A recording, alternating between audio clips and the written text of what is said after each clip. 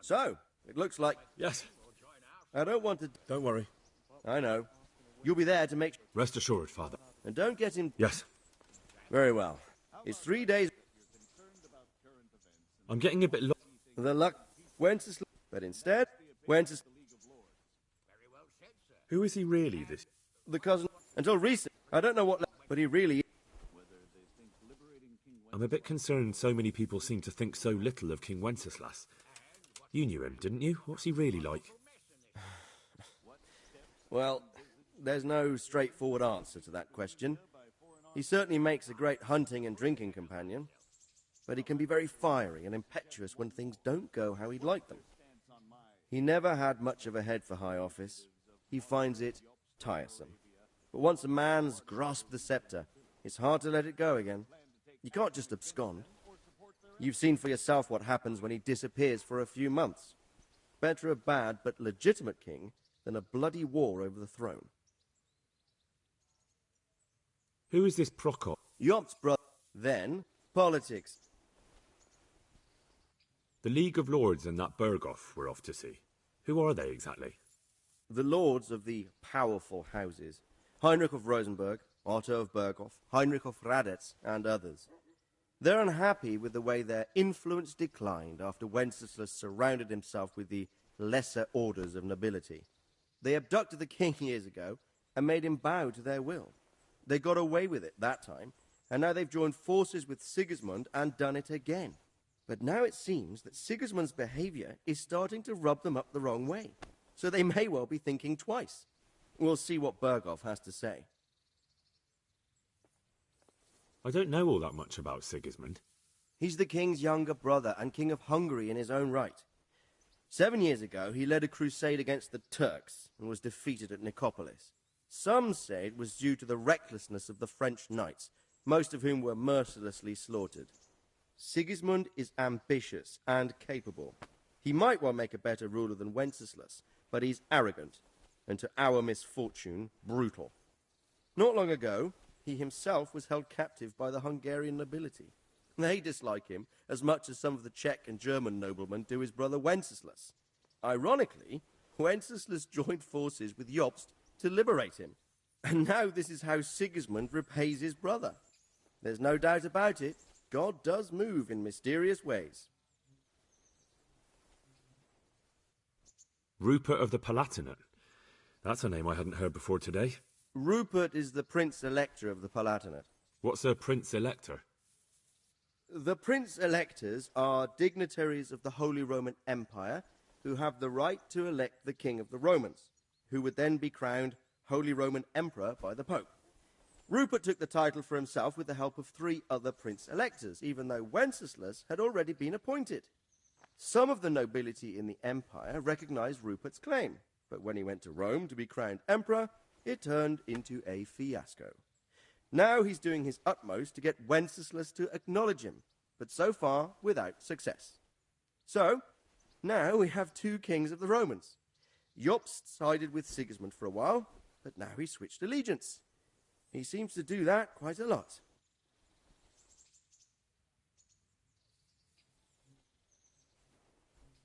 That young man, Sir John of Liechtenstein. Why is he here? The Liechtensteins are a powerful Austrian family, with estates in Austria and Moravia. Sir John sits on Jobst's council. Since the king's being held captive in Vienna, I suppose it makes sense to have a powerful Austrian house as allies. It could be very useful. That's about all. Very well. Take the letter from Sir Hanush. And good luck, son.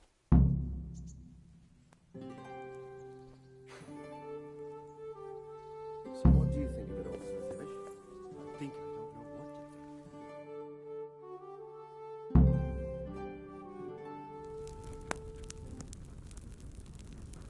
I believe we have written it well, gentlemen. Without a doubt. No one could deduce from this whether we are Sigismund's allies or foes. I must travel back to Brno now, but soon I will go to Brandenburg and I will stop here on the way back. By then, Sir Capon should be back and we can discuss how to proceed. Right. Before you leave, my lord, There is one thing that gives me no rest. Why did Sigismund come as a foe? It makes no sense. If I may, sir, I think I can explain. Oh, please enlighten us, young sir. I live not far from Hungary, where Sigismund reigns. It is a savage country, and the constant war with the Turks has hardened the people. They need a monarch with an iron hand. So when Sigismund felt the wind of revolt, he reacted as he would at home. Only what works on the Hungarian nobles does not work here in Bohemia. Bringing order is one thing, but slaughtering and pillaging with a horde of barbarians quite another. What purpose does that serve? But Sigismund did give the Bohemian nobles a chance to take his side. It was only when they refused his ultimatum that he lost patience and took to the sword. As for the barbarians, he could afford nothing better. The Hungarian nobility would gain nothing from joining his campaign in Bohemia. He didn't have enough coin for a regular army, and so he recruited the Cumans. What he does not pay them, they make up for in plunder. But in the end, he didn't have enough to even satisfy the Cumans. That's why he raided Gutenberg and Skalitz. He wanted the silver. That makes sense. My lords, how's the letter coming along? It's done.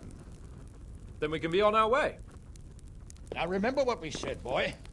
All you have to do is deliver the letter, listen to the answer, and come back here. Don't provoke Berghoff in any way. Provoke? Me? Never, Uncle. We'll be back in a few days. Farewell, your graces. Come, Henry, my men are waiting. I wish you Godspeed.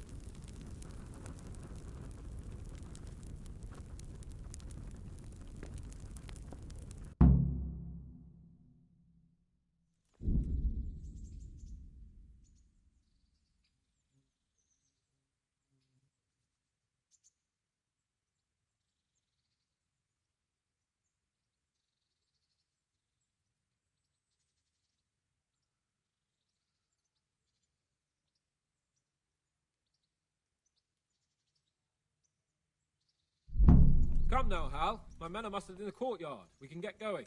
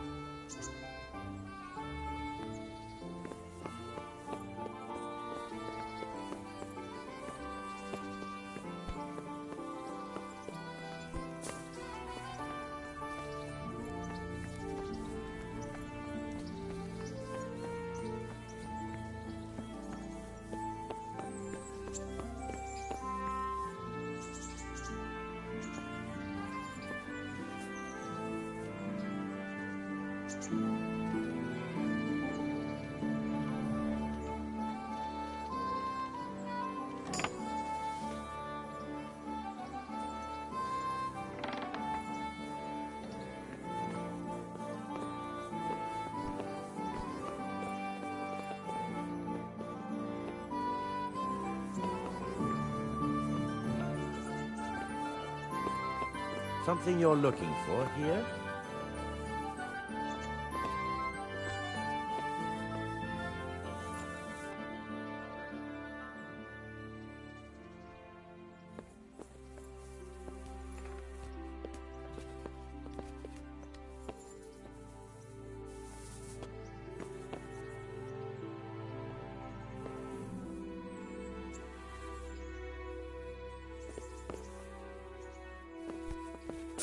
Mother of God!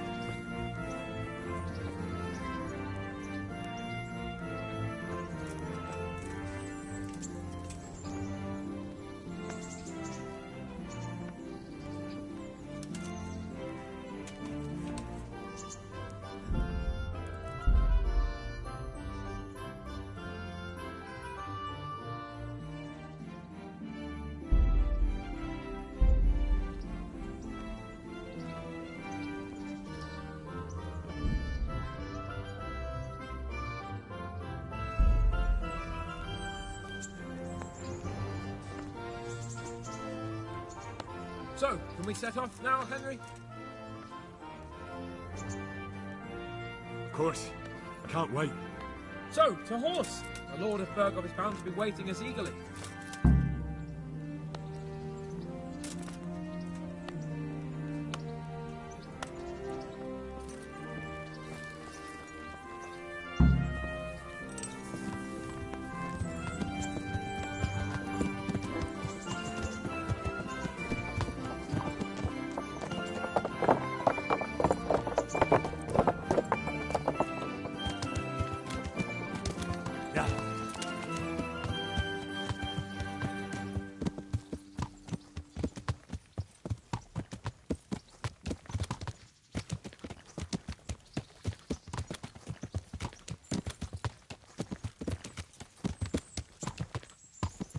So, how is life as a highborn bastard?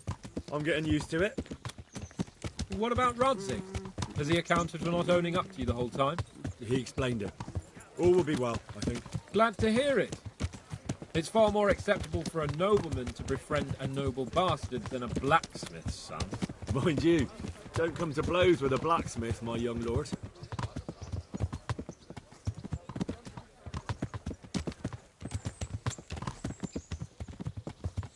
What do you think about Sir Jobst and his plan? Well, I admit all the scheming has me a little lost. I thought Sigismund was the devil, Wenceslas a martyr, those on his side the heroes, and those against him the villains. I believed we'd rescue the king and all would be well again, but now it looks a lot more complicated. Yeah, exactly. I didn't expect the noble lords to be as noble as the angels, but I hadn't expected such a sewer. They behave like children. I can't fathom how after all this backstabbing they're somehow still on speaking terms. I don't know either. It beggars belief.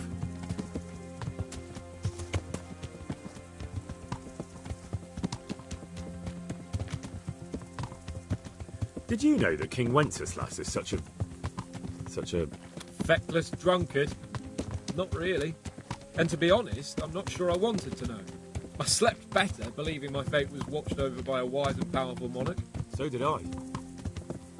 What a dismal world when you can't keep trust in your own king. On the other hand, times were better with him here than with him gone. Isn't that the truth?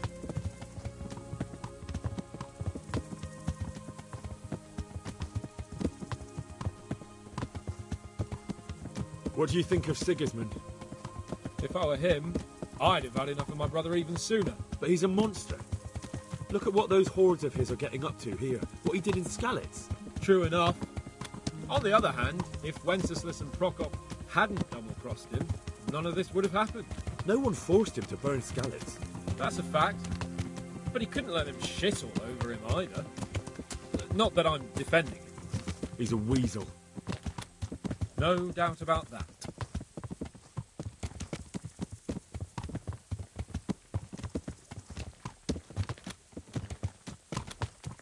Do you know anything about Prokop?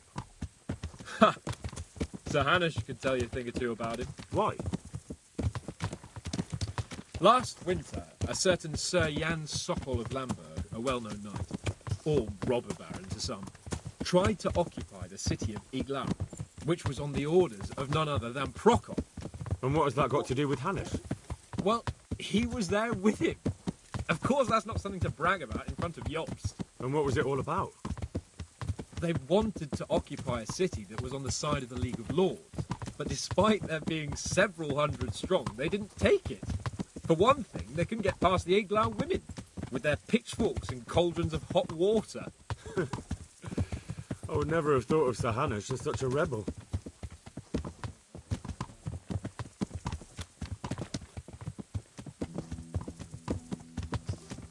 And have you heard anything about Rupert of the Palatinate? A little.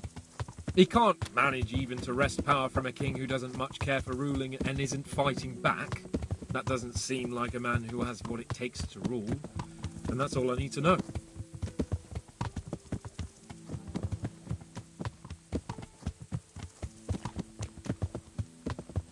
And that Berghoff we're going to see, do you know anything about him? I haven't heard much good about him, but I have a feeling that some other nobles are quite in awe of him. And his castle is apparently quite impressive. I'll be interested to see for myself.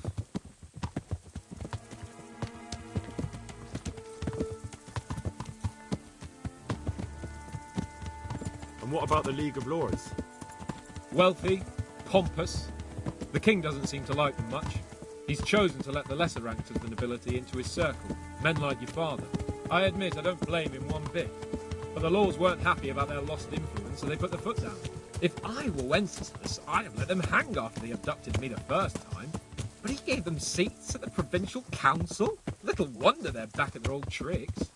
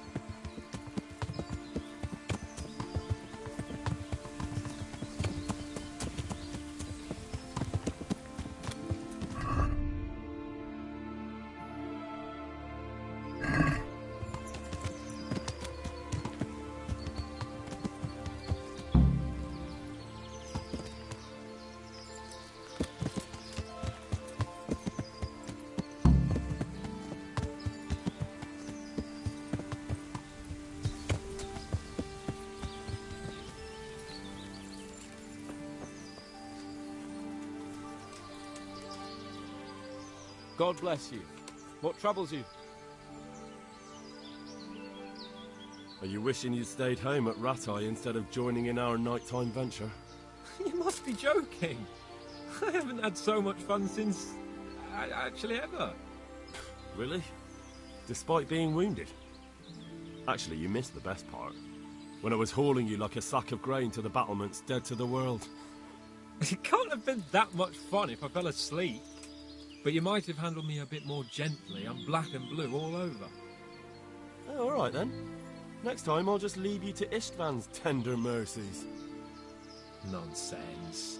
What would you do without me? Still, thank you for hauling me out of there. Anything for you, my lord. Well, young sir, what now? Shall we ride boldly forth to adventures new? I never took you for a romantic soul. But, as it happens, a romantic soul is just what I need by my side right now. What, here? Now? Aren't we leaving? Ah, that's just the thing. Here we are, about to ride off into the unknown. Well, who knows what fate has in store for us? What if we should fall as heroes on the battlefield? How could I depart this world with a quiet heart, never having known true love? I'm a little worried about you, sir. Aren't you getting overheated inside that armour? Look, I can't just go off and get my head chopped off somewhere without first winning the heart of the girl I love. So are you going to help me or not?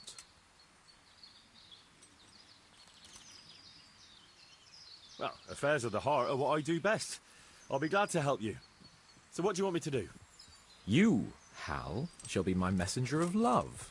You shall bear her a letter and a gift from a secret admirer. Why me? It's not like you to be bashful, Sir Hans. You can just go and tell her, Certainly not. Carolina is different to the others. She was educated in a convent and needs to be handled with kid gloves. Romanced. I must court her secretly. It's the latest fashion in France. And who is this Carolina? The fairest maid that ever walked the earth. Carolina. The butcher's daughter. You must have noticed a divine creature in the marketplace. Unless you're more interested in barnyard animals.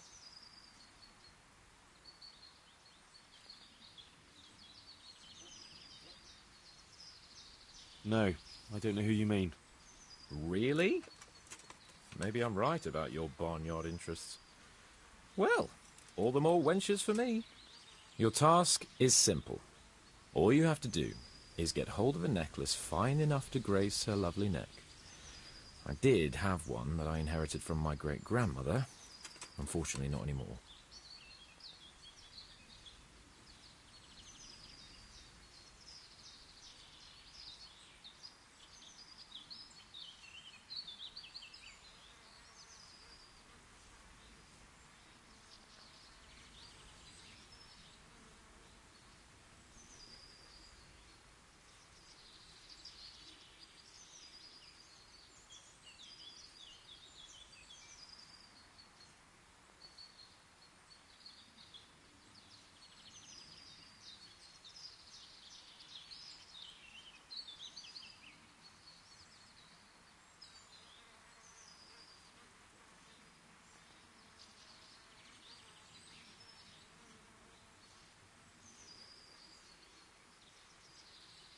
What happened to it?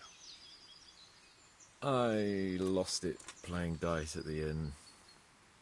But you'll get it back for me. You're a smart lad. I'm sure you'll figure out a way. And I'll reward you handsomely. Oh, all right then. Is there something else I should know about this necklace? I lost it at dice in the Ledechko tavern when I was there to see... Well, that's not important. So, some dice player from Ledechko won your grandmother's valuable necklace. Haven't you learned anything from losing to Zdena, the bathhouse wench? My great-grandmother's. And, as it happens, I have learned a trick or two. But that fellow has the luck of the devil. No doubt he'll still be sitting there, swindling other folk out of their hard-earned groschen. Oh, what's the use? All right, all right. I'll go to Ledechko, find this diabolical dice player and see what I can do. Though I'll probably lose my shirt to him. Well, there's more than one way to skin a cat. Goodbye.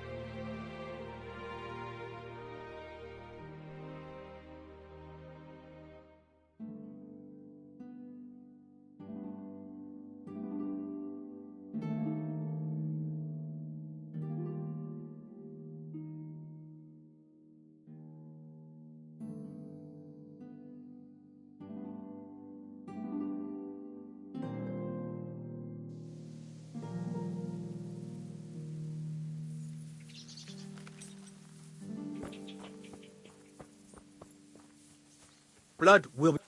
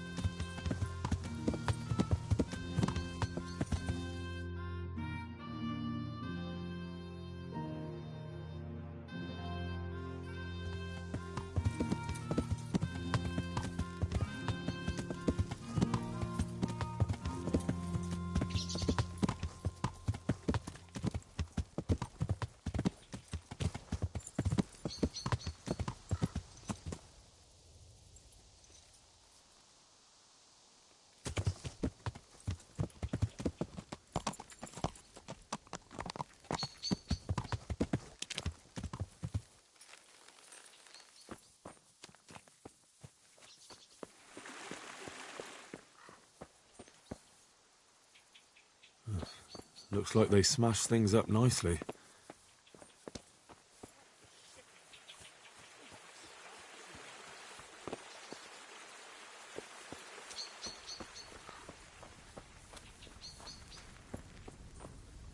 What the hell was that? What's that?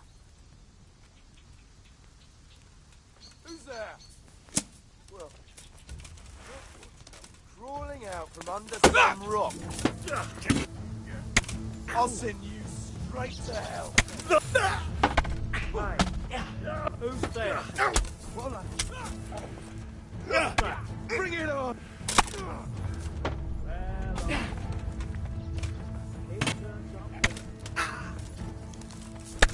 Well, that combat!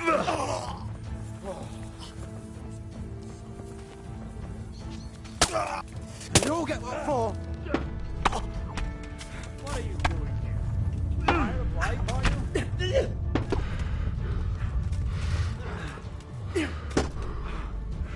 All right, enough. I give up here. Come here.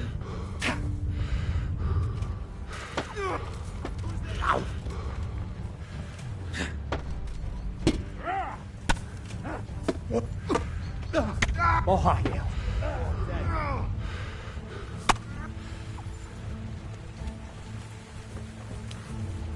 What's the matter? Come on.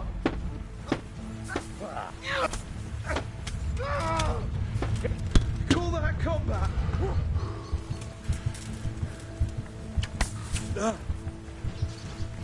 Bring it on.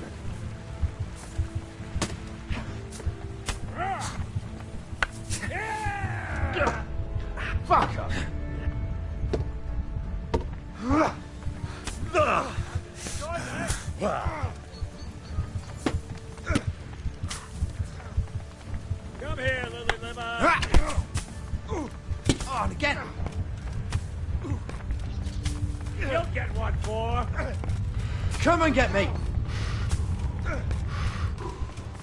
I'll swallow you!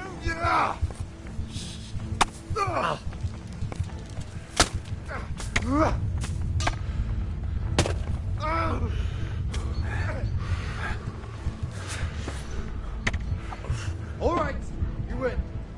I surrender.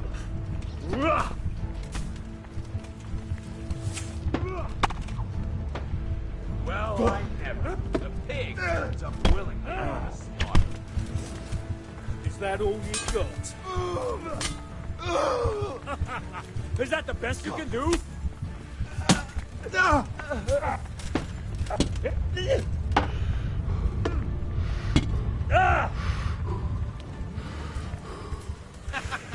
that the best you can do? You'll get one for.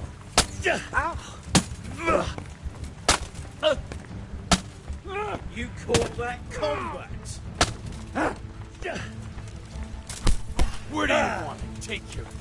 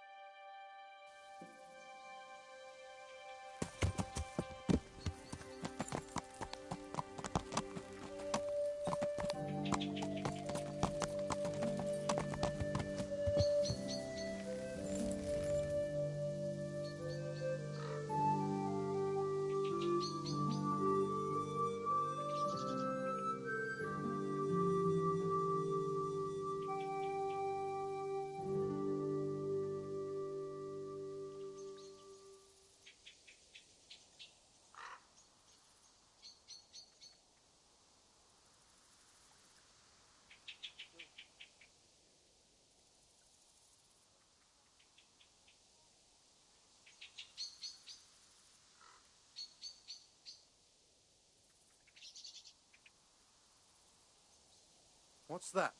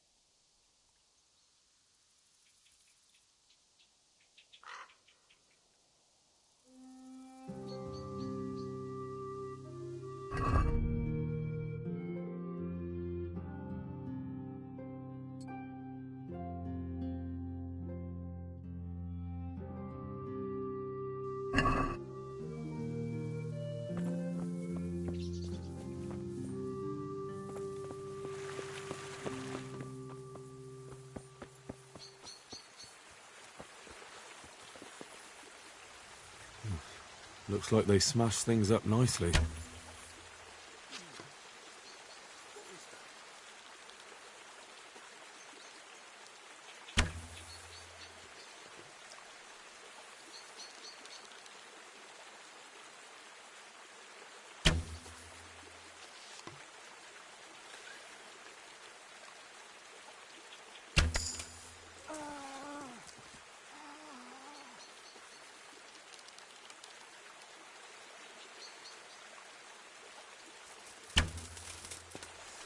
Now I've got you.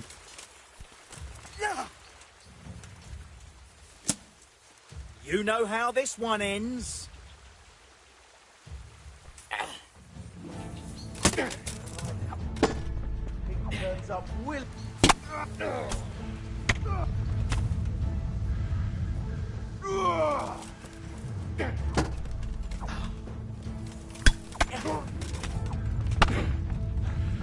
Yeah. You.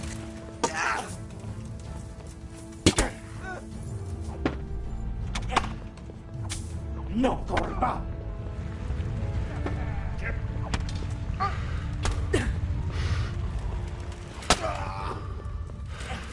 going to try?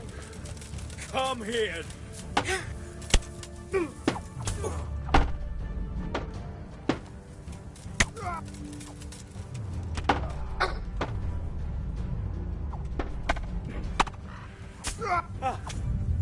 Oh, shit!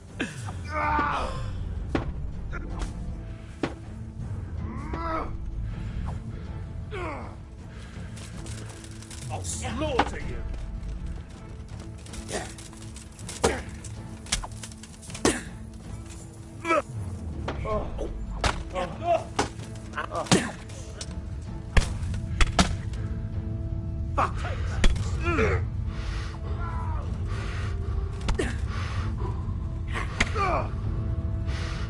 Here! No more fooling around!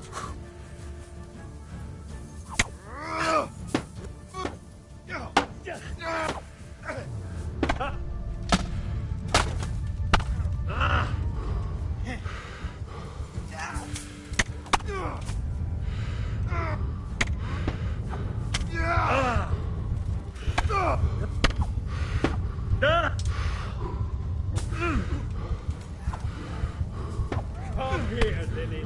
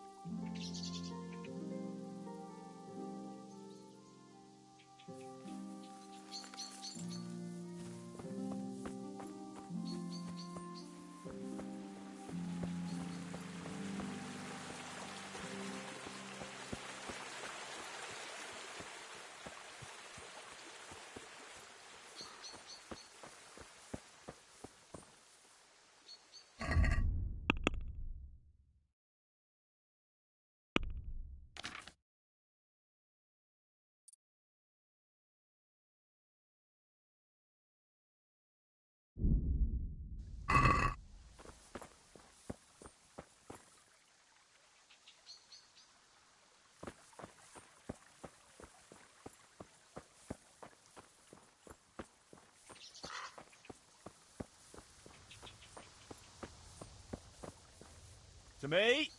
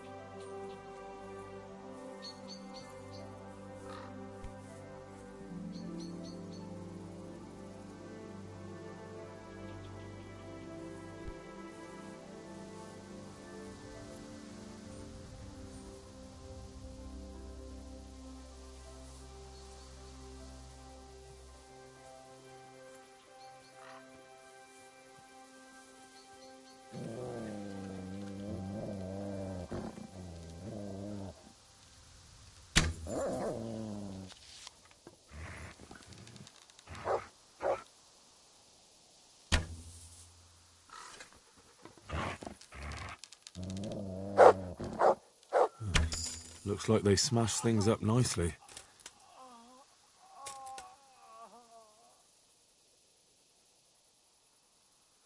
Who's there? I want to... What's going on there?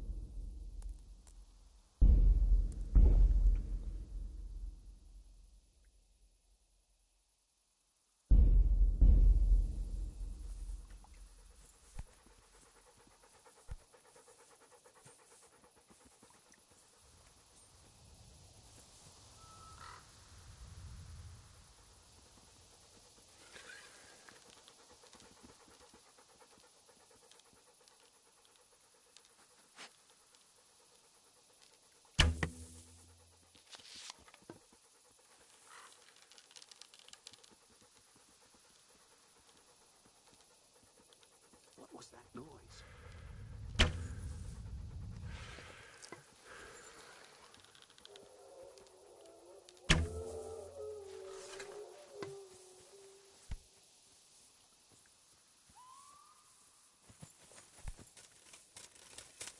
What for the...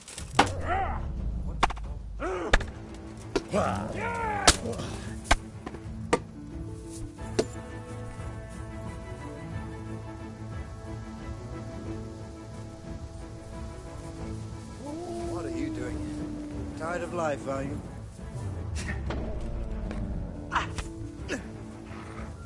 Come and get it! Oh,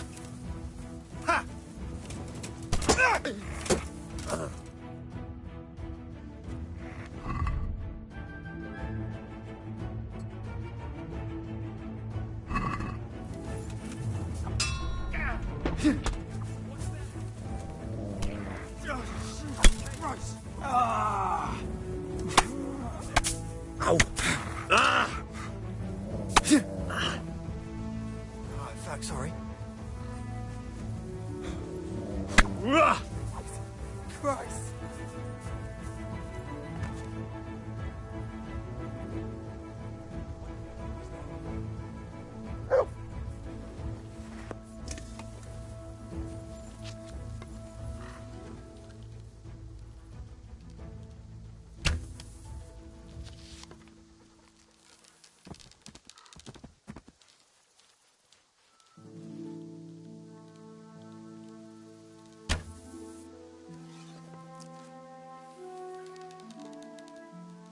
What have we got here? Entertainment rate.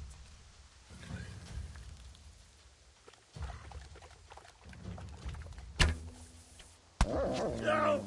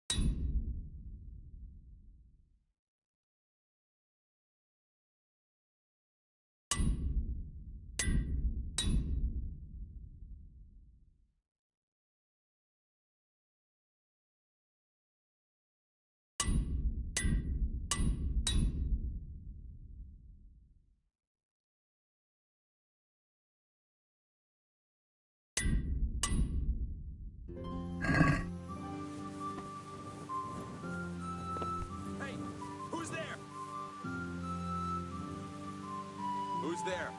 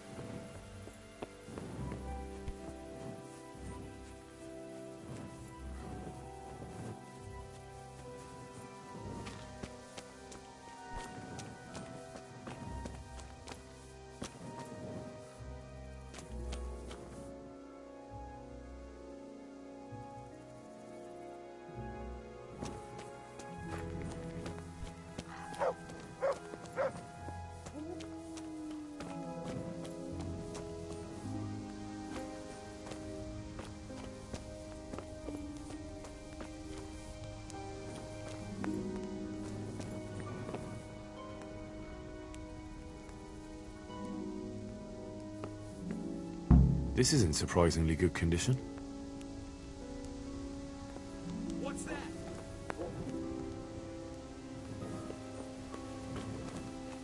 What's going on there?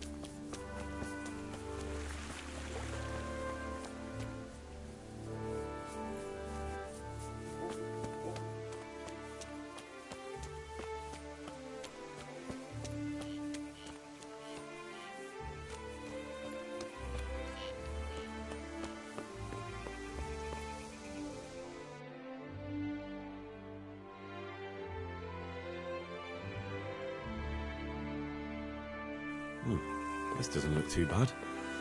I guess those bastards didn't want to get soaked.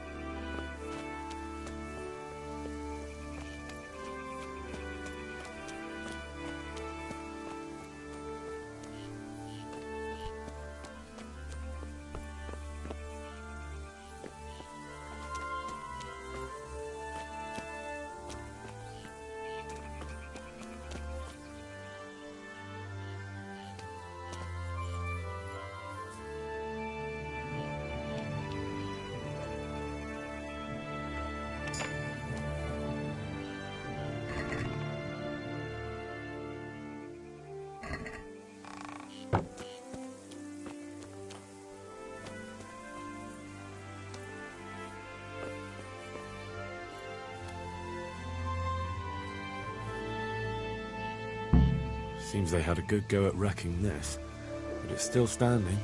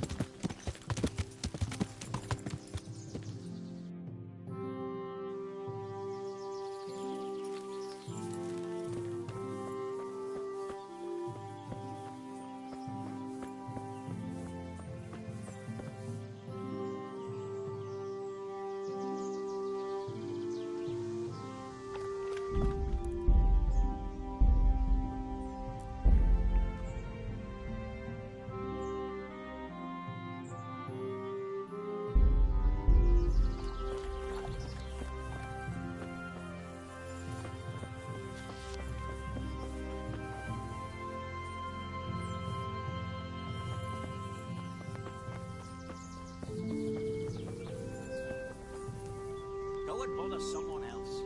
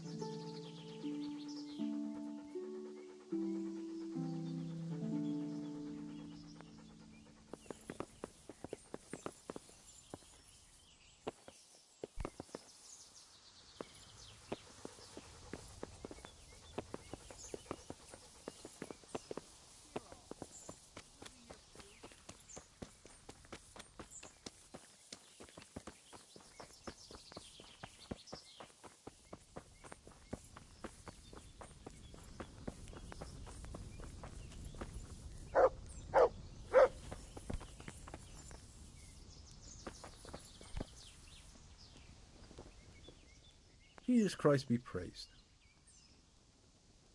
What are you doing here? Don't you see? We're hiding here. From what? Are you all right in the head? A few weeks ago, those killers torched the place. And every now and again, one still comes charging through here, screaming to make your blood run cold. Who? Who? Who? The humans, you dolt! Those murdering bastards! Why are you here? Maybe because we've got nowhere else to go. Some of your neighbours are in Rattay. And are they doing well there?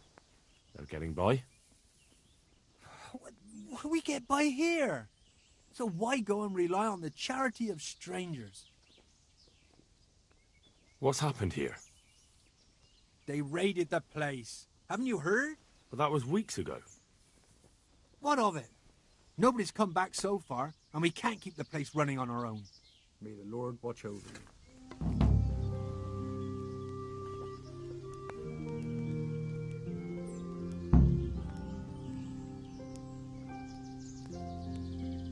You really have no business here.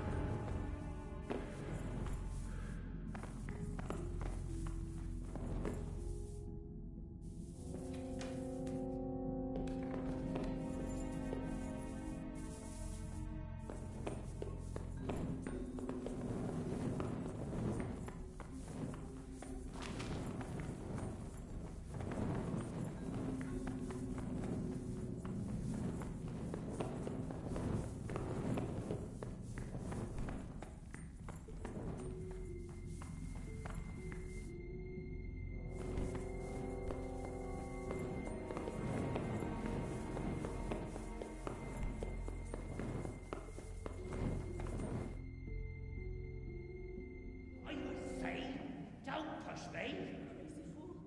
You're out to kill us all. Don't push me. Your obsession has warped your mind. Don't push me. No!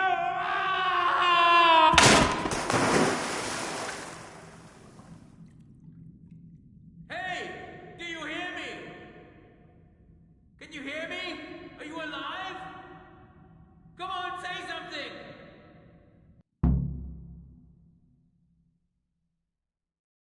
Hey! Hey, you there!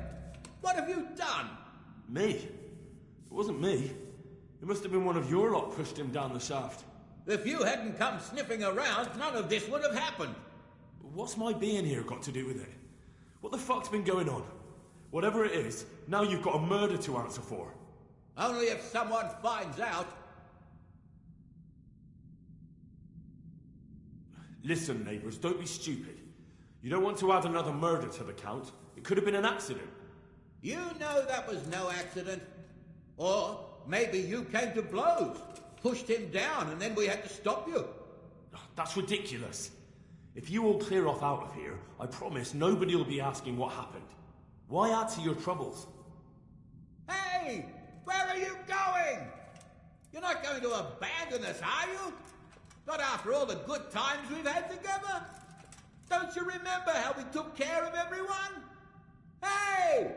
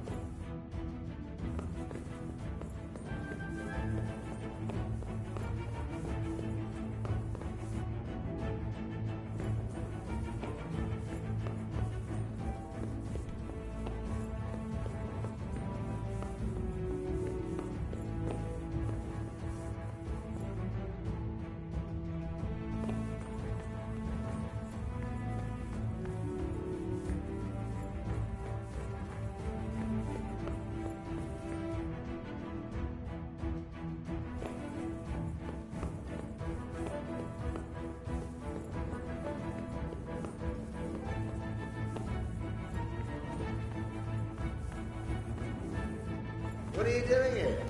Tired of life, huh?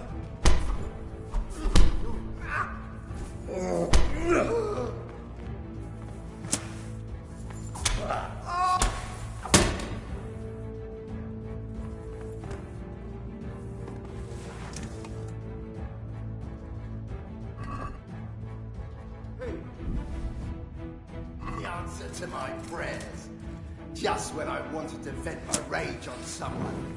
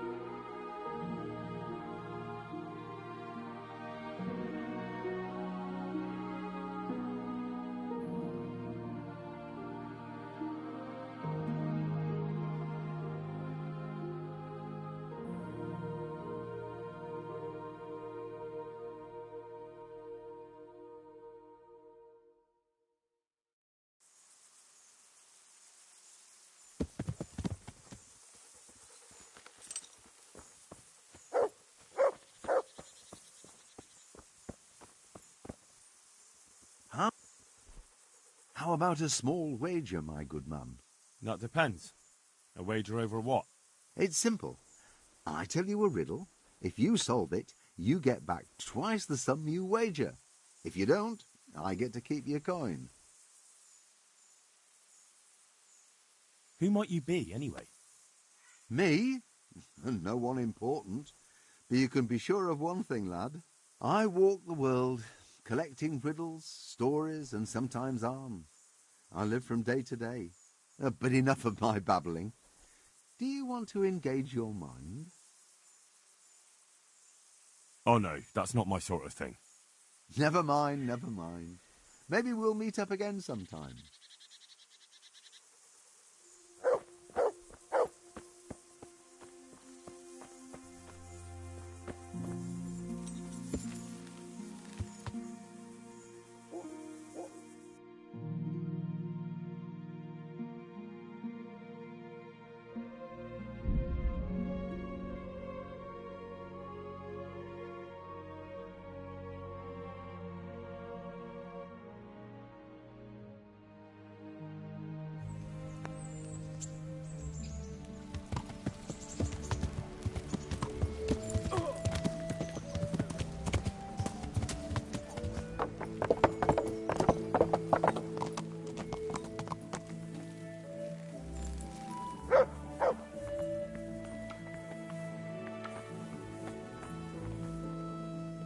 The Lord be praised. What brings you to me?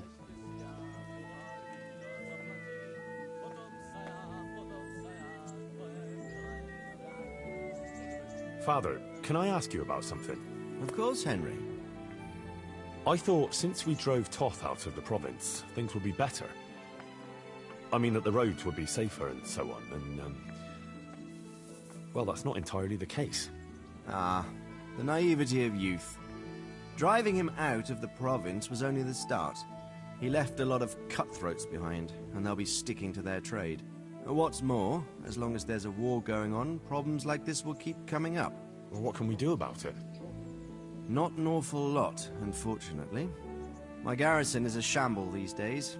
I lost most of my men in Skalitz, and what I'm left with after Pribyslavitz is hardly enough even to guard Pigstein, let alone guarding the roads and patrolling the rest of the province. I simply don't have the men. Uh-huh. I understand. That is, I didn't have the men. As it happens, you've come at just the right time. Recently, I asked an old acquaintance for help. Sir Kuno of Rickwald and his mercenary band. The men who ride with him are a rough lot, mostly former convicts, but they're as capable as any squad of soldiers. Excuse me for being so bold, but there's plenty of mercenaries around. Surely you can find a more respectable band? You have a point, lad, but I'd like to tell you I talked to Kuno because I trust him. But actually my reasons are of a more pragmatic nature. You see, Kuno owes me a favor, so he'll serve me free of charge. So, you want me to join them? Yes, but that's not all. I told Kuno I'd send him a guide, but really what I need is for someone to keep a close eye on him and his men. Someone reliable. And I'd say you fit the part. Go and report to him at his encampment. You'll ride with his band on patrols and make sure they don't get too disorderly. Who is this Sir Kuno of Rickwald? He's the last baron of the House of Rickwald, which became impoverished. So he took to the mercenary trade, like many poor noblemen do, unless they become robbers, which often isn't all that different. He's certainly an entertaining companion, but as a mercenary, well, let's just say he has his own particular approach to certain matters. That sounds a little worrying. Oh, it's nothing too bad. Just that now and again he needs reminding not to step over the line. How is he indebted to you? I did him quite a big service, actually. I saved him from the hangman. Oh, that sounds like quite a story. How did it happen? You should ask him. You'll be spending quite a while riding together, so it'll help pass the time. But one thing I can tell you, he seems to have taken inspiration from me. A lot of his men had their own encounters with the executioner too. All right. I'll go and report to him. Excellent.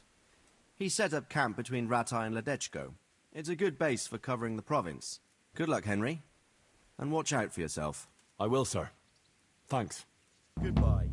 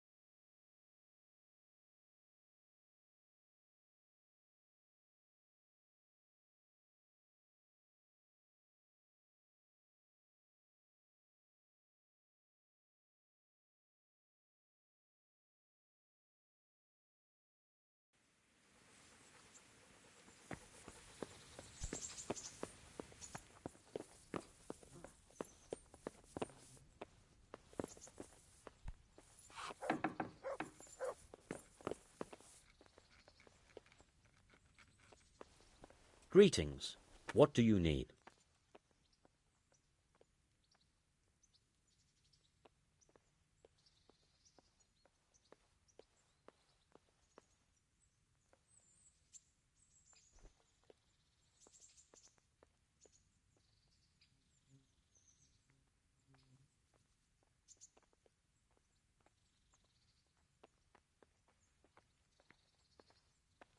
I'm here about the mine. Excellent. So what did you find out? It's been plundered and wrecked, but everything can be fixed. It'll be quite a job, but at least it won't have to be rebuilt from scratch. That's a weight off my mind. And did you see anyone there? Thieves or suspicious types? Nemoy and his gang were stealing silver there. The vermin. I thought as much. Did you bring him here? I tried to, but he was having none of it. He didn't want to burn, so he tried to kill me. Well, I'm glad he didn't succeed. But now I won't be able to find out anything.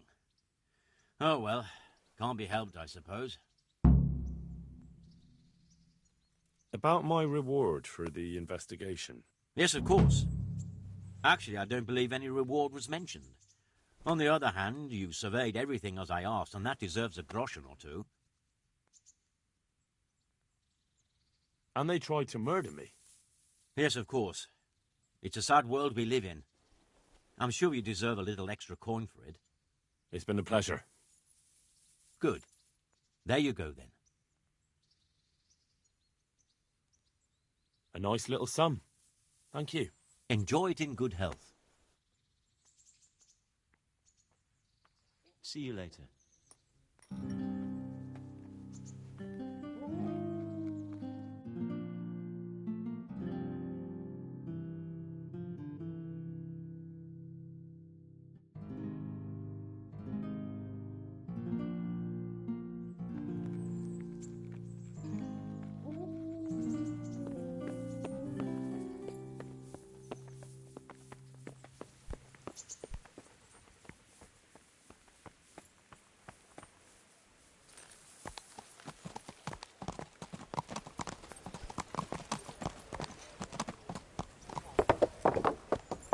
Yeah!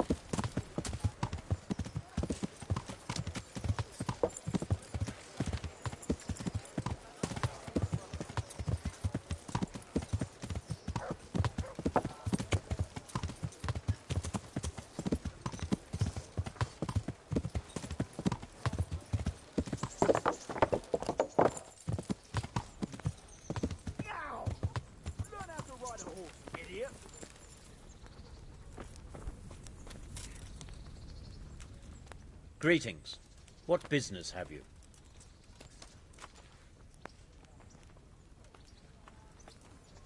I'd like to enroll in the big tournament. Come tomorrow morning to the upper castle courtyard and I'll gladly sign you up. I'm certainly not going to do it here and now. And don't forget to bring 30 groschen with you. See you later.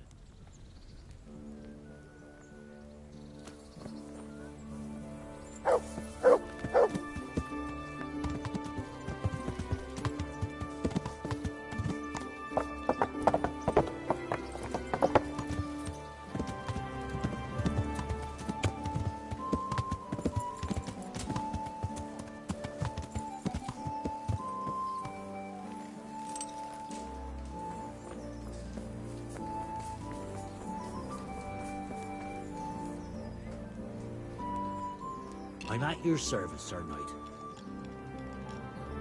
Do you know if there's anyone around here who could use my help? Aye, there could be something for you.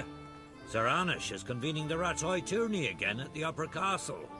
It's always a great occasion with duels all day long. You can still enroll tomorrow, if you think you're good enough. Good luck then.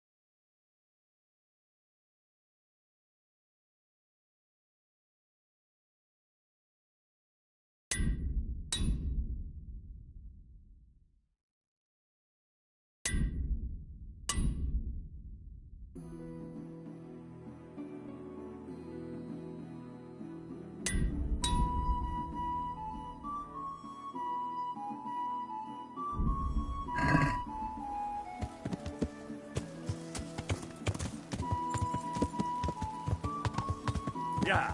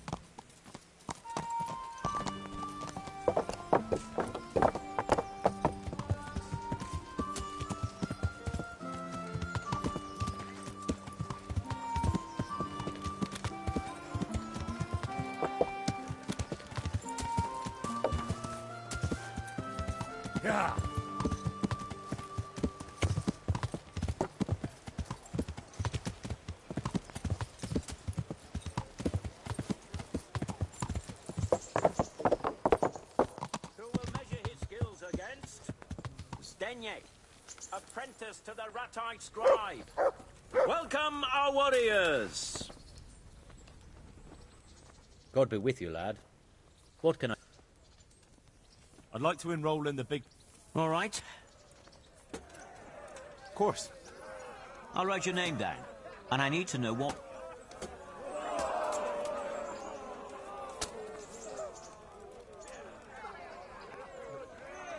Giving up already? Longsword. I reckon it's what I'm best at. Good. Get yourself ready. You're next in line. Goodbye.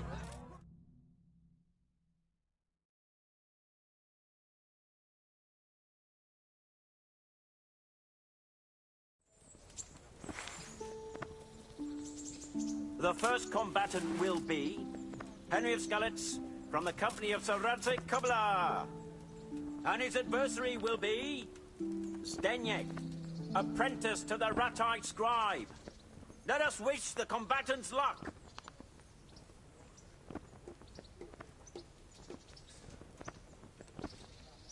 All is prepared for the first duel. We will witness a duel with longswords.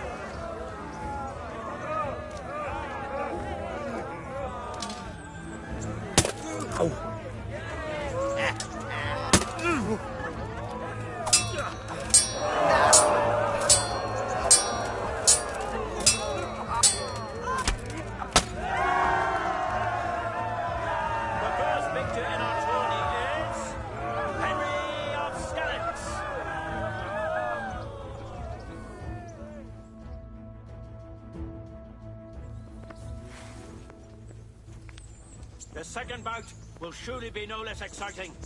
This one may decide the winner. Our warriors will fight with hunting swords.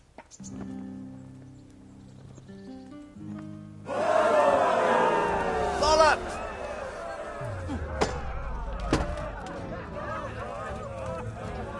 Quitting?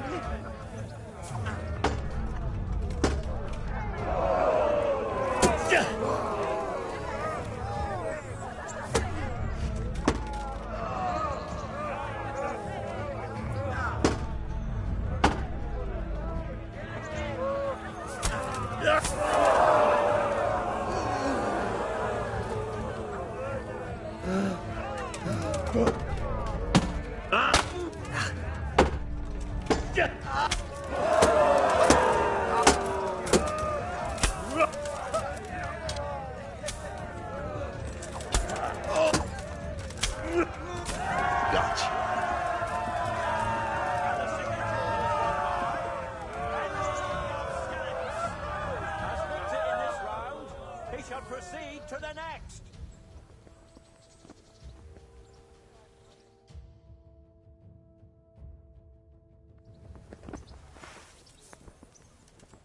Meeting face to face in this round will be Henry of Skalitz from the company of Sir Radzig Kobyla. And he will face Michal of Janowitz, spearman of the Lords of Sternberg. Let us wish the combatants luck.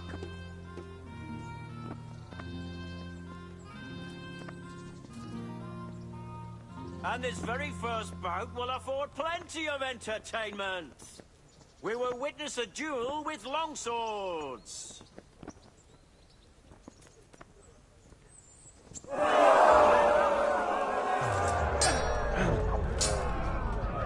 Jesus Christ!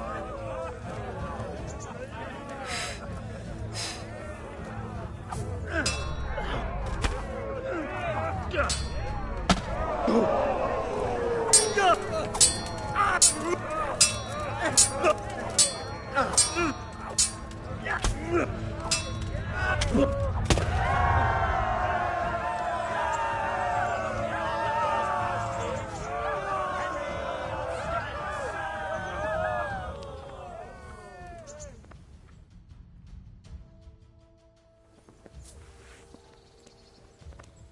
second bout will surely be no less exciting. This one may decide the winner. Our combatants will demonstrate their skills with short sword and shield.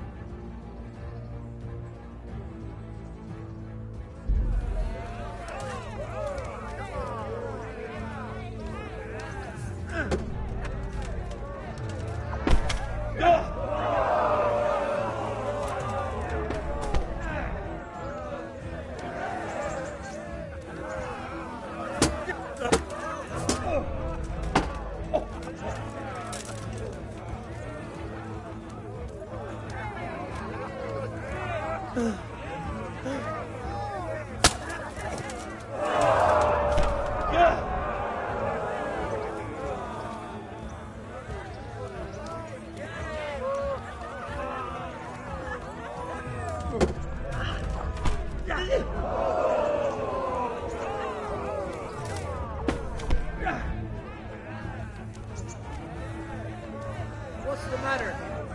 What's your bowl?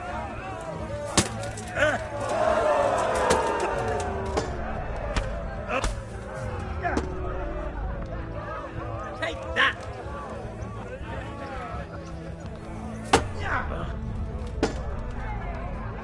Shit!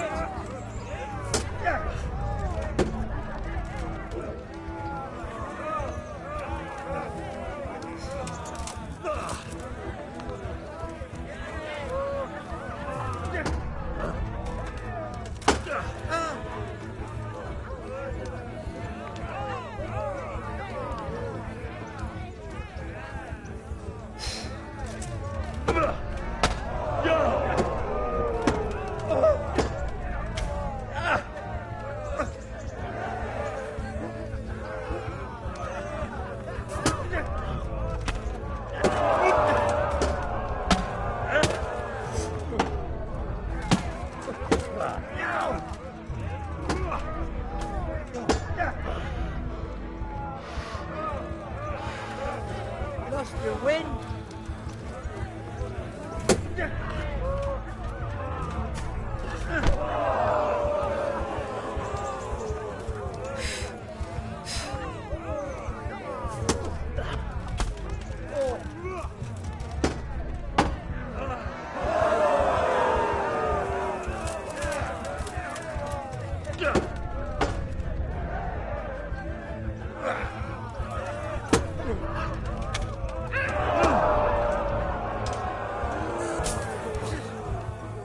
Are you gonna cry now? What's up? Shit yourself?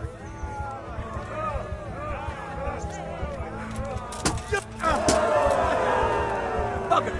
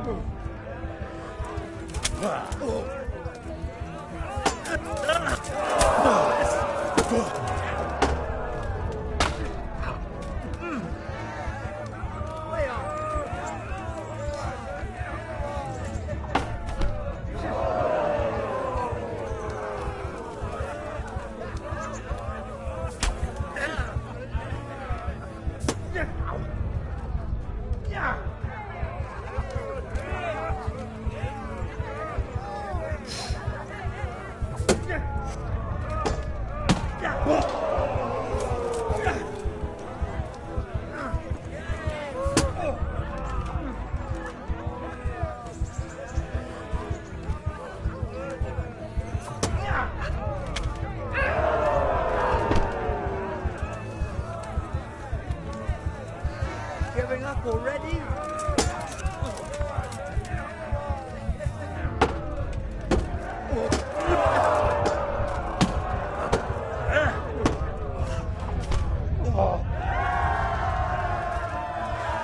And the second duel was won by Mikhail of Yanovitz.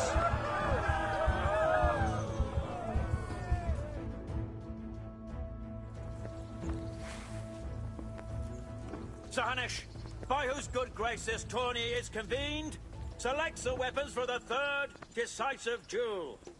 The combatants will engage in a duel with warhammers and shields.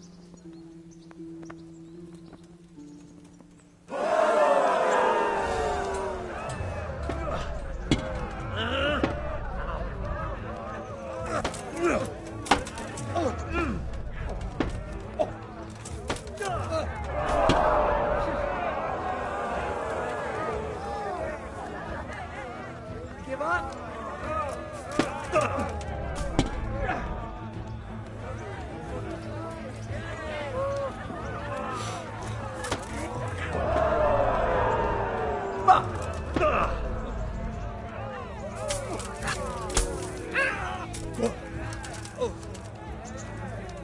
Over here.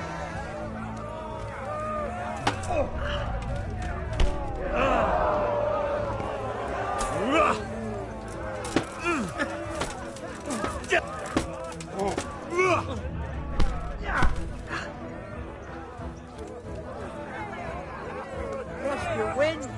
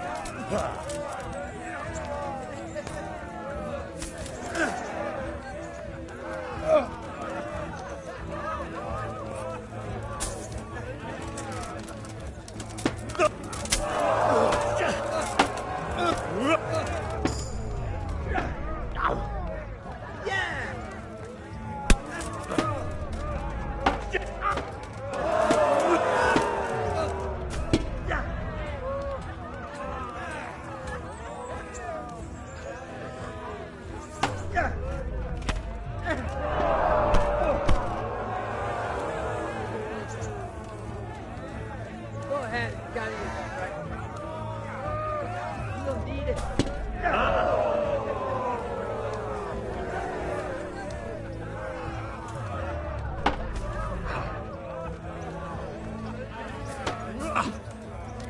Curse it!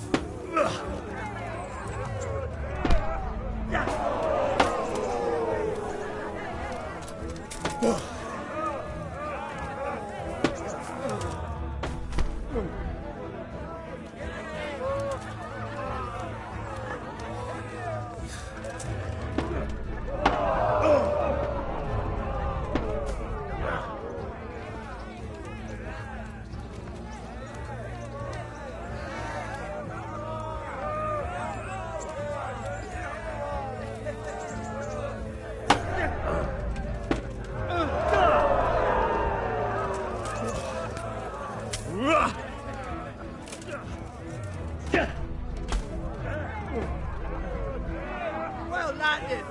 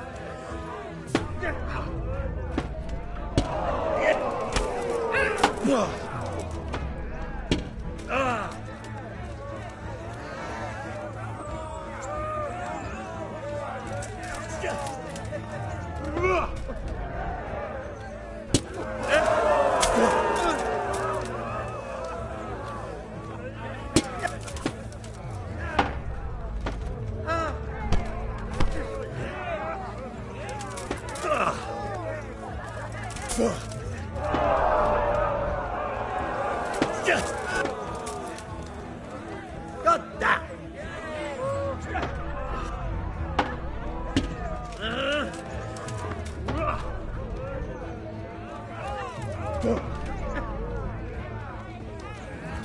Giving up already?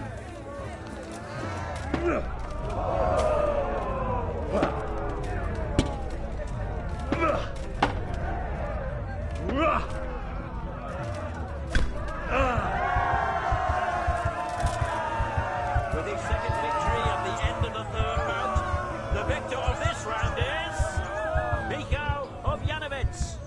As victor in this round, he shall proceed to the next.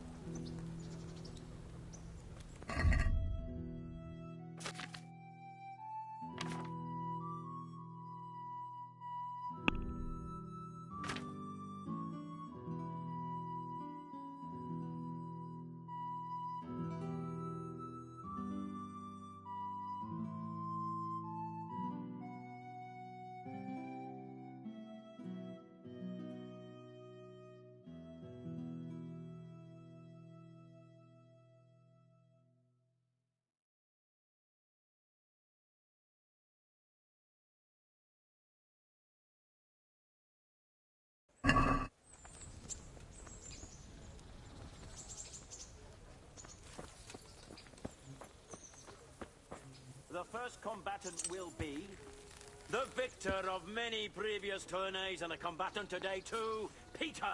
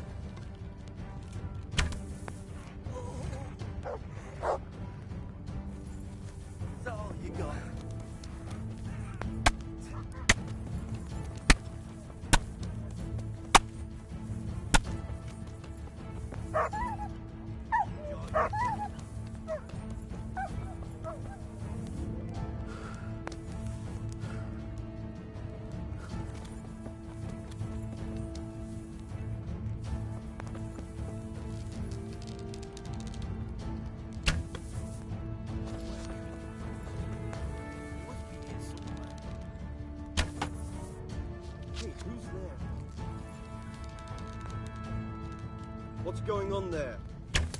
Hey. Over here! Where is everyone? Quick! Raise the alarm!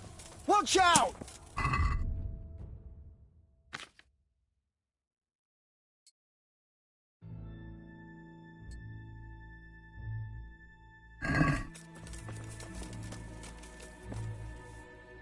Hey! All of you, gather here! Raise the alarm!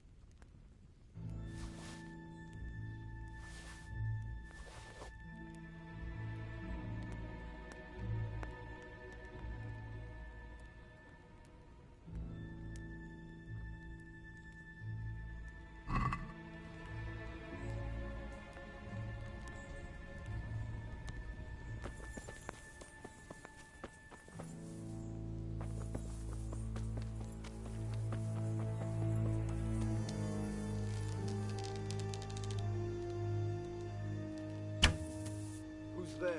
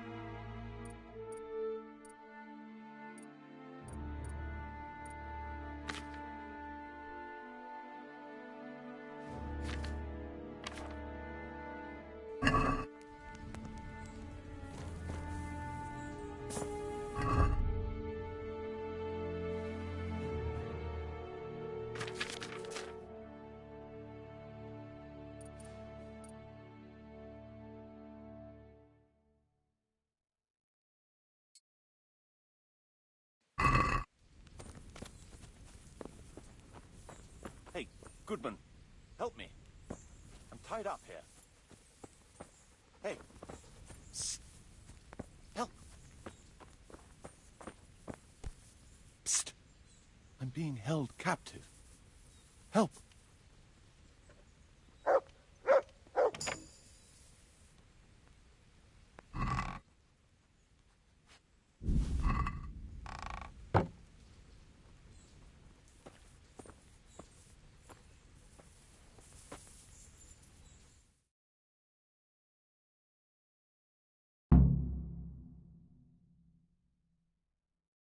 Thank you. My pleasure. Sir Divish sent me to find you, and it looks like I arrived just in time. God's truth.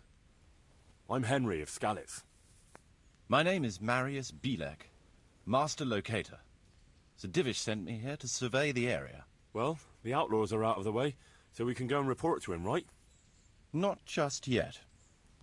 Those bastards caught me as soon as I arrived, and so far all I've seen is the inside of the tent they tied me up in. I still have a job to do. Come along with me, if you like. We'll report to Sir Divish afterwards. I'll escort you then. At least I can make sure you don't get caught again. What?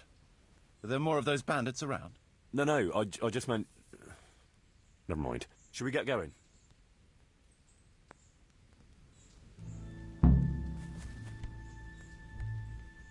Hang on.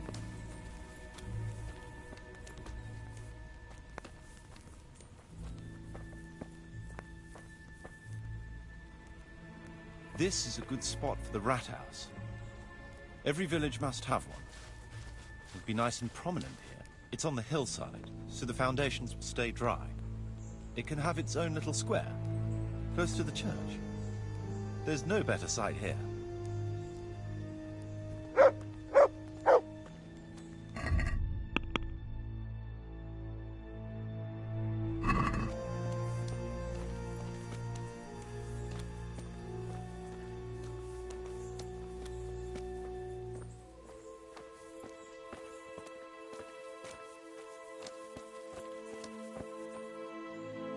The church is still standing.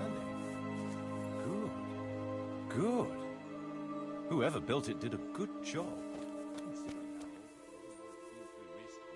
It stood up well. It won't be an easy job to fix.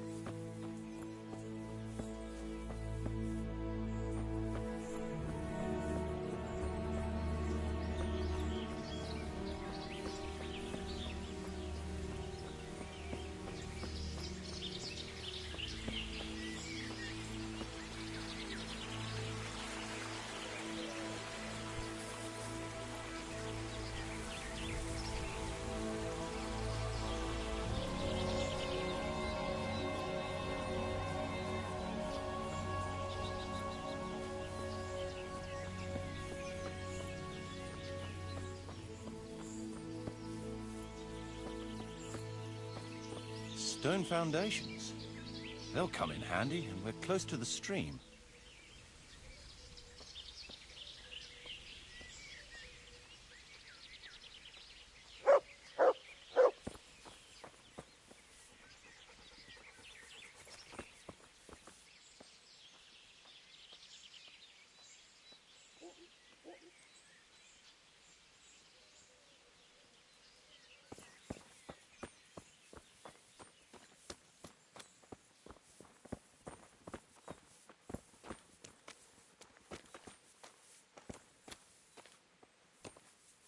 Lots of space here.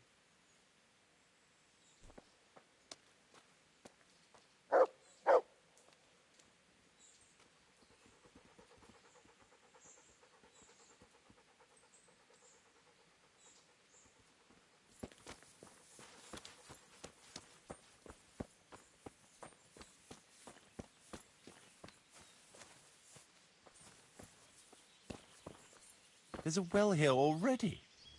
All the better.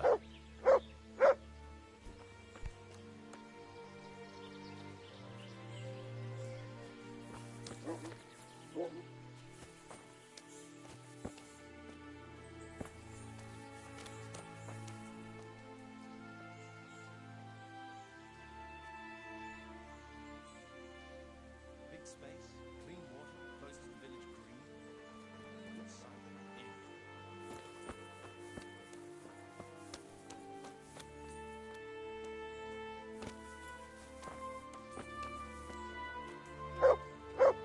That's that then. The most essential surveying is done.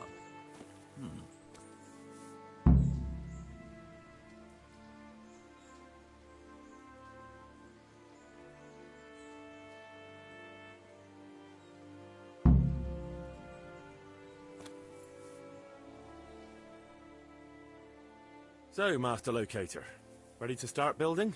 There's a long way to go before that. The few ruins that are left are basically beyond repair. It's all overgrown with brush. Oh dear. We'll have to get it all cleared before we can start rebuilding it. So it is possible to rebuild everything? Yes, absolutely. But building a whole village is no small enterprise. We'll need timber, lots of it. Which isn't a problem in the middle of the woods, of course. We'll have to hire wage labor to begin with. Quite a lot of men. I think we should get started without delay. There's a lot of work involved, but it'll be well worth the effort. I can just imagine it. The church will dominate the whole settlement. Oh, that's good news. When will you inform Sir Divish? Why wait? I'll head to Talmberg right away. But would you keep an eye on things here in the meantime? It would be rather embarrassing to run into more bandits when I return with Sir Divish. No problem. I'll be right here. It shouldn't take us long.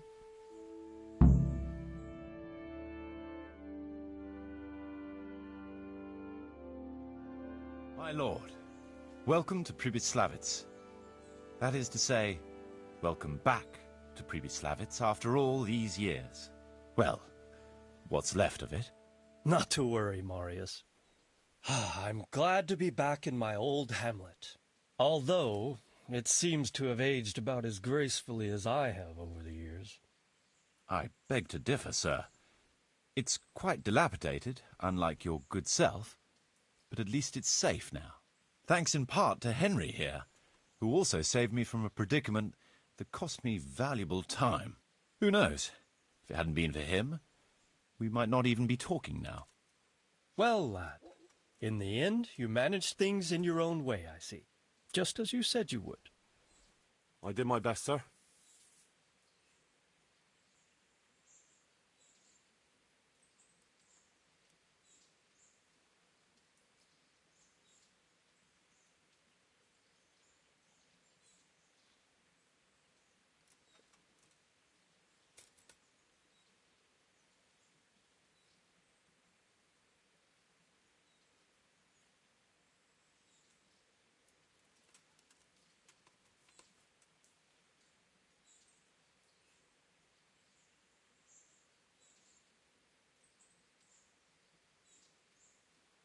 There was no reasoning with them.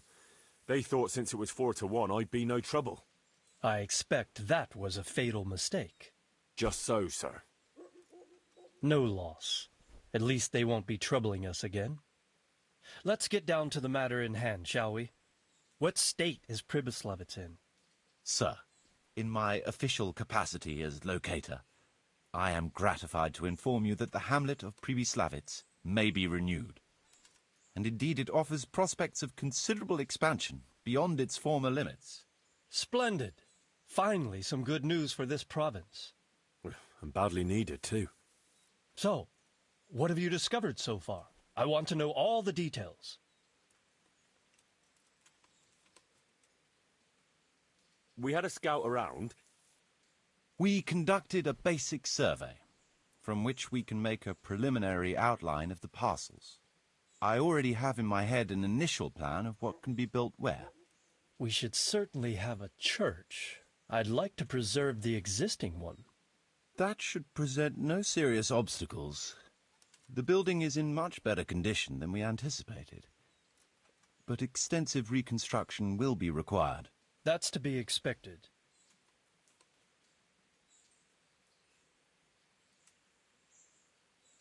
There's a stream here, and a well, right in the middle of the village. Yes, and there are abundant woods around. Clearing them will provide both extra land and timber supplies that we can use right away. Right now, I believe we're standing on the village green, aren't we? The future green, that is. The village centre will comprise at least 6 large buildings to begin with. We can't fit any more than that here, so there will be other buildings away from the square, in particular more extensive structures. I'm glad to hear it. I never expected you'd find so much space here in the middle of the woods. The building work we're about to engage in is only the first part of my plan. Later, we'll clear more forest for agricultural land and build more farmhouses. But for now, we'll have to focus on more sensible goals. As you wish, my lord.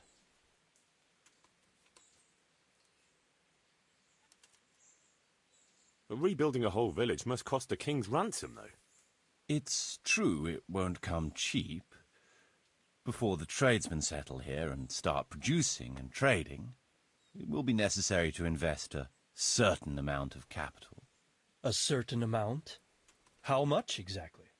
I wouldn't venture to state a precise amount at this point, but I expect it will come to some thousands, even tens of thousands of groschen. Well, that much? I hope you're good at haggling. We shall, of course, attempt to procure everything at the best possible price, but raising a settlement from the ashes you see around you is a costly business. Nevertheless, I can assure you, my lord, that if all goes well, the investment shall all come back to you with interest. I hope I shall live to enjoy it, Master Marius.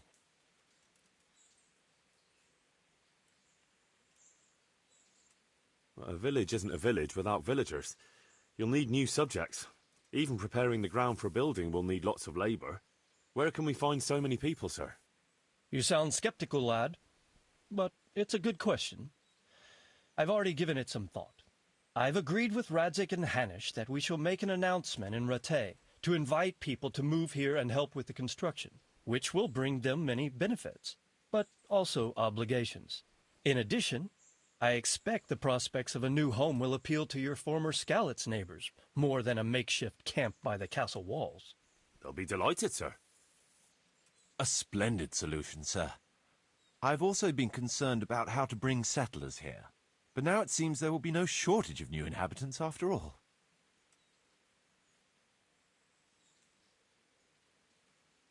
It seems things are finally looking up. We routed the bandits in battle, and Henry took care of the remnants. When can we get to work? Right away, as far as I'm concerned. All we need is people and the necessary funds. And we'll need someone to keep order, at least in the interim. True. I'll leave you some of my men. If I may, I would recommend quickly appointing a bailiff to take responsibility for the renewal of the village, its coffers and its citizens. True. First things first. Since you understand these matters best, you shall take charge of the land parceling and building works. You'll be available to the bailiff, but answerable directly to me. I'd be honored, sir. Thank you. And, as regards the office of bailiff, what about you, Henry? Yes, sir? You've proven yourself well. You've demonstrated that you're capable of solving problems, and you command the respect of your former Skalitz neighbors. Well, I'm not so sure. And you're also capable of maintaining law and order. I must concur. So, let us expedite matters. Henry, I hereby appoint you to the office of bailiff of the hamlet of Pribyslavitz, in my domain. My lord, it's a great honor. Thank you. You will oversee the initial renewal and administration of the village that will set the ground for further development. But don't imagine it'll be a bed of roses, lad. Being bailiff doesn't mean you can do whatever you like. If you don't treat the settlers rightly, I'll soon find out and relieve you of your office.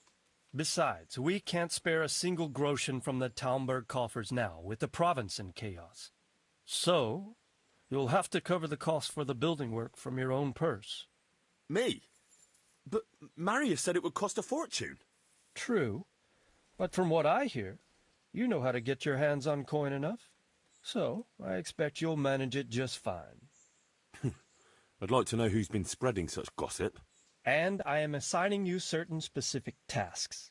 You must ensure the rebuilding of the church. That means complete reconstruction, wall paintings, and a new altar. See to it that in the future, the village will be capable of supporting a certain number of people. For that, you will need to ensure the construction of essential artisans' buildings. And ultimately, the village must produce sufficient earnings to fund further expansion. But, sir, I've never done... I understand your concerns, but you'll be handsomely rewarded.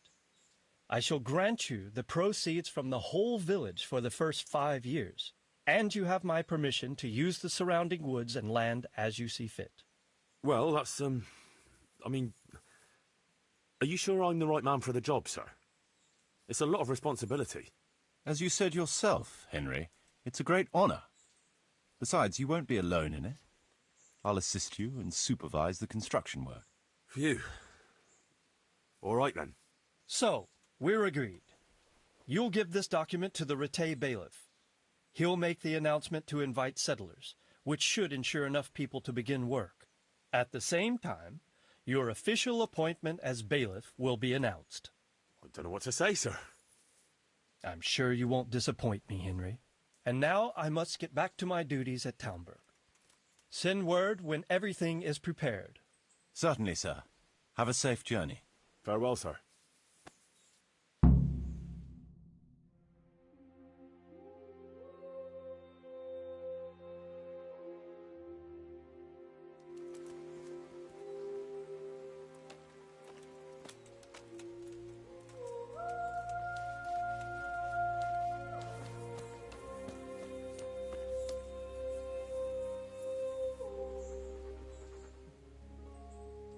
What now?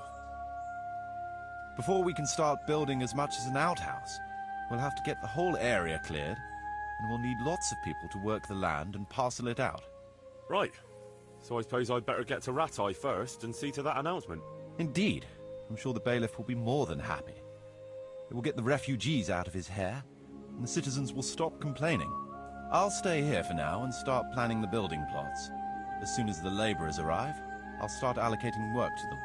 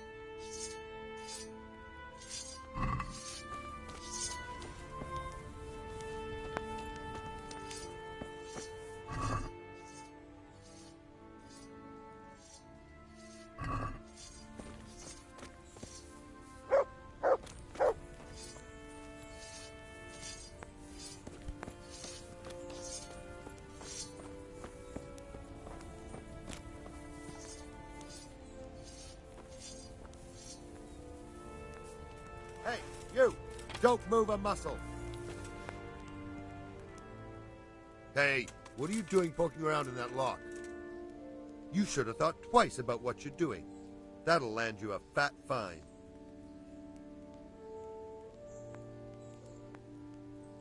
You're making a serious mistake. If only you knew what you've just got yourself into. This won't end well for you. My heart bleeds for you. Oh well, what can I do? Here you are. All right. Just make sure it doesn't happen again. Give me back the stolen goods, and show me what else you have on you.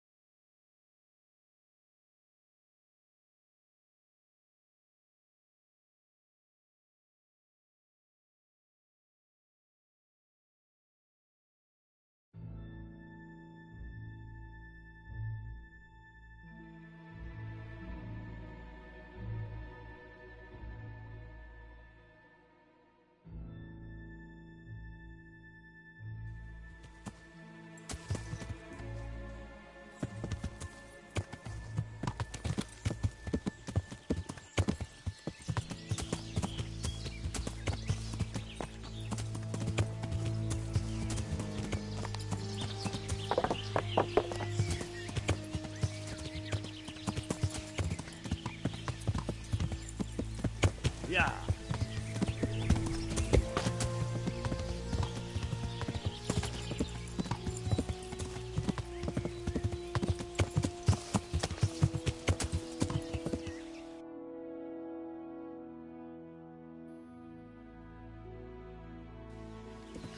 Yeah.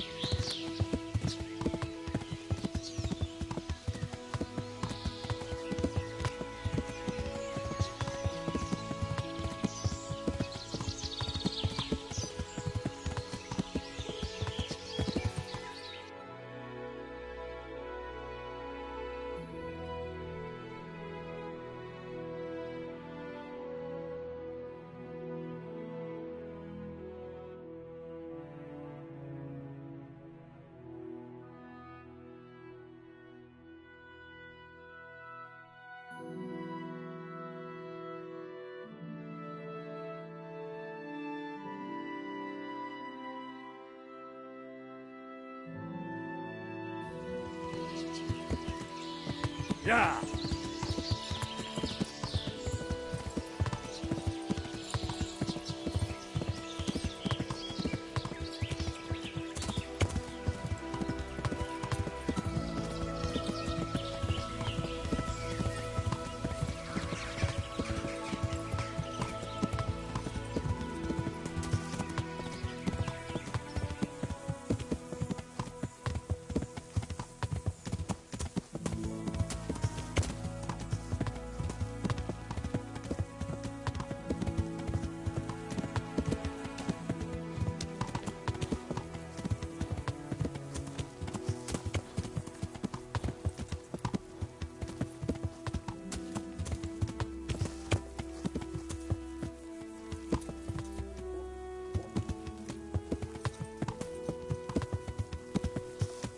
Yeah.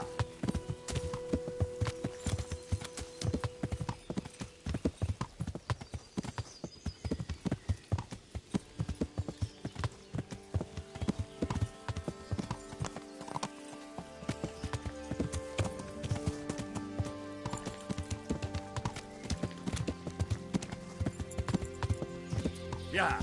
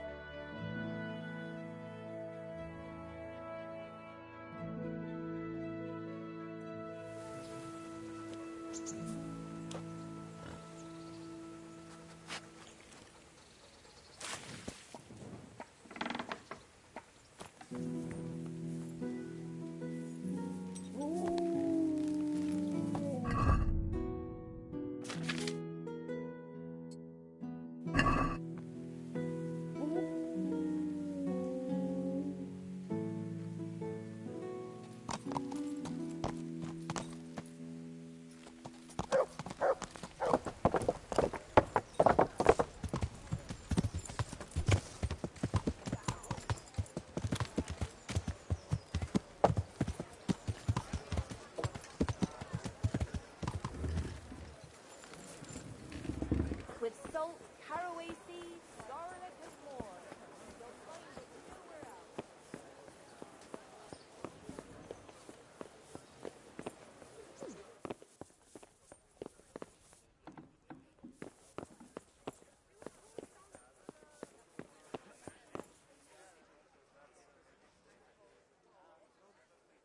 I have a document for you from Sir Divish. It concerns the renewal of Pribyslavitz.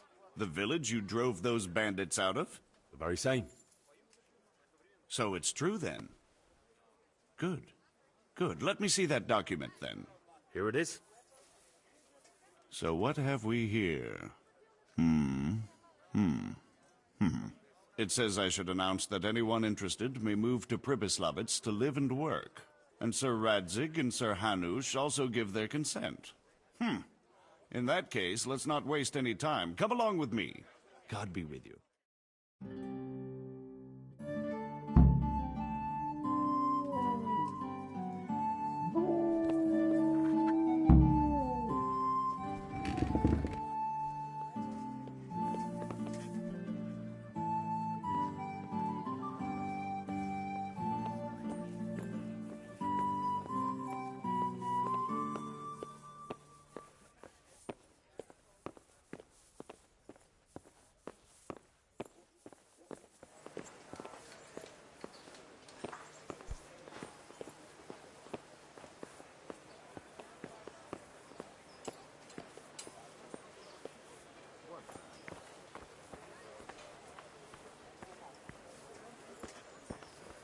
Asparagus that'll cut you in half and cucumbers that'll cure what ails you. Come get them.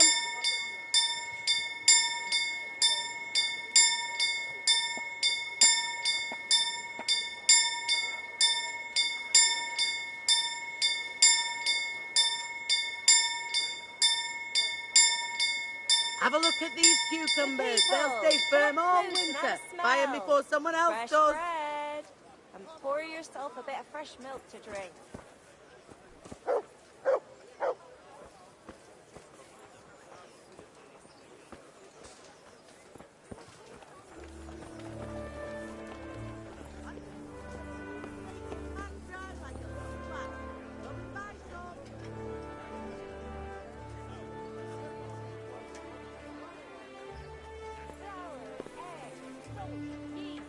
Hear ye, hear ye. It is hereby announced, in the name of Sir Hanush and Sir Divish, that you, the citizens of Ratai, as well as those who have found temporary refuge here, are permitted to move to the hamlet of Pribyslavitz to the north of Talmberg Castle, wherein you shall be vouchsafed a new life and new dwellings, providing that you shall contribute to the renewal of the hamlet. All those who choose to accept this offer shall be exempted from payment of taxes for a period of 5 years. They shall be permitted also to make use of timber from the surrounding woods and water from the streams. The hamlet of Pribyslavitz lies in the domain of Sir Divish of Talmberg, and all who settle there shall be duty-bound to him. It is furthermore hereby announced that Henry of Skalitz is appointed to the administration of Pribyslavitz and the office of bailiff therein, which office and privilege have been conferred upon him by Sir Divish for loyalty and services rendered. I would therefore recommend that our Skalitz friends consider this offer very seriously. as nothing better is likely to come your way anytime soon.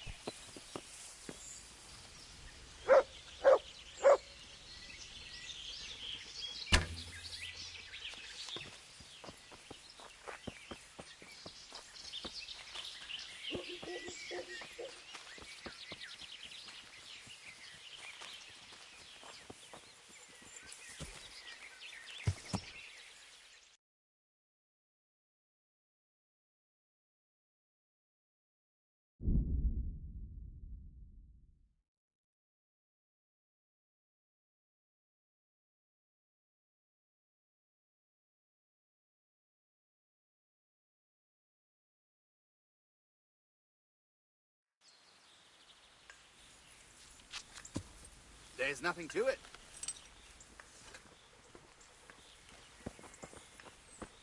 I've got... Now!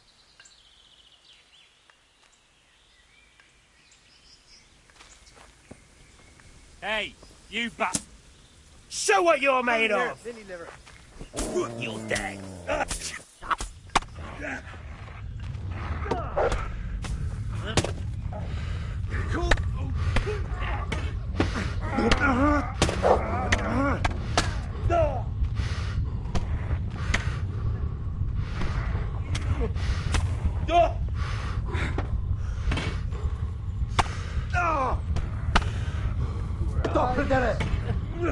Bring it on! Here!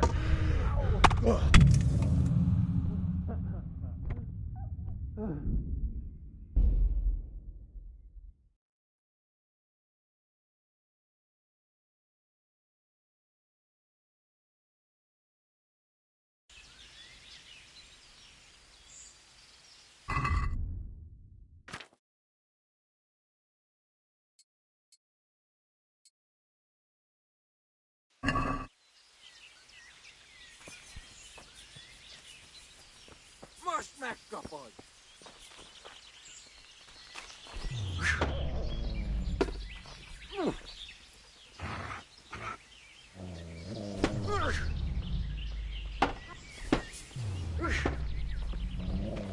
Igen!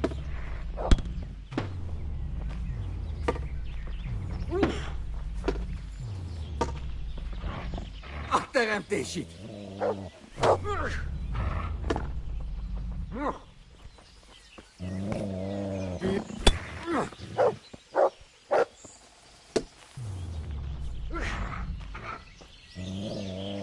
Már is feladod?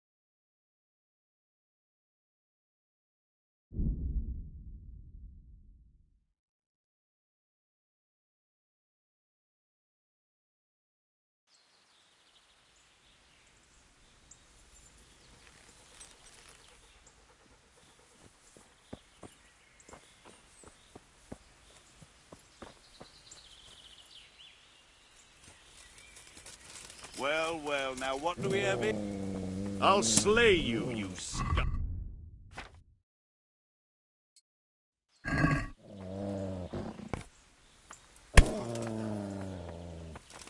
Is that all you... Ah!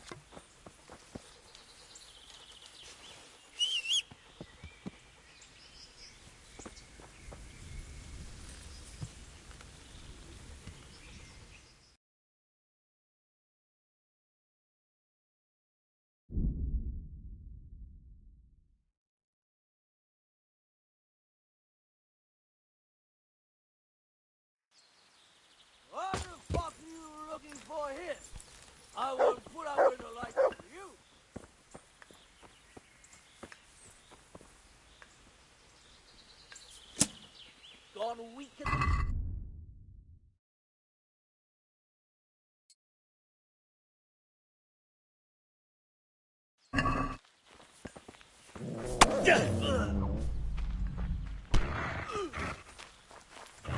I'm going to enjoy this.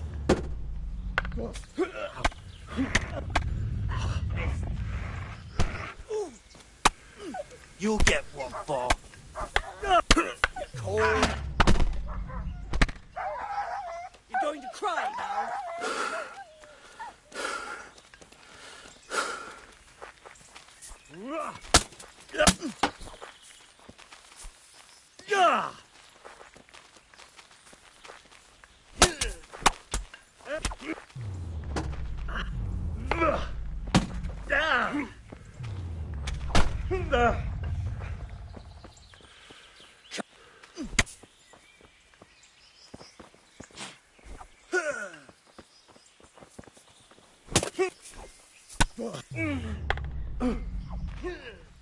This will not long.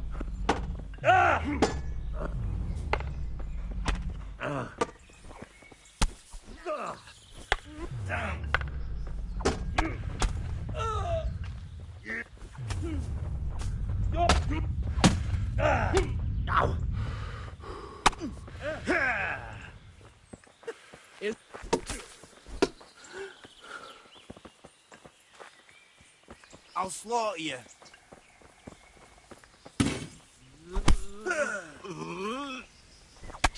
Call that combat.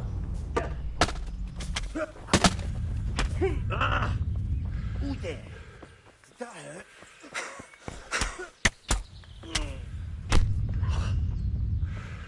Ha!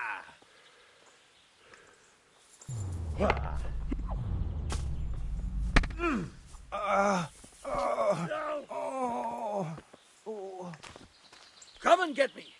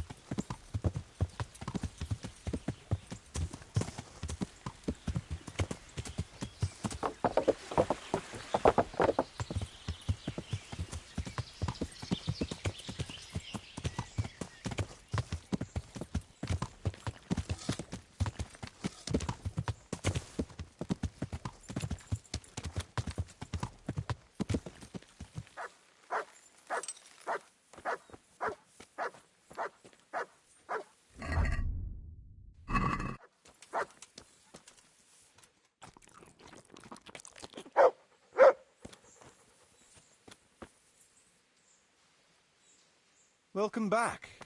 What news from Ratai? Well, the bailiff read Sir Divish's decree, and now I'm officially bailiff of Pribyslavitz. Then allow me to congratulate you. What will be your first step? First, actually, I'm not quite sure. What would you recommend? As it happens, I already sought a few things in your absence. You might have noticed that the first people have come from Ratai. Yeah, I saw some heading here right away. So when they arrived, I was able to start clearing building plots with them. After they'd erected some temporary dwellings, that is. So we're ready to get things started? As long as you know what you want to build, I can show these new people what to do. We'll be building on the sites we've measured out. You can go and look them over first, if you like. I'll do that. I'll see what's going to be built where. Nevertheless, I doubt you'll be able to figure that out just from looking at the sites. How do I choose what to build where? I've already given it some thought on your behalf. I even wrote it all down in the accounts ledger. Everything will be recorded there. I'll make a note of every change as we proceed. Thanks. That'll be a big help. And where can I find this book? It will always be kept at the Rat House.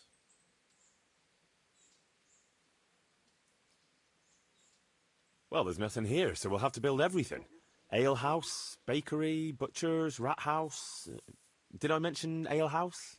Eventually. But be warned. To begin with, it's always best to start with facilities that will be producing construction materials for everything else. And since we'll mainly be using timber, it makes sense to set up a woodcutter's camp. All right. And then what? That depends. Every building has its use, but you'll soon get the grasp of it, and it's all in the ledger. What about the workers' wages and buying materials for artisans? The money must be put in the trunk here. The expenditures for wages and materials will be taken from it, so you should keep it topped up to prevent delays. It reminds me, there's the matter of my own pay to be resolved. Yes, of course. Sir Divish guaranteed me a fixed income. What's more, this job is an exceptionally big one. I see. But how much are you thinking? I have a record of payment here somewhere. Here it is. Let's say 1/4 more than that.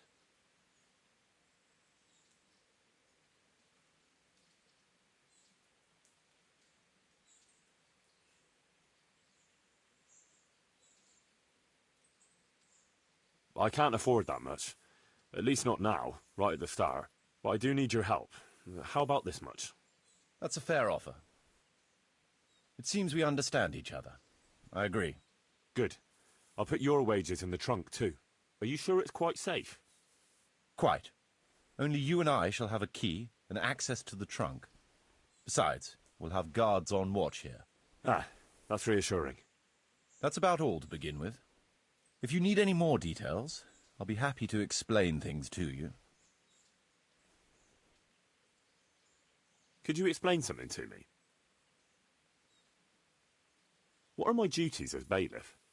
As bailiff, you must see to it that the village grows and prospers. You'll have to resolve disputes between citizens and decide what I should have built. The coin for it will come from your own purse. Basically, you'll have to keep the whole locality under control, but you can't just do whatever you like. You're still answerable to Sir Divish, as am I. Which means... Which means that if the folk here are unhappy, word will soon get to Sir Divish, and he'll put you in your place. So you'd better see to it that there's no thieving, and folk have jobs to do, and their wages are paid. Of course. I'll keep a close eye on things. How do I build houses? First, find out how much it'll cost, and whether the upkeep won't ruin you. Everything is written in the ledger. You can check it all there, or just come and see me. Sure. How do the accounts work?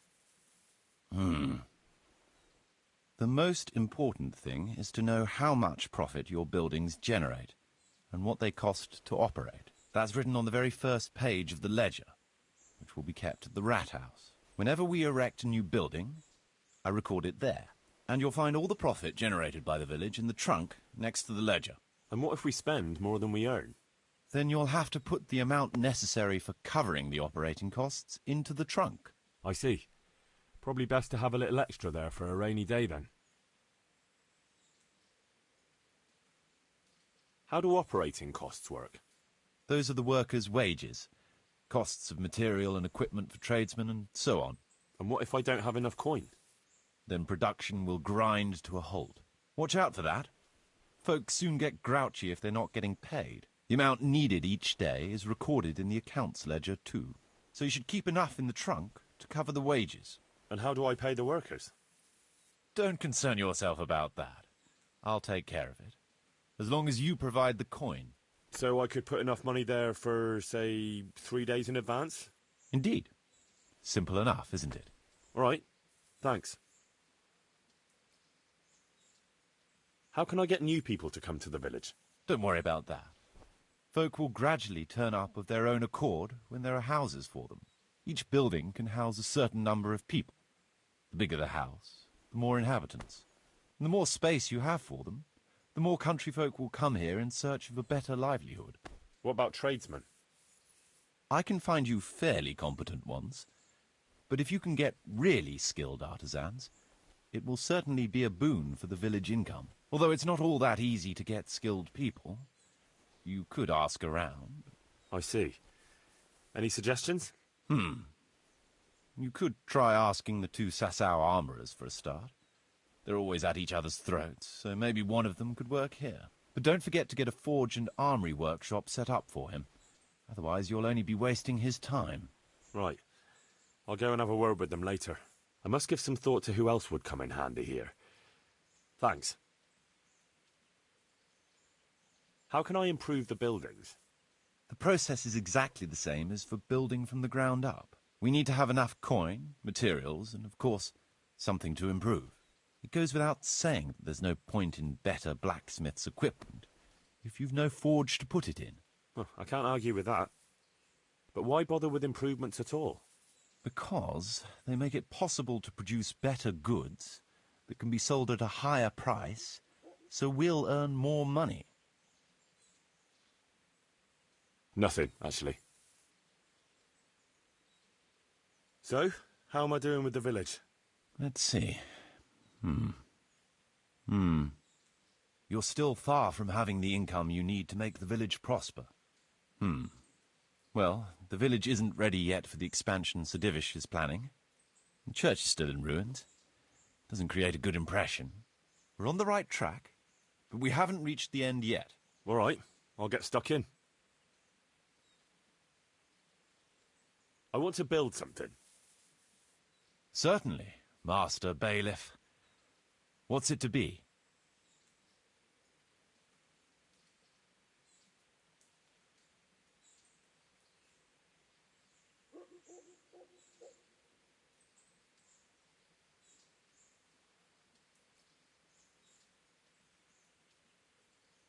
We'll need woodcutters to ensure timber supplies for building. It's impossible. Check what you need in the ledger. I'd rather not build anything just now.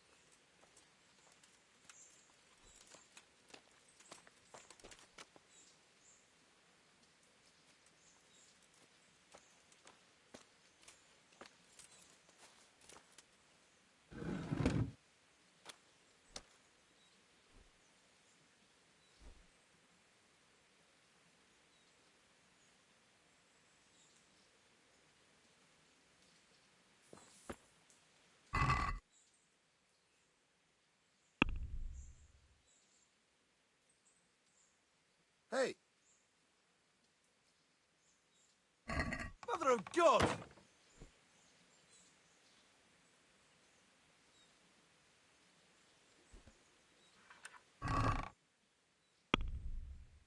Well, I never.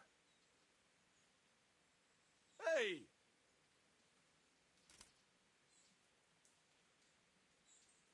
Who are you?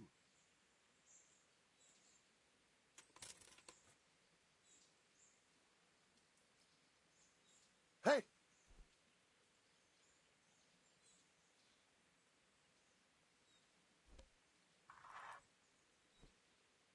Hey! Hey! Mother of God! Hey!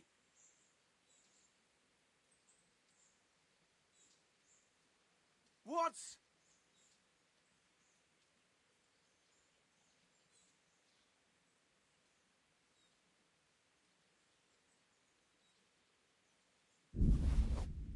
Hey!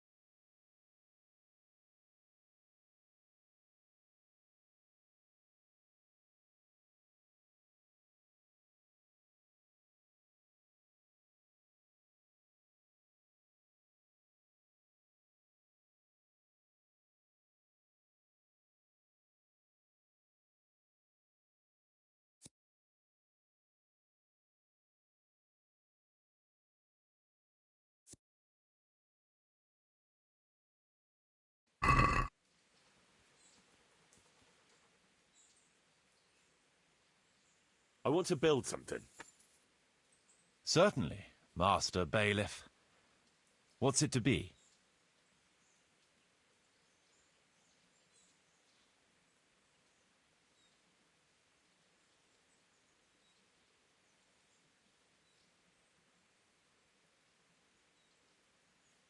Trade is important, and we'll have a wagon bringing goods in, so we'll build a trader store.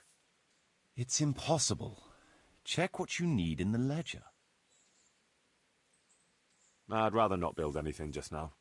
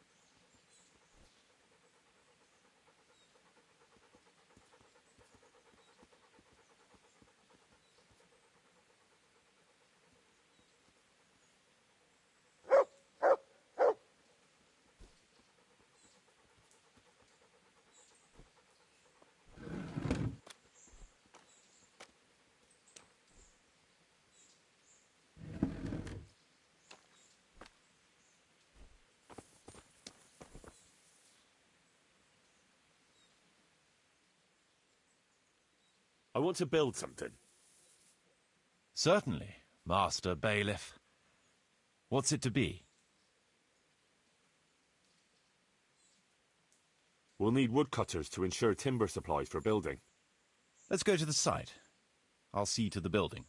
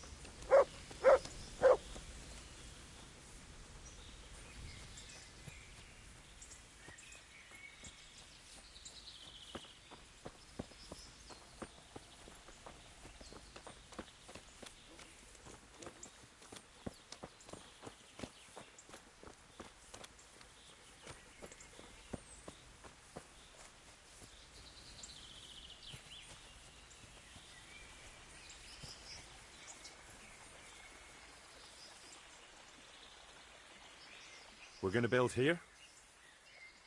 Yes. Shall we get started? I'm ready. I'll just quickly check again that we have everything we need. We've got what we need. Let's get to work.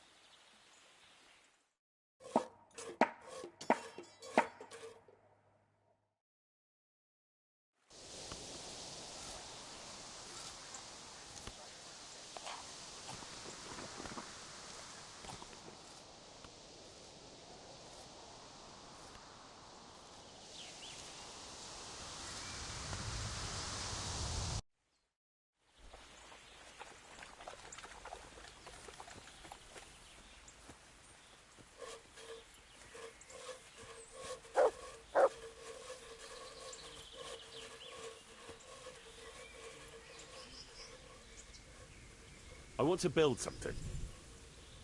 Certainly, Master Bailiff. What's it to be?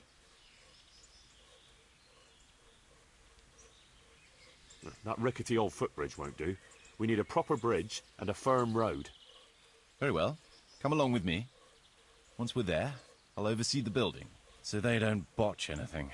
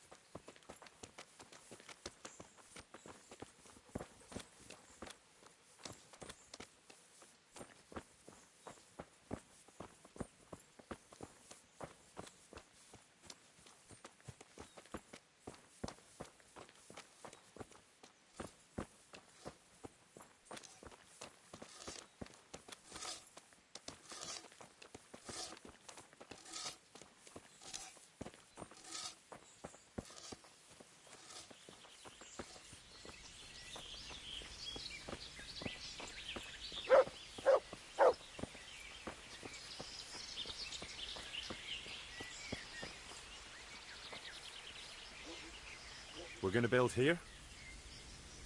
Indeed. Can we begin? I'm ready. I'll just quickly check again that we have everything we need. All good. We can start construction.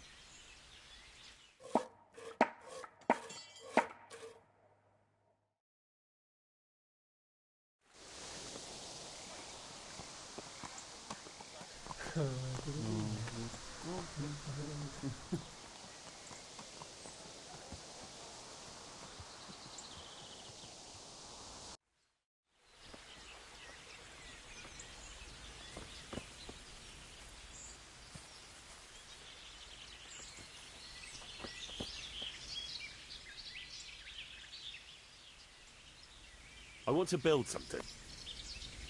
Certainly, Master Bailiff. What's it to be?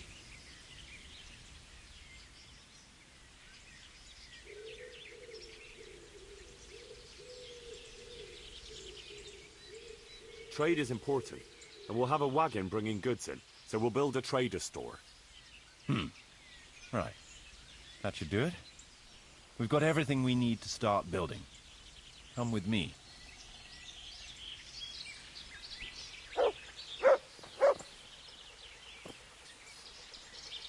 We're going to build here? Indeed. Can we begin? I'm ready. I'll just quickly check again that we have everything we need. We've still got the means. We'll get stuck in them.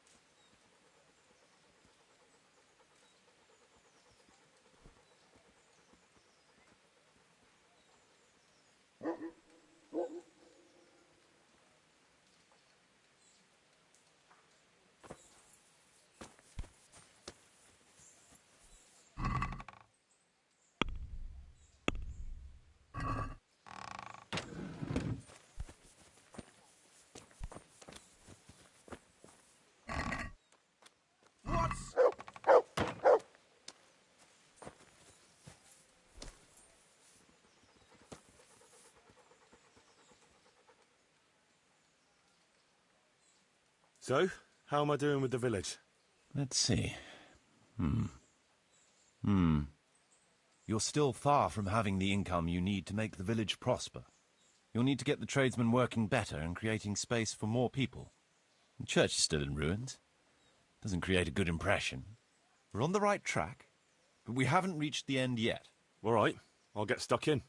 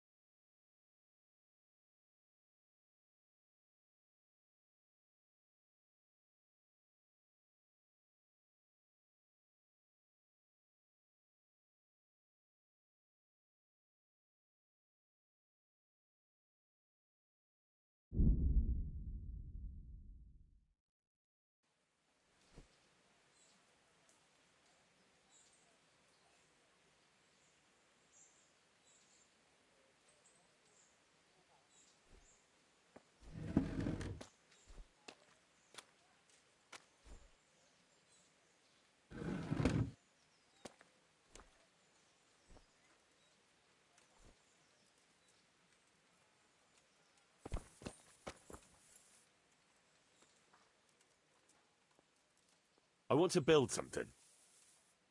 Certainly, Master Bailiff. What's it to be?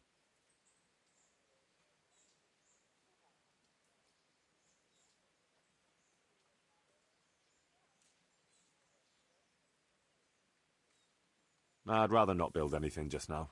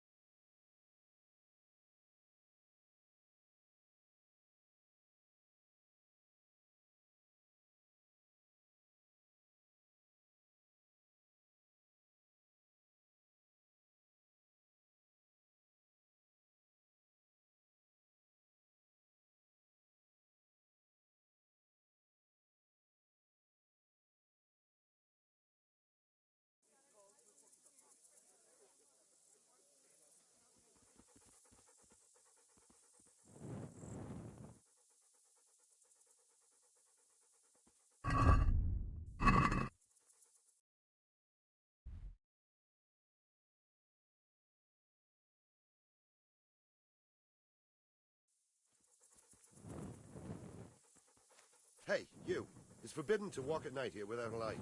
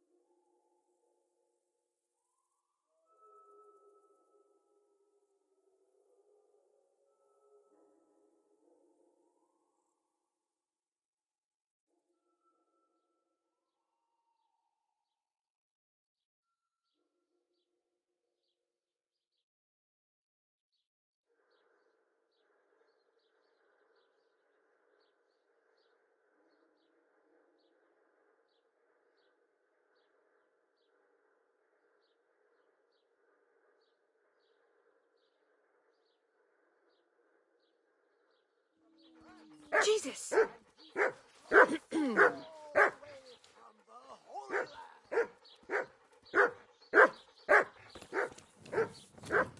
Come now.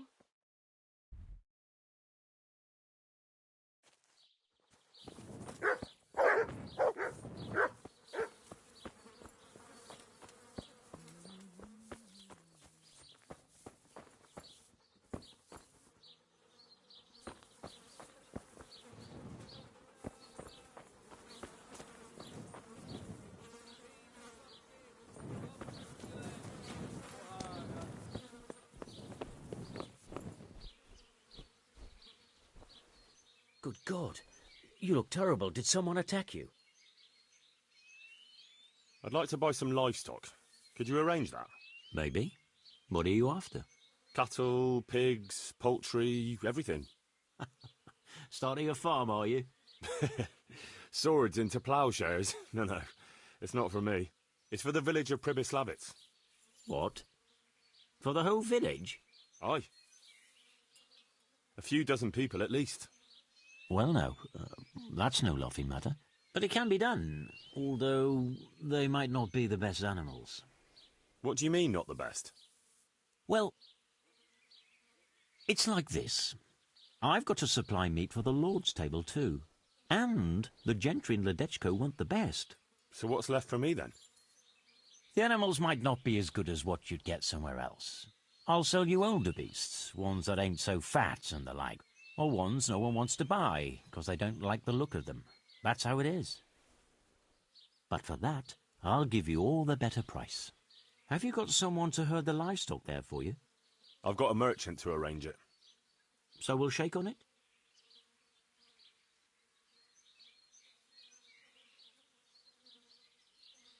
Deal. Good luck, then.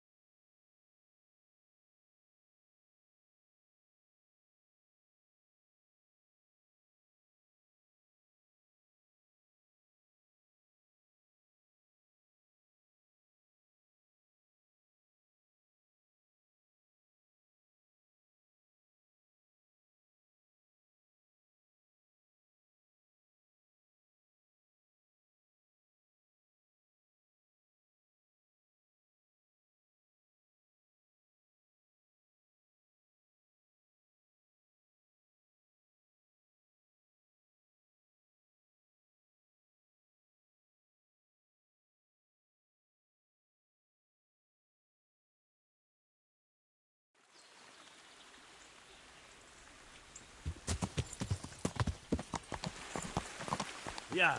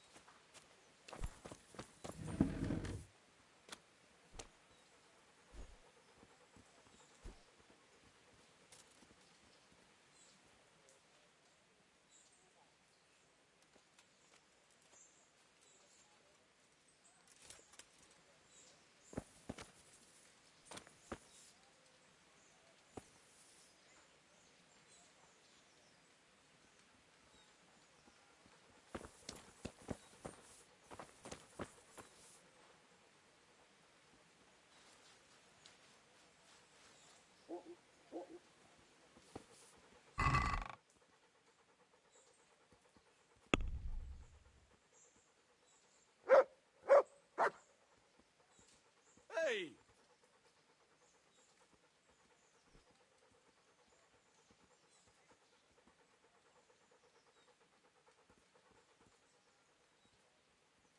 Will I never?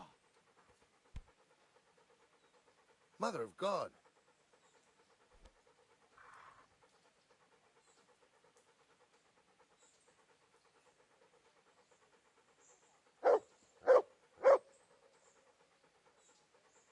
Hey!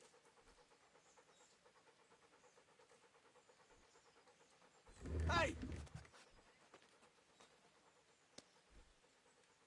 Hey! Hey!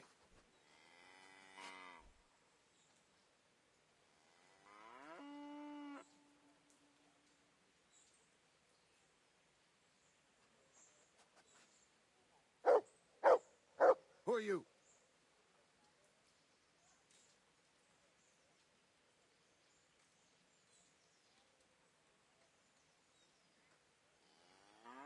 Hey!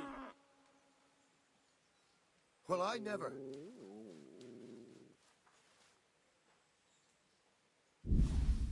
Hey!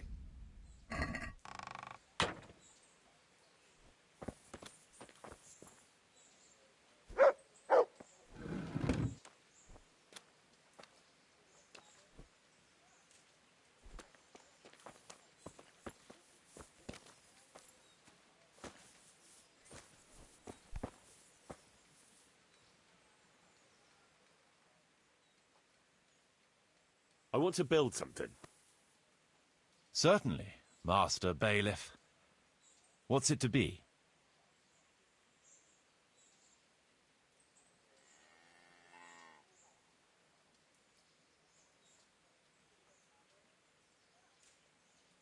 Let's build a butcher's shop. Very well. Come along with me. Once we're there, I'll oversee the building, so they don't botch anything.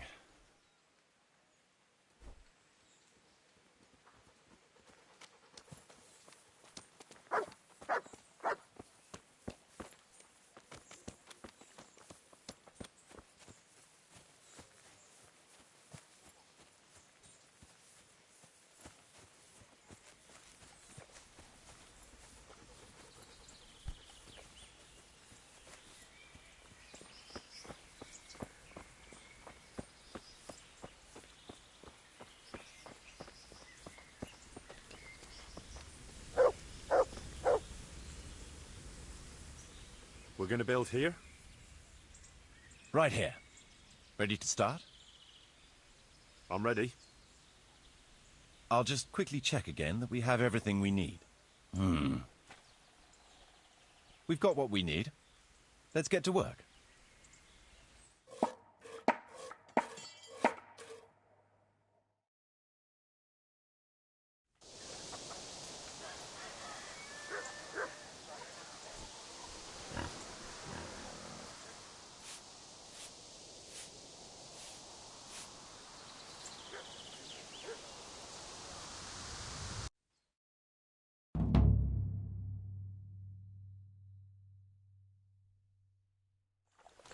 Mother of God! Is there something you need? Well, I never! Has something happened?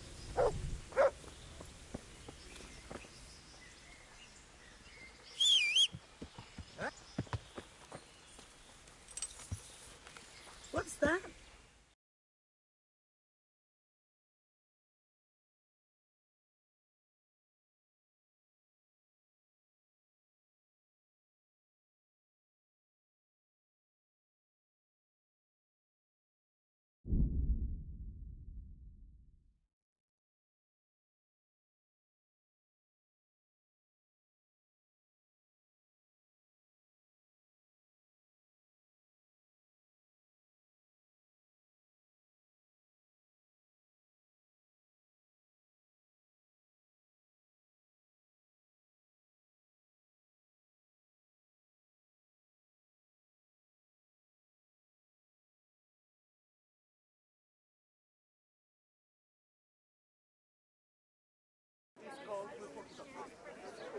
Apples straight from the tree, melons right off the vine, and beetroot straight from the field.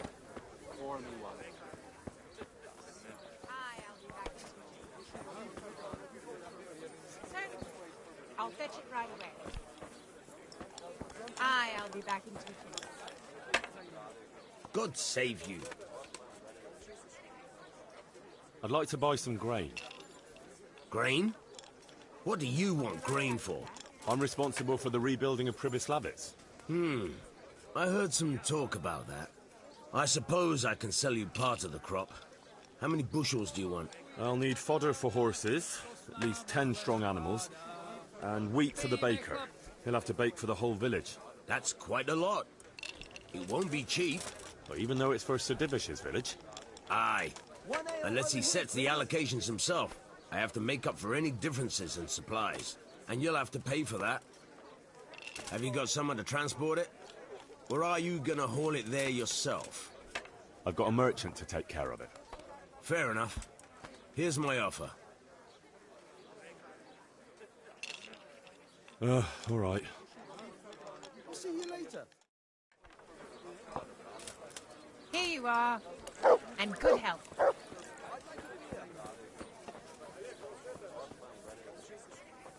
These onions will make you like a baby. Cut off.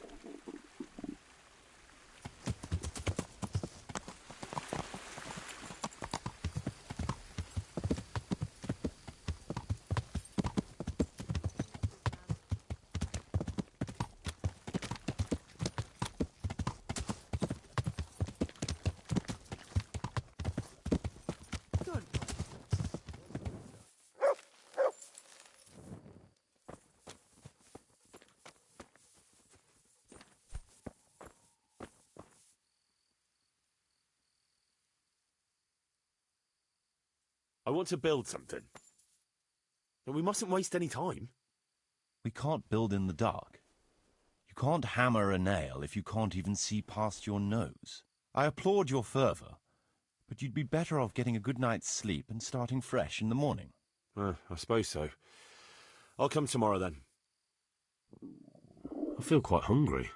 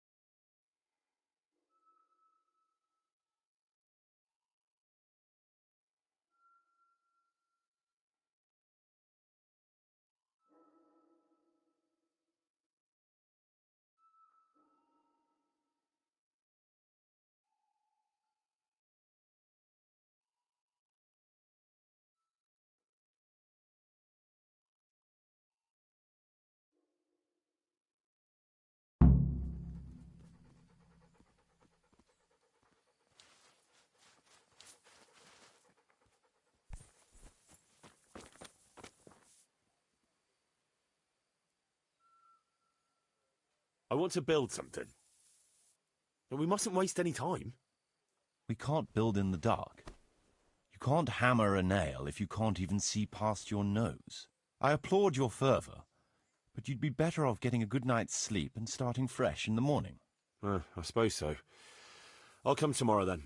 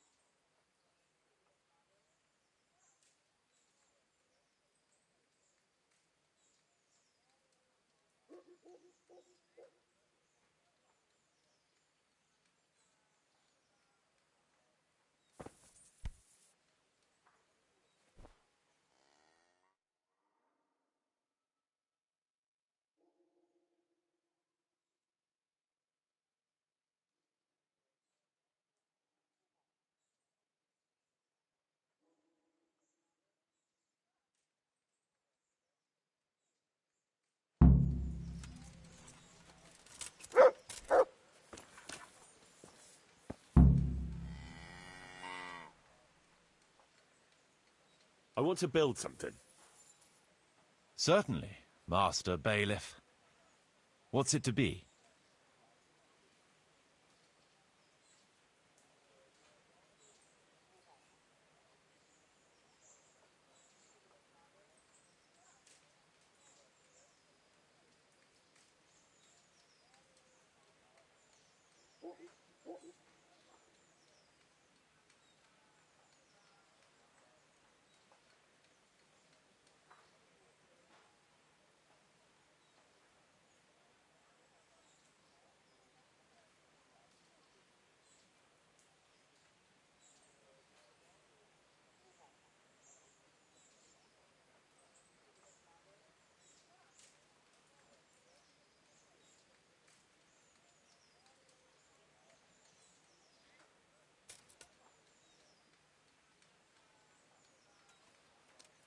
I'd rather not build anything just now. So, how am I doing with the village? Let's see. You're still far from having the income you need to make the village prosper. You'll need to get the tradesmen working better and creating space for more people. The church is still in ruins. Doesn't create a good impression. We're on the right track, but we haven't reached the end yet. All right, I'll get stuck in. Could you explain something to me?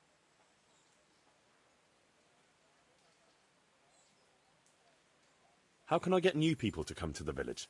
Don't worry about that. Folk will gradually turn up of their own accord when there are houses for them. Each building can house a certain number of people. The bigger the house, the more inhabitants. And the more space you have for them, the more country folk will come here in search of a better livelihood. What about tradesmen?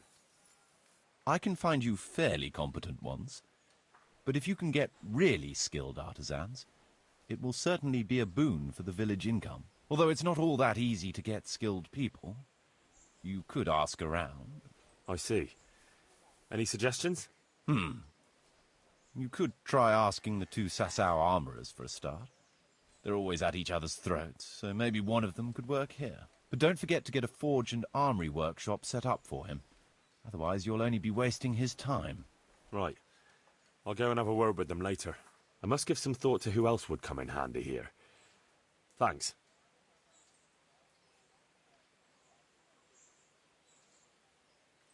How do I build houses? First, find out how much it'll cost, and whether the upkeep won't ruin you. Everything is written in the ledger. You can check it all there, or just come and see me. Sure.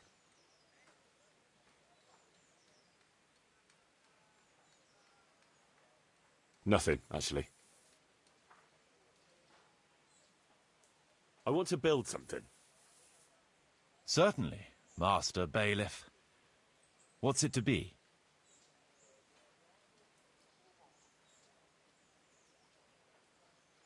I'd like to build the rat house. It's impossible. Check what you need in the ledger.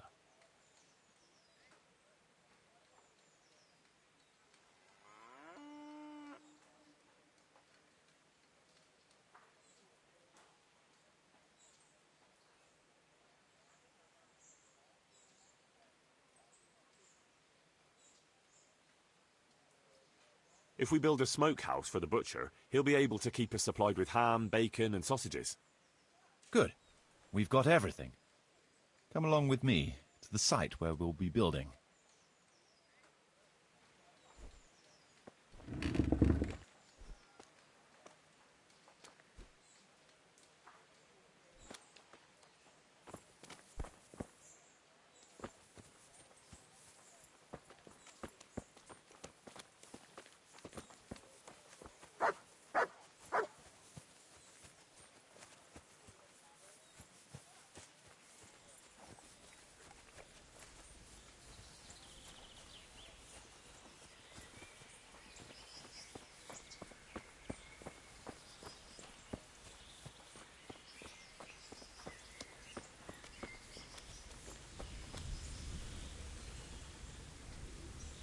We're going to build here? Right here. Ready to start? I'm ready. I'll just quickly check again that we have everything we need. We've still got the means. We'll get stuck in then.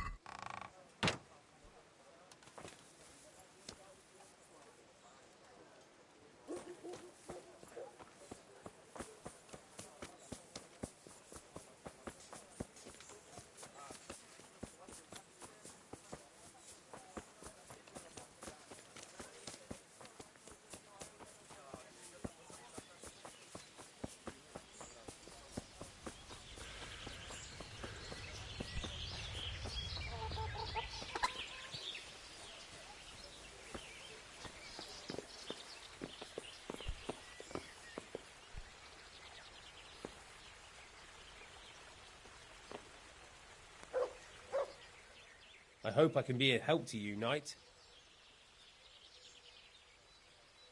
Good luck, then.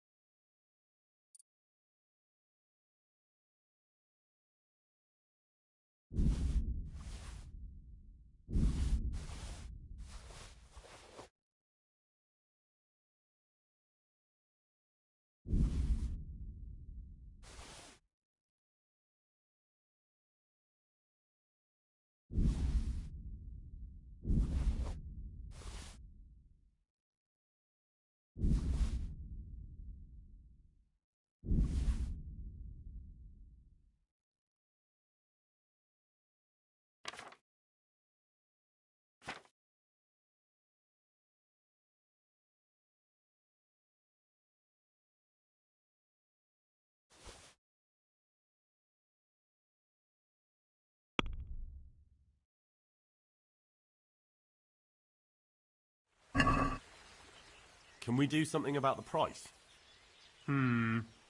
Alright, so...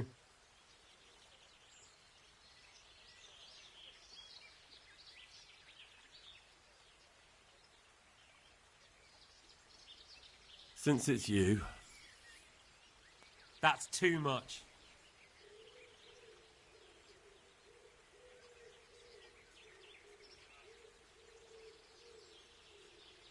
Aye, that'd do it.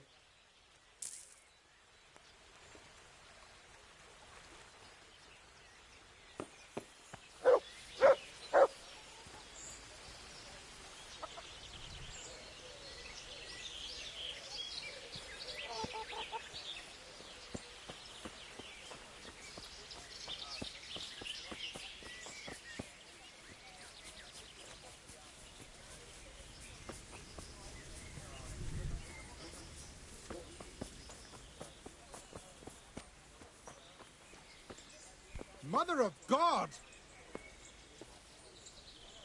Are you looking for me?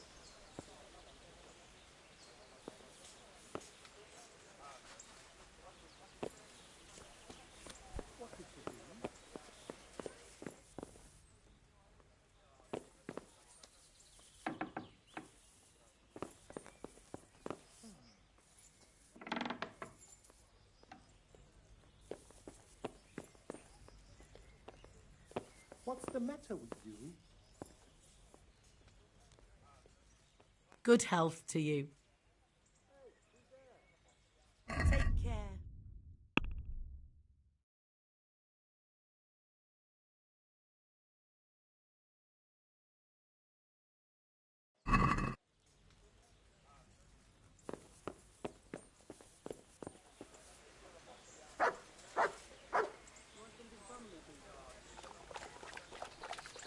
Hey! Did something happen?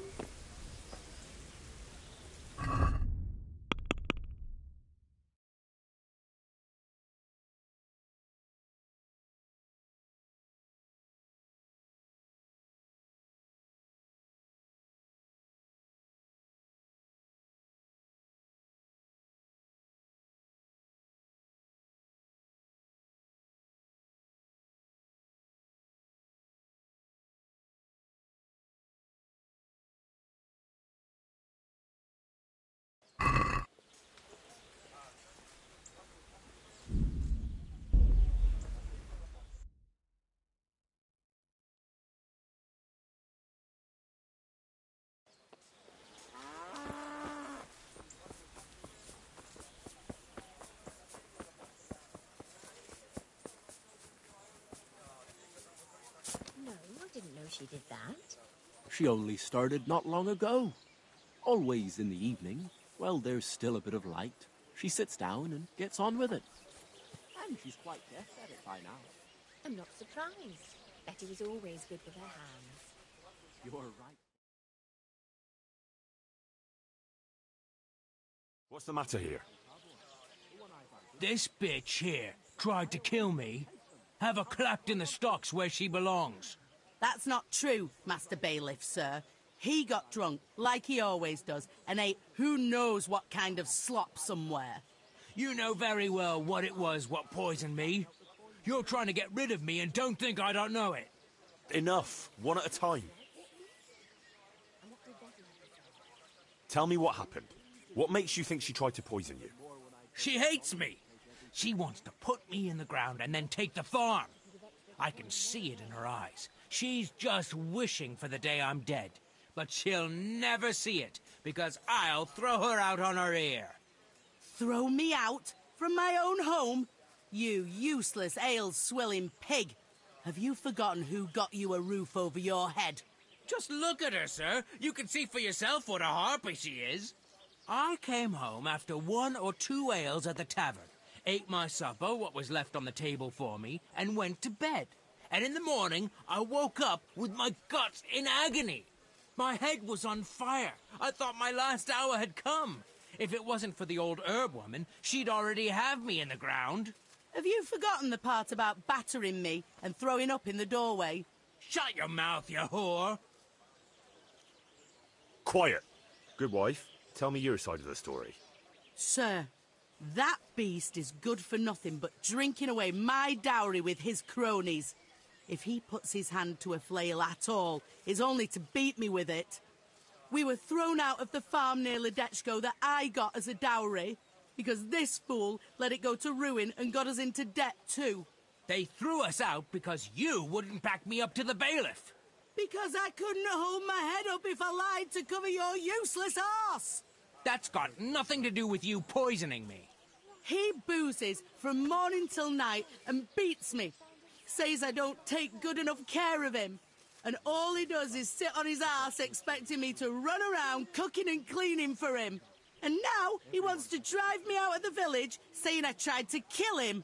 What would I do then?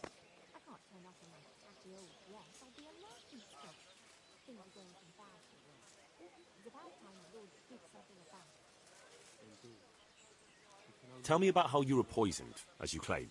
I came home, and there was a bowl of cabbage soup and a pitcher of wine on the table. So I had it and went to bed. I woke up in the early hours and had to run to the outhouse. Spewing from both ends, I was. I was burning up so much you could light a torch off me. And this witch here laughing up her sleeve. She wouldn't even call the herb woman for me. If I had to call the herb woman every time you get boozed up, she might as well move in with us. When I was writhing in agony on the ground, I heard her say clear as day, "Ha! You got what was coming to you." Is that true? No, he's lying. What do you think happened, good wife? Nothing what hasn't been 100 times before. He was crooked as a bishop again, and I could already hear him in the courtyard, retching and spewing. I had his supper waiting on the table, because otherwise there'd be hell to pay. Only there's no pleasing the pig. Where's the meat? And what have you. And when I told him God's honest truth that there's no meat, 'cause he drank all our money away, he laid into me like a madman. 1 slap was all you got. What was less than you deserved for your evil tongue? I ran off and hid in the barn till he'd calmed down. When I could hear him snoring like a pig, I came inside again. After a while, he started throwing up and he was spewing till dawn. Who knows what he ate when he was boozed up? Or it was the booze itself done it. And what about the herb woman? I went for her in the end. 3 groschen I had to give her for some wormwood potion. I could have done that myself for nothing. And then he claimed I poisoned him. Now, I've heard enough.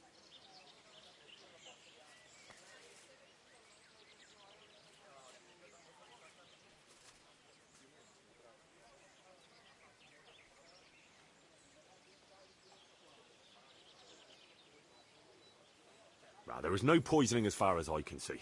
What goes on between the two of you is your own sorry affair. I'm done here. What? You'll let that bitch get away with it? I've had quite enough of the pair of you. Go and take it up with the priest. Dismissed.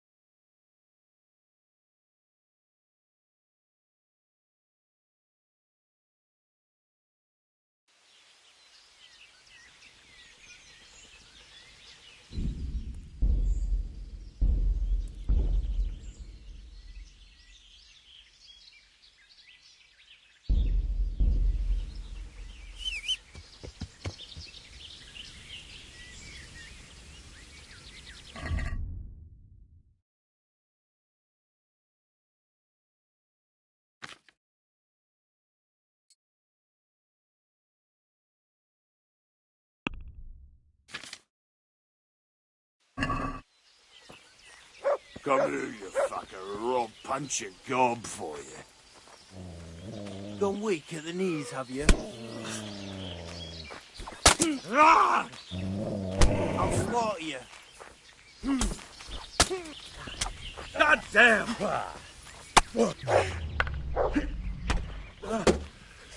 Is that all?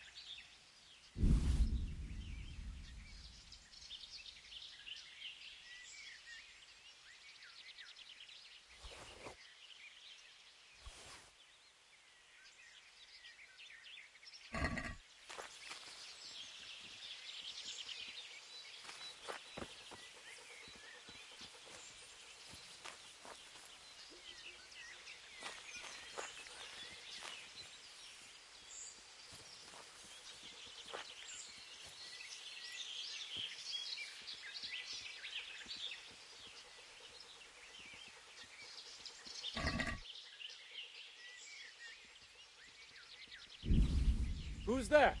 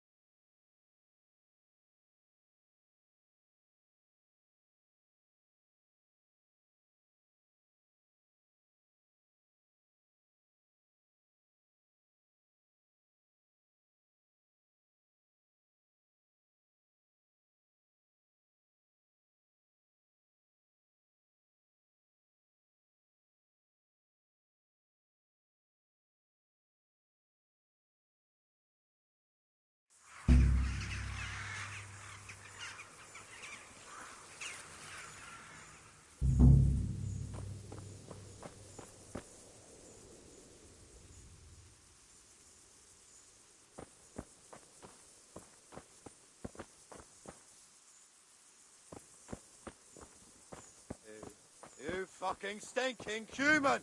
I'll fucking show you! Is that all you've got?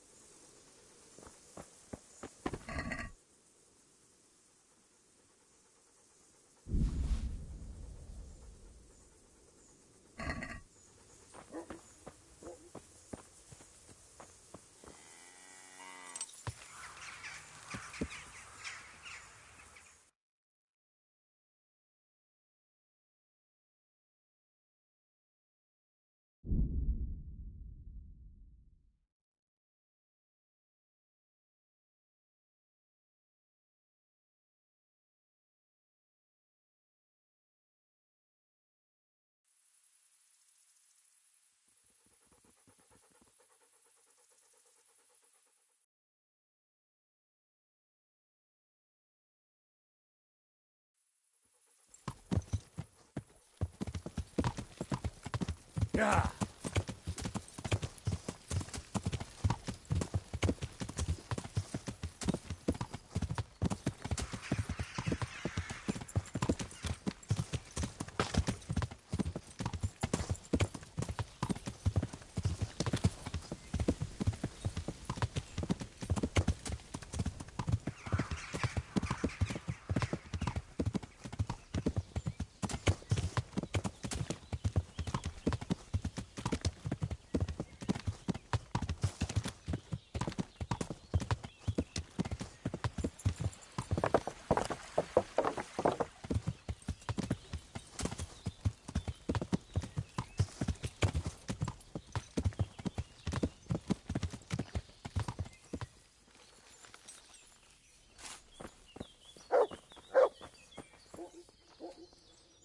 God save you. I'd like to buy charcoal from you. Of course, Henry, anything for you. It might be more than you think. How much charcoal could you possibly need? 5 bags. On a regular basis. Haven't you noticed winter is over? There's a new forge in Pribyslavitz, and I need to supply it with charcoal, seeing as how I'm the bailiff. Bailiff, eh? Well, I never. Congratulations. It's not a bed of roses, but thanks. All right, but we can't let you have that amount for nothing, even if you did help us with ginger. Don't worry, I wouldn't expect that. How are you going to haul the charcoal? I've got a merchant of my own. He'll come here regularly with a wagon to pick it up. You just have to load it for him. As you wish. About the price... Deal. All right, we'll send the first load as soon as your wagon gets here. See you later.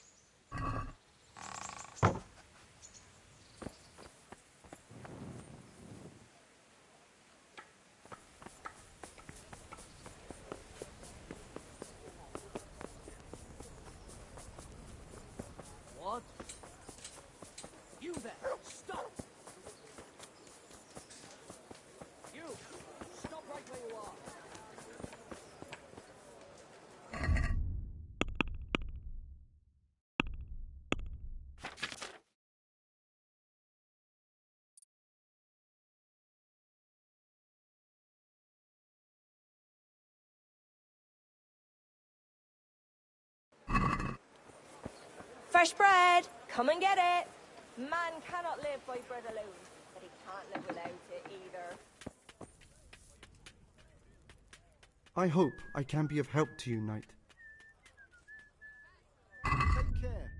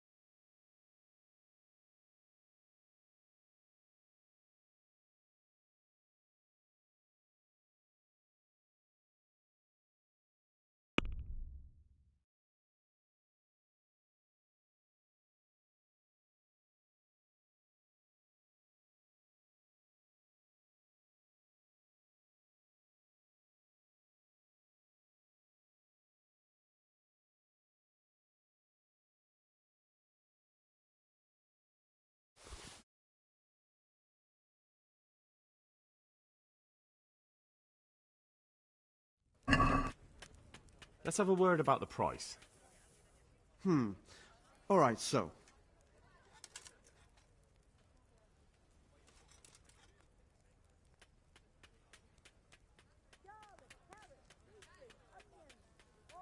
Are we agreed?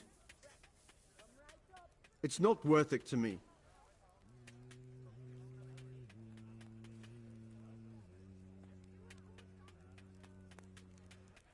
My last offer.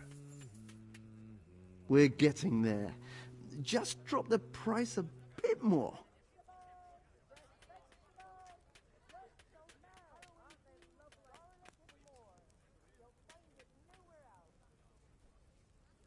Finally, a reasonable sum. You! Stop right where you are! Surrender! You're under arrest for breaking the law.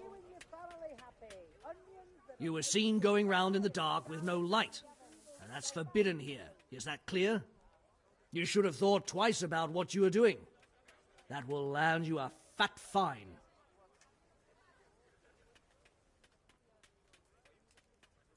Look, I'll tell you the truth, but you mustn't tell anyone. The Lord of Ratai sent me on a secret mission. Well...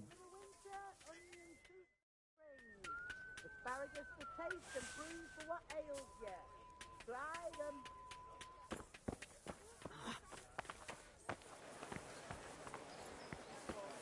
Flour, egg, salt, yeast. Let it bake a bit and you'll be able to feed the whole family with fresh bread.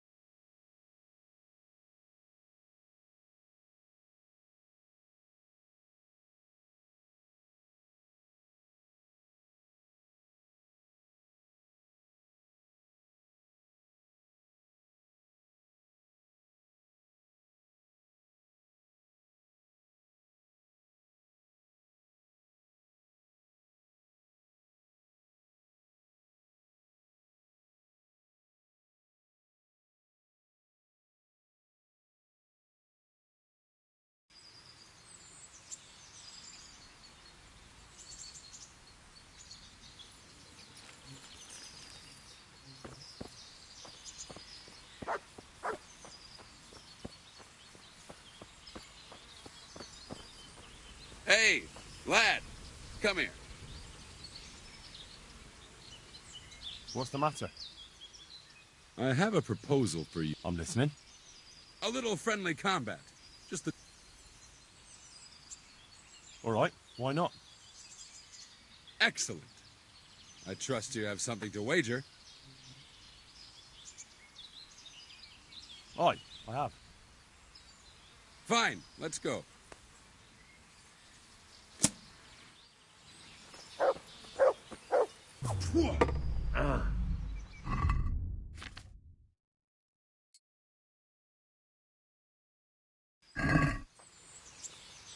I'll kill you. I'll fucking kill you.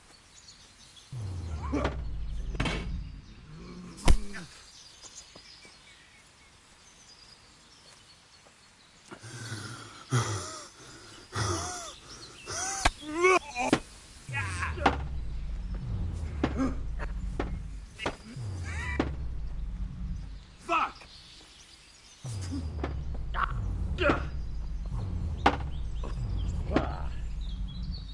Da pizzi!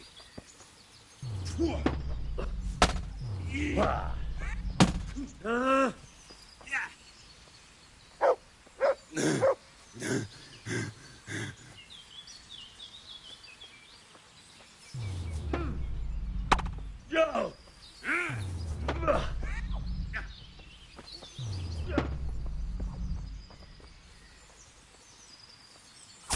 Ow!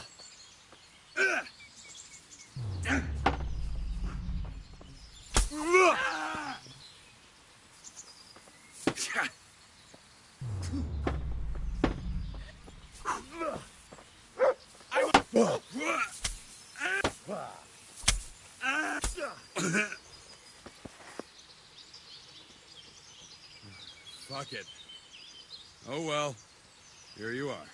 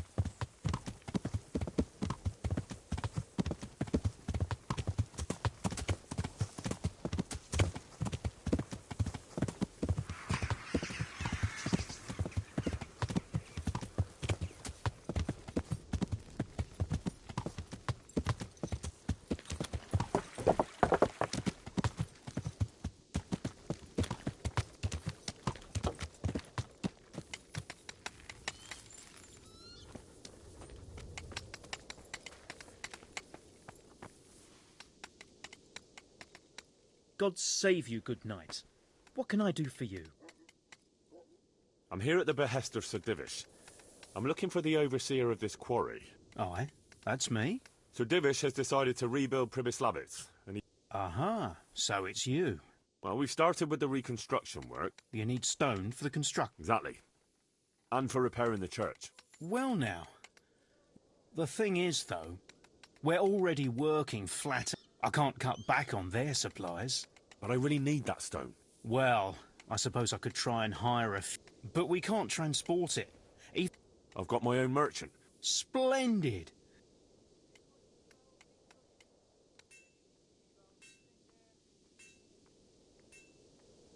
The stone is for Sir Divish. It's for a village he wants to rebuild as quickly as possible. I doubt he'd take it well that the overseer of his own quarry is overcharging him for it. Well, you have a point.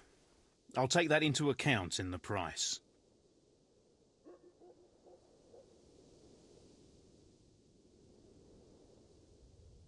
No, that's still too much. But I can't sell my stone any cheaper. I wouldn't be able to pay my men. If you won't accept the price, we're done.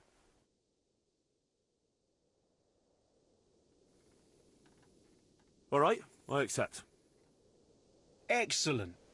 We'll start sending the stone as soon as your merchant gets here.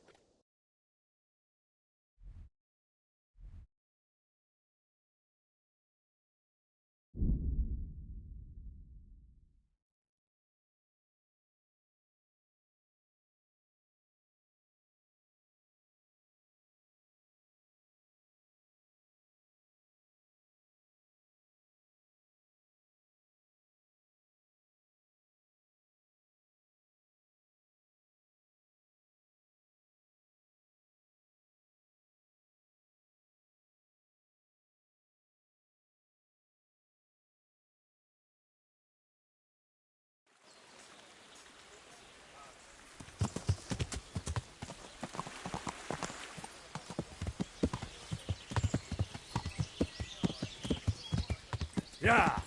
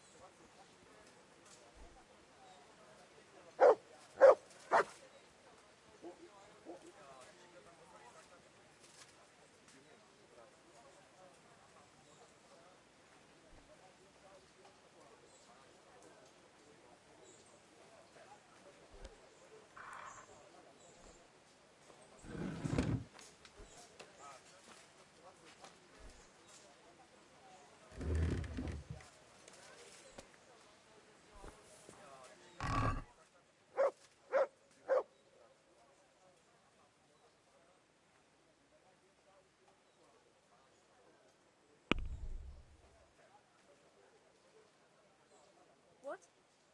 Show yourself.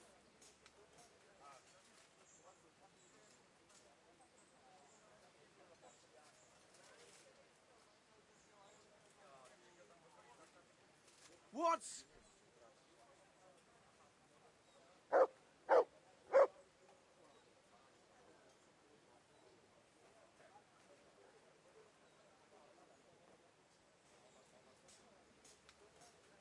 Will I never?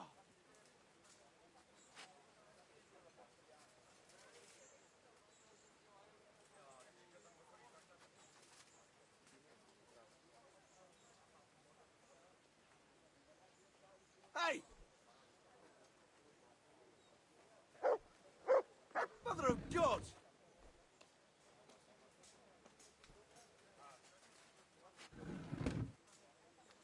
Hey! Mother of God!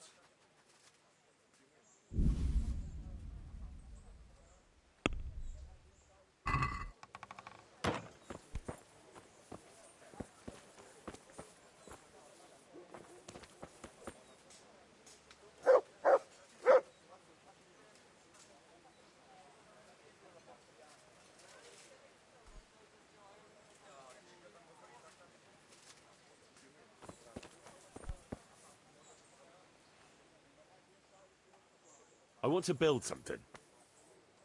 Certainly, Master Bailiff. What's it to be?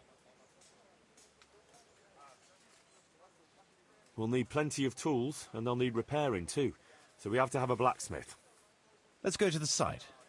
I'll see to the building.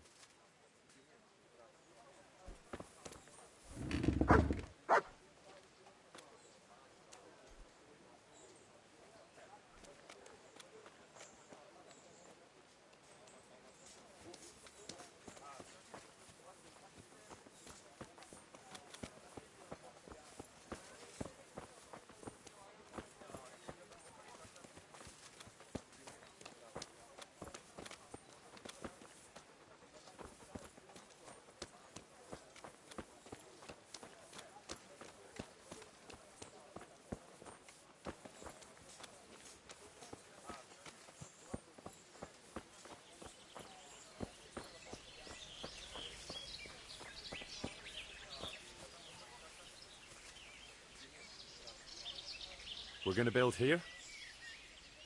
Yes. Shall we get started? I'm ready. I'll just quickly check again that we have everything we need. We've got what we need. Let's get to work.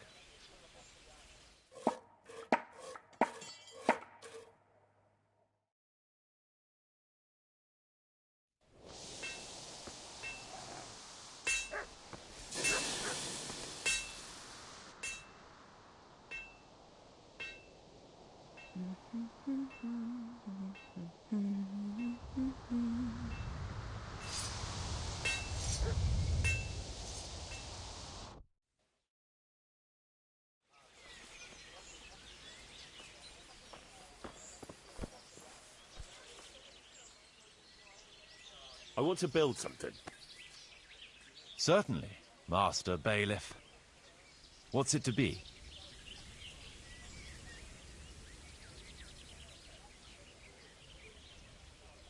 An armourer will always find custom and won't go hungry.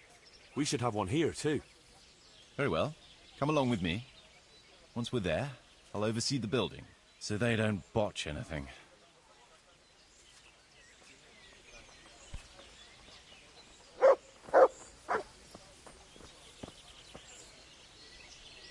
We're going to build here? Indeed. Can we begin? I'm ready. I'll just quickly check again that we have everything we need. All good. We can start construction.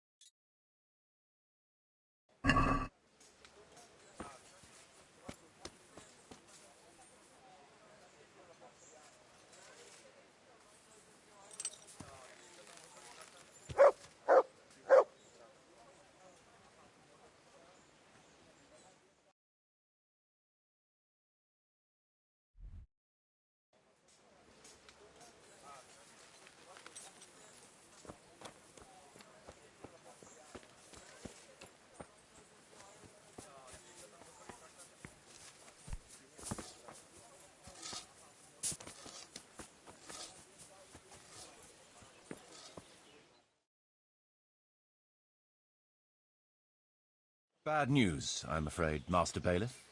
Very bad news. That makes a change. Well, out with it. What happened? 2 wagons that were on the way here with grain and fodder supplies were ambushed by a band of Cumans. The wagoners escaped by the skin of their teeth, but the supplies are gone. Damn it. That is bad news. Worse than bad. Those were supplies for the whole year, and we won't be able to replace them. Things are hard enough as it is. Sir Divish had to lower his quota for Townburg just to let us have it. So we've no grain for the baker, no fodder for the stables? I'm afraid not, Henry. We're left with only 2 options. One as bad as the other. Either we can go cap in hand asking for more, and look like incompetent fools. And anyway, we'd be lucky to get any. Not too appealing, I must say. And the second option? There's still a few sacks of grain in the labourers' camp, but they bought it themselves. We could requisition it, but it would make us rather unpopular. Not just with them. It's for you to decide as bailiff. We'll order another delivery. They sent one, they'll surely send another. I fear they'll send us nothing but mouldy dregs from the bottom of the barrel.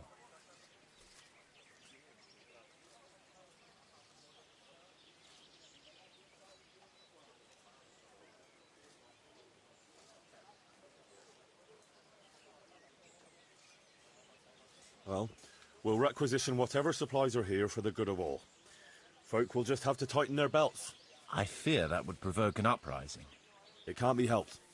We'll just have to convince them it's for the common good.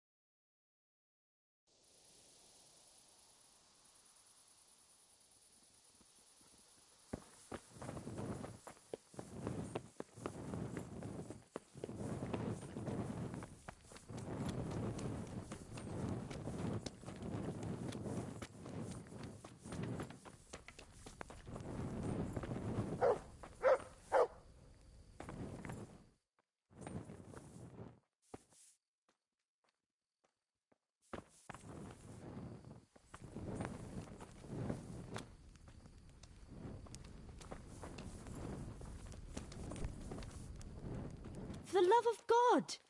What have you been doing? What do you mean? Peculiar dreams? The same one. Over and over. In it, the Virgin Mary appears to me. The Blessed Virgin? Really? Really. She looks just like in the painting over the altar in Sasau Church. I always dream that I'm back in Scarlet's again. Like before. Before everything. I understand. I'm standing at the foot of the hill, with the castle behind me, by the walkway leading to the ore-washing tanks, near the woods. Uncle used to work there. I'm bringing him some food, going towards the pond. Then everything suddenly goes dark. I carry on uphill, along the stone channel up to the mouth of a huge cave. I go inside and the darkness surrounds me. But I keep going, and then I see sitting there in the dark. Who? Who do you see? The devil. He scowls at me with these horrible eyes. Then everything becomes engulfed in flames, and I try to flee from them. I run through the cave, but I can't find the way out. I can hear the devil behind me laughing horribly. When I can run no longer, I stop, and the flames catch up with me, and then I die. Then I wake up, still feeling the heat of the flames, and I can't get back to sleep again. All I can do is kneel by my bed and pray until morning. You said something about the Virgin Mary? Yes, she's always there with me until it goes dark. She goes to the cave with me, but she doesn't go inside.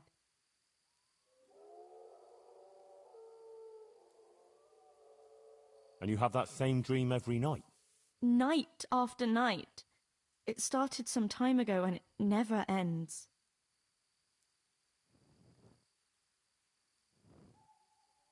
Have you told anyone about it? No. No one at all, except for you. I was afraid people would think I was losing my mind. Right. Well, it does sound a bit, mad. I know. Sometimes I think so myself. But then, when the dream keeps coming back, I think it must mean something.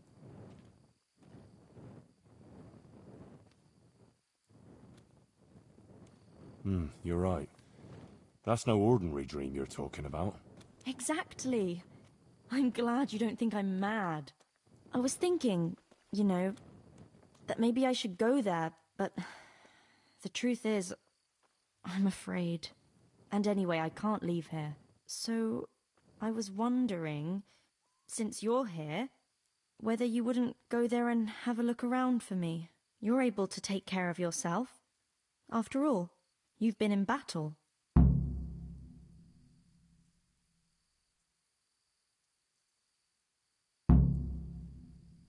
All right. If it means you'll be able to sleep peacefully again. I'll go there, but what exactly do you want me to do there? I don't know. Just go there and see if there's anything weird there, and then come and tell me. Of course. Take care of yourself, and I hope things get better. With you and Matthias and everything. Thanks, Henry. Take care.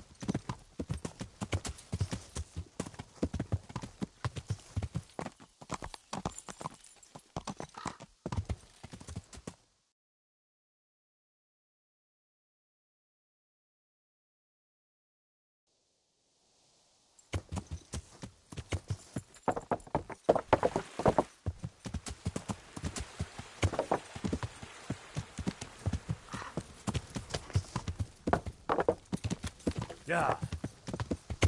What the hell was that? Yeah. Hey!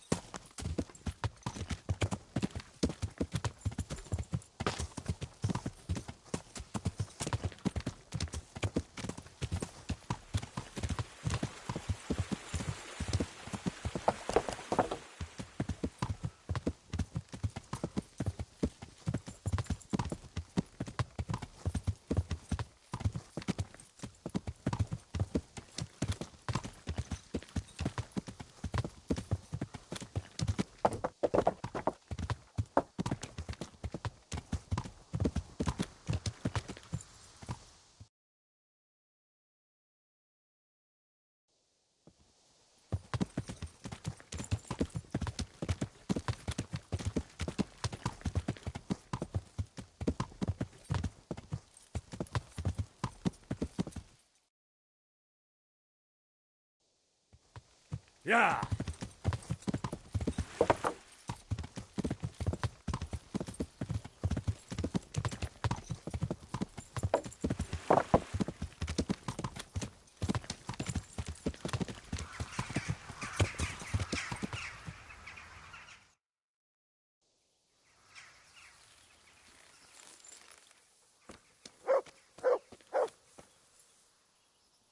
Oh, Christ, poor wretch. No doubt he wanted to raise the alarm about the raid on Skalitz, but those bastards got him.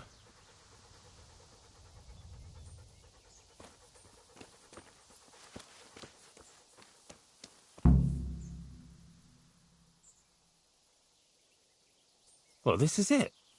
I thought it was supposed to be a big cave. Oh, maybe it's bigger on the inside.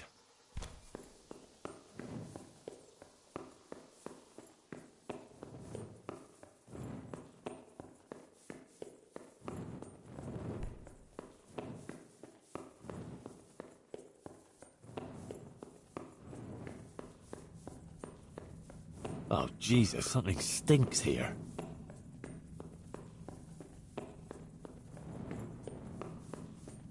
Oh, fuck. Oh, a Skalitz Waffenrock. Maybe Sir Radzig sent someone here to check on things. That didn't turn out too well. How in Christ's name did they get here? A shaft leading to the surface. Maybe someone threw those people down here. Jesus Christ. He was only a boy. He looks like he was well healed, judging from what's left of him. Maybe a merchant who took a shortcut this way to avoid paying customs? Poor wretch. What did he do to deserve such a fate?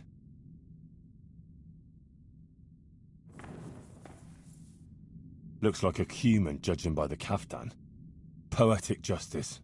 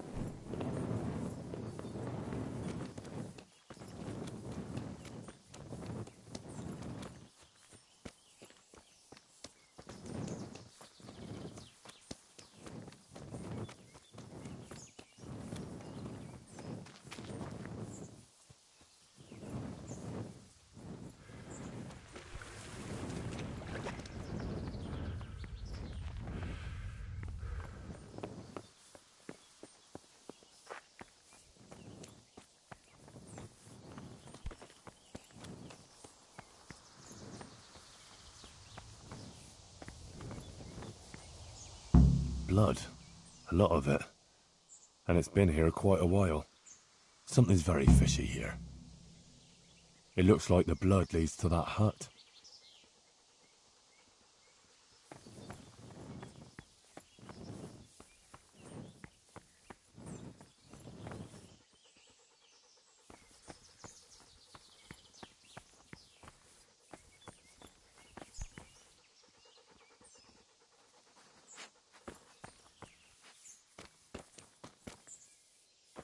That's odd.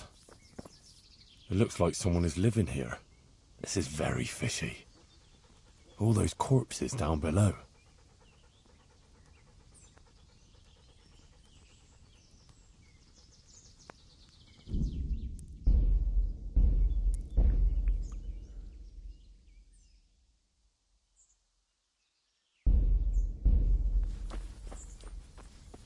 Is someone there?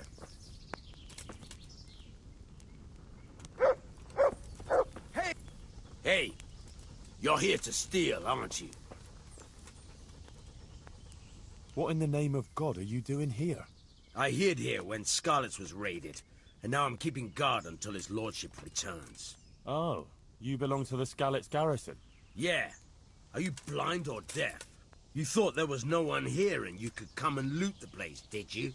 Well, you thought wrong, you thieving magpie. And you'll answer to cold steel. But just a minute. I'm from Skalitz, and I know all the guards. I never saw you there. Then you can't be from Scarlet's, or I'd remember your face. Oh? Tell me then, what's the name of the miller's daughter? Yitka. It's Teresa, you lying bastard. All right, you got me. I just wanted to hide out here. I figured no one would look for me after what happened. So who sent you here? Yolen of Rocket Sam? On account of me killing his son? No. Hyman of Yihlava? He's had it in for me ever since I plundered his estate.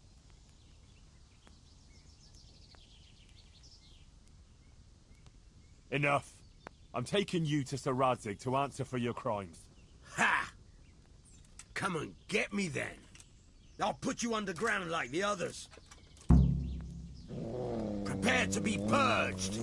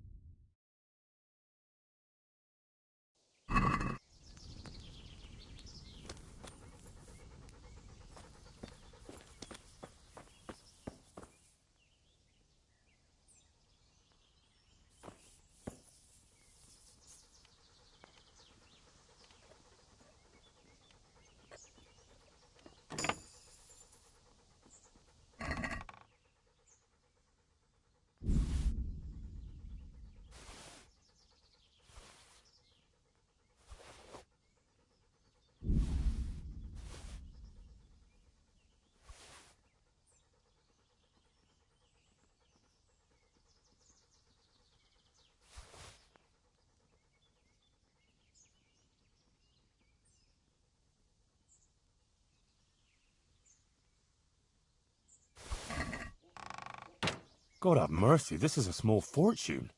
Fine clothing, armour and weapons. Serious loot. And a cumin faceplate helmet. Interesting. It seems this all belonged to those poor wretches down below.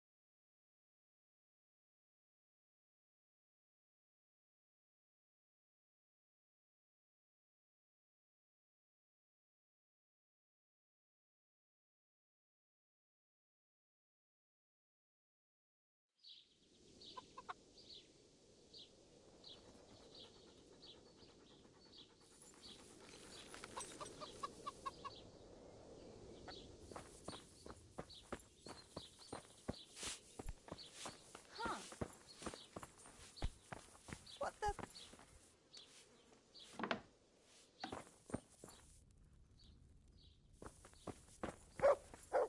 What have we here? Is someone there? Come on up and buy. That sounded like...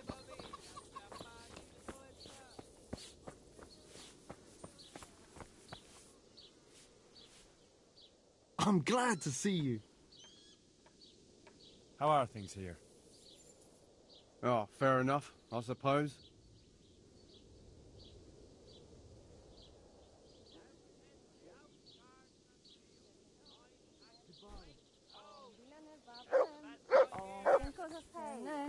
Dzień dobry.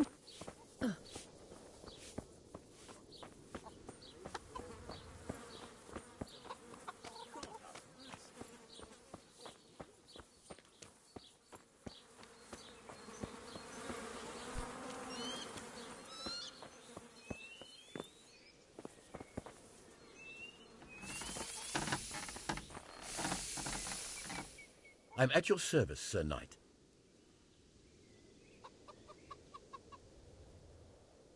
The Sasau swordsmith tells me he'd pay handsomely for a piece of the sword Some pilgrim from the Holy Land was selling here a while ago. Well, my lad, I can't help you there. We're the back of beyond here. Not even a pilgrim ever stops by. And even if he did, what use would some relic be to me? And what would I pay him with? What's the matter? It's the tourney. It always upsets me. Why would the tourney upset you? It brings back sad memories about my son Svartalfluk. God rest him. He always loved sword fighting. Even when he was just a lad, he used to duel with his mates with sticks. And for years he saved every groschen he got so he could buy a real weapon. Wasn't long before he had the hang of all sorts of fancy strikes and feints.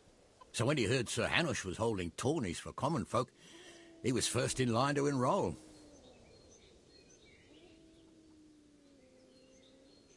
I see. And he got hurt in the arena? Oh, heavens no. Sir Hanush set the rules in such a way that nobody would suffer more than a bruise or two, and he makes damn sure the rules are obeyed.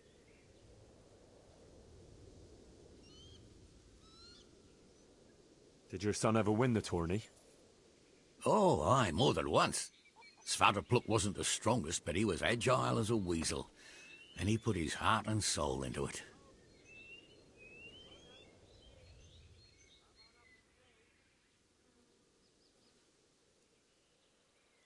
So what happened to him then?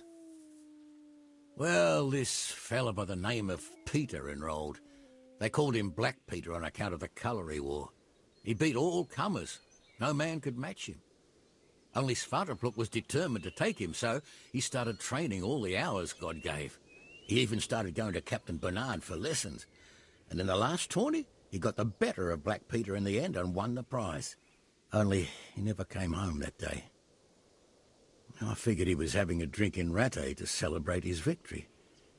But he didn't even turn up in the morning, and I started getting worried. I was just on my way to look for him when some merchants came by. They found my boy by the road just past Rattay. He was still alive, but he was burning up and shaking like a leaf. I sent for the sawbones right away. But before the day was out, I had to send for the priest.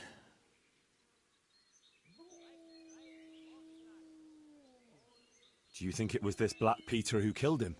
It was the first thing crossed my mind. Aye. But there's no proof. It could have been anyone, I suppose. Do you know anything about this Black Peter? No, not much. I asked around, but nobody knew nothing much about him. Except he was a stuck-up bastard. He always just turned up for the tourney, took his prize and vanished. Did Svartalfluk have any wounds? Only a couple of scratches and bruises from the tourney. Nothing that would kill a man. Not even the sawbones could figure out what done him in.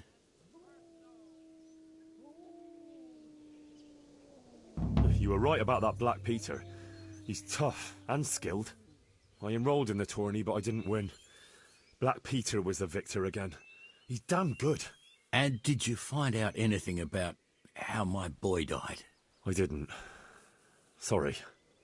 Oh, well.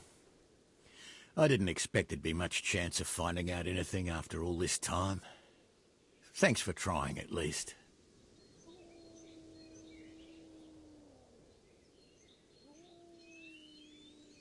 See you later.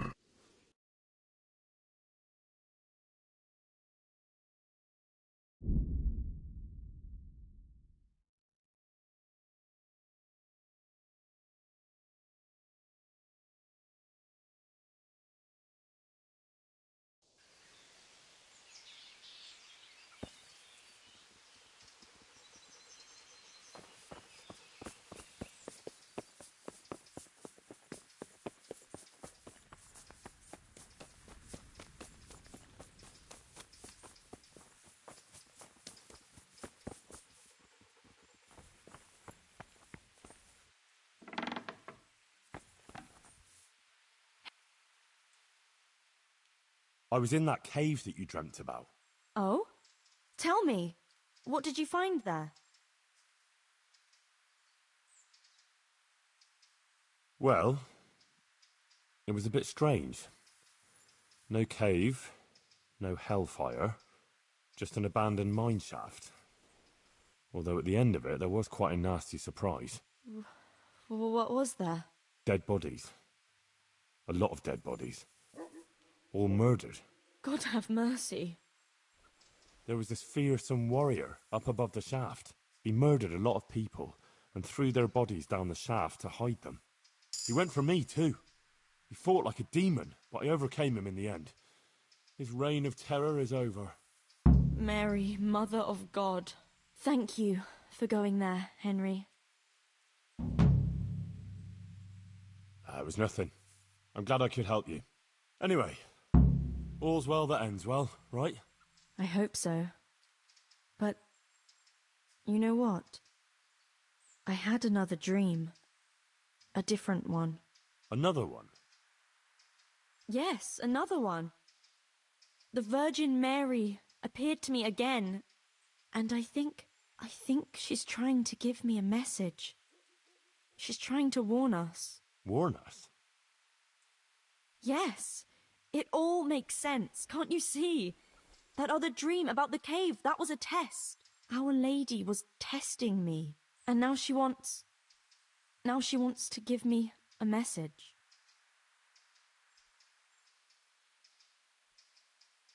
What message are you talking about? I'm not sure exactly what Our Lady wants to tell me, but I think I should tell the people. All of them. I can't just keep this to myself. I don't know. It sounds a bit presumptuous. No, it all makes sense. Mary, Mother of God, heard my prayers.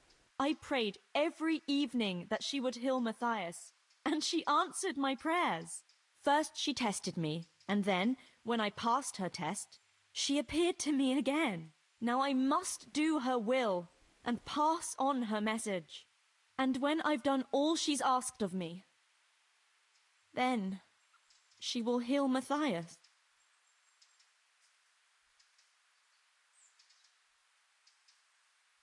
Well, when you put it like that, I can see some sense in it. Not that I know much about these things, but I had a strange dream too, not so long ago.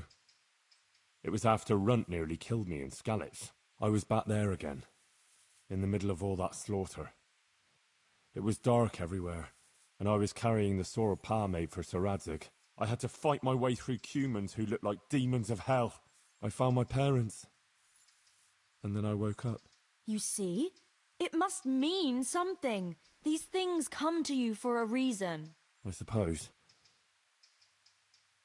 But what do you want to do about it? Well, like I said, I should go on the town square and tell everyone what Our Lady showed me in my dreams. Won't you come with me? I'd feel so much better if you were there with me. Rely on me. I'll be there. Thank you, Henry. Come first thing in the morning and we'll go together. Or if you want, you can rest here. I'll take care of you and wake you up when it's time to go.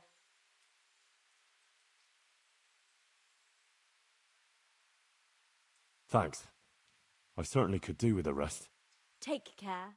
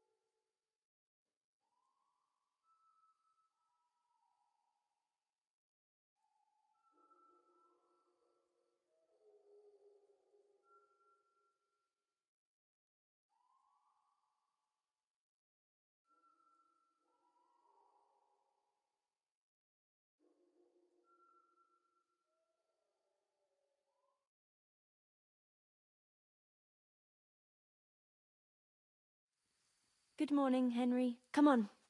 Let's go to the green.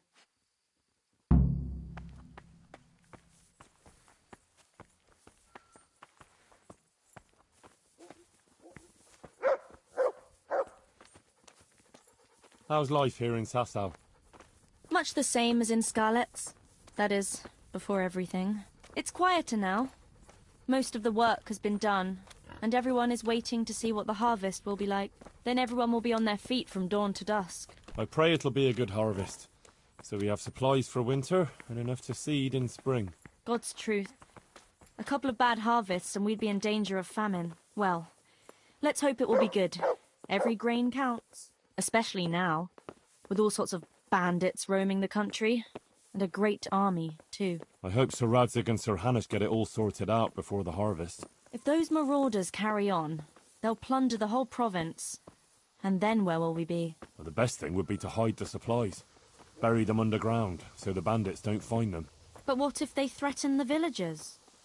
Most people would be happier to give up their supplies than have their farms burnt down or their livestock herded off. Livestock can be hidden in the woods. Pa told me about it once. Maybe. But you can't hide a farmhouse. Or whole families. What if they take your children and threaten to cripple them? Or the farmers? You can't do much work in the fields with your arms broken. And in the winter it's even worse. They might as well dig your grave. Sir Radzig would never allow that to happen, though. He'd come with his garrison, and those bastards who harassed his subjects would soon be hanging from the nearest tree. I'd be happier, though, if they all moved on and left us in peace. What if they don't move on, though? Then the only answer is cold steel. You men and your endless fighting.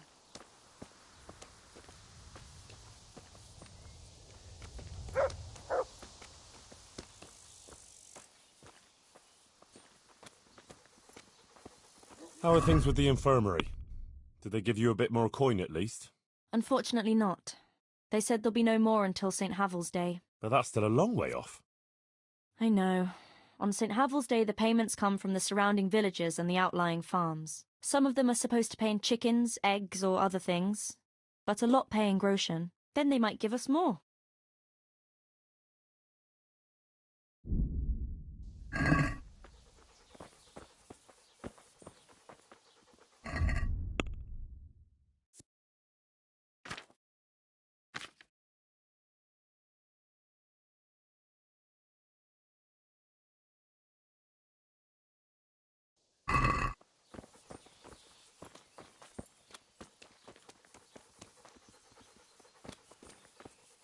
Since we're going to the market square, I could buy some meat at the butcher's. You buy that often?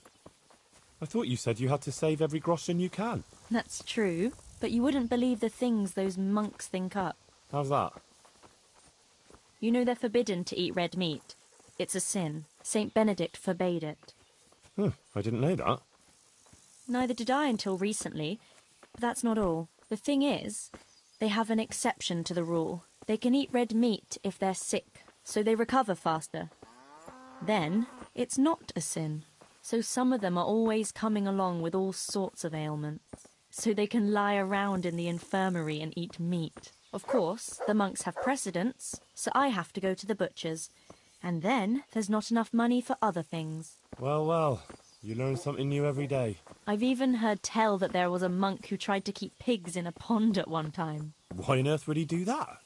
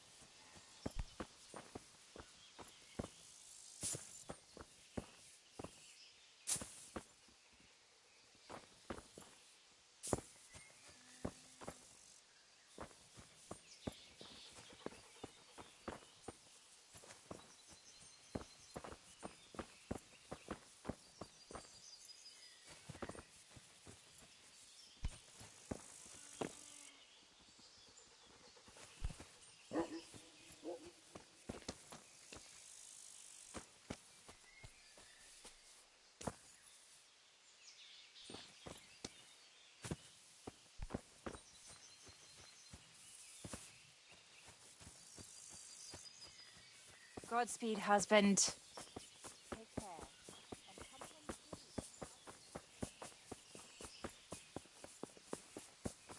Tell me, how is it, being in the service of Sir Radzig? I was surprised he took me into his service after I lost his sword, but it all made sense to me when I found out that actually Sir Radzig is my father. What? Yeah, really. I still can't quite believe it myself either. I'm his son. His bastard son, that is. See, he and Ma had... well, it doesn't matter. Anyway, he left me to my father, my other father, Martin, to raise me, see? I see. I suppose. And what does that mean for you now? I'm not quite sure myself. We'll see what happens. My word. That's quite a story. So now you're Sir Henry of Scarlets? I don't think so. Not for now, anyway. But to you, I'll always be just plain Henry.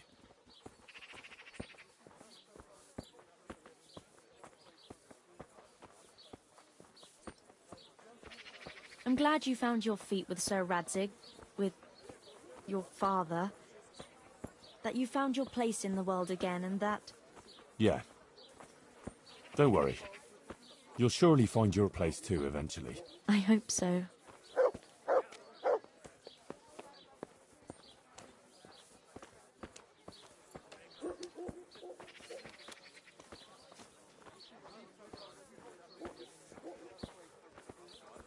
Listen, when she visits you, the Virgin Mary, what does she look like? Like I said, like that picture above the altar.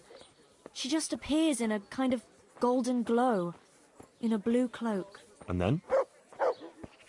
Then she beckons to me, and things start to appear. Pictures of all kinds. They look like the paintings in church, but moving, glowing with fire and lots of colours and this gold...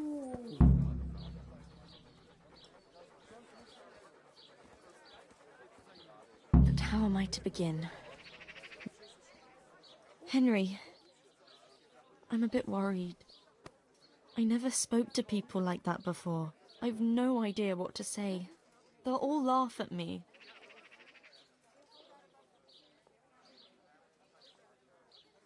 Have no fear. You can do it.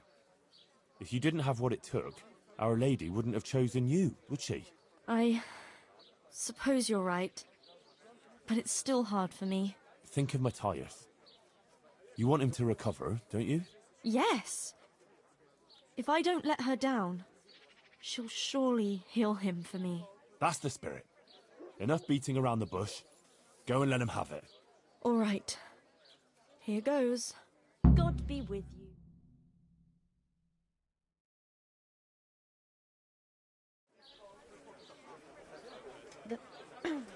The Virgin Mary. The Virgin Mary came to me in a dream. And she showed me things. Things I've never seen before. A great city. A great and beautiful city it was. Great and beautiful. With many, many spires. Tall spires. Golden in the sunlight. And around the city was a mighty wall. All this she showed to me.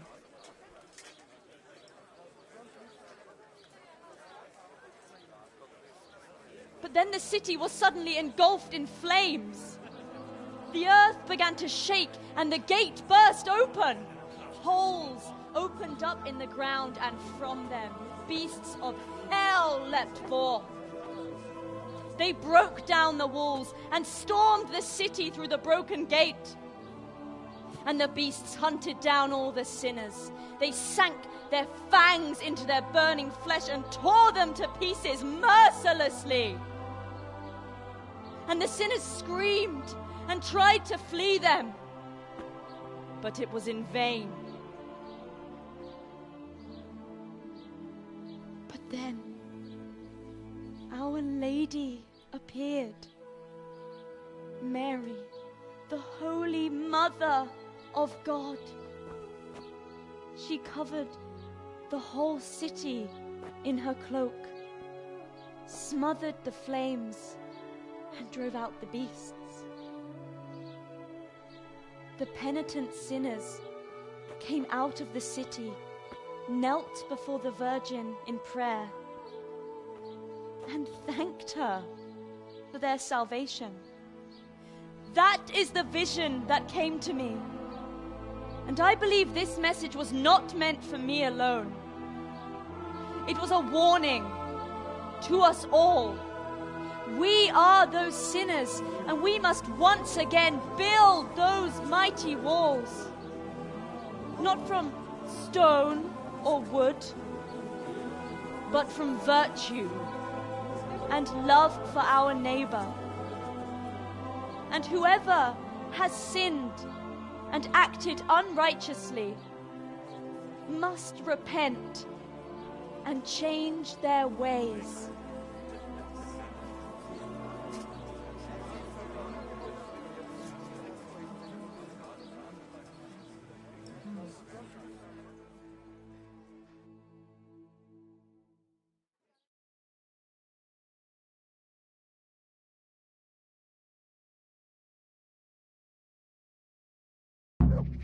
Suckler.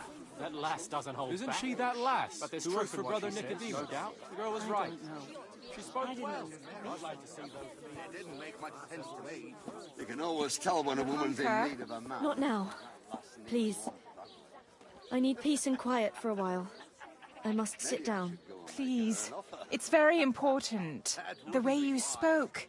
It sounded so true. I even had a feeling the earth shook beneath my feet when you spoke. I have some trouble. And I didn't know who to go to until I heard you speak. Not now. Please. I can't. But you were just talking about helping your neighbor. Oh, all right. But quickly, I beg you. It's about my husband, Ambrose, the tailor. He's good to me. He's an honest tradesman and a skilled one. But he keeps playing dice. He sits at that table late into the night, and more than once he lost a small fortune. I can read Salami, your sausages, lard of all kinds, and scratchings that make your mouth water more than the finest cake.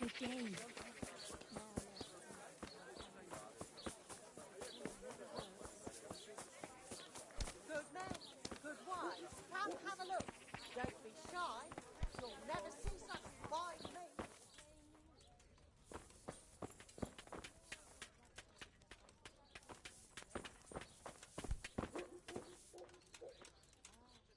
I'm honoured that a knight such as you takes an interest in me. Master Blacksmith, I've got a great offer for you. Not now. First I've got to deal with that bastard Zack. Come to me afterwards. God be with you.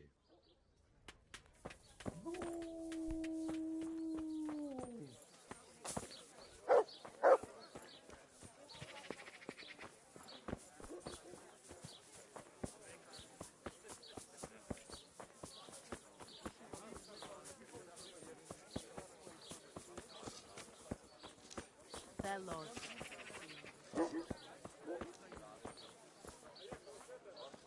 My word, Johanka. That speech of yours on the square. I swear I never heard anything like it in my life. Let's talk about it later.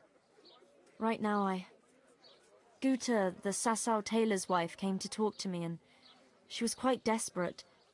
Did you hear? Yes, I heard everything. So give her some advice then. But I don't know what to tell her. Our Lady didn't prepare me for anything like that.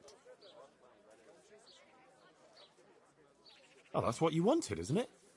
Your words didn't fall on deaf ears. And now you can't let people down when they come to you. I suppose you're right. We ought to try and do something. We? Be quiet and think. We have to find a way.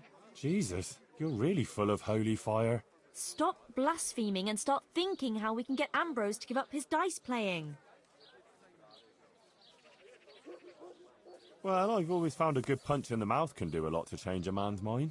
Thanks for that contribution, but I don't think Guta came to me because she wanted her husband crippled. Yeah, all right. It's what Fritz would do, though. And that's why I'm asking you, and not Fritz.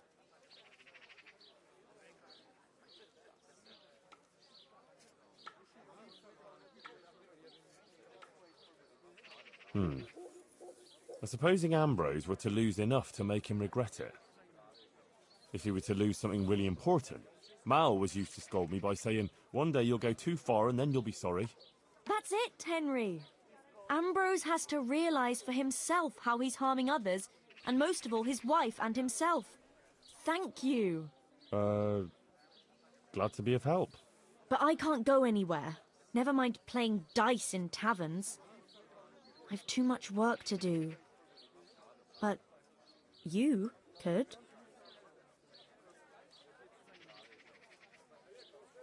All right. I'll see what I can do. Thank you, Henry. Go and see the tailor's wife and sort it out with her. I have to go back now. God be with you.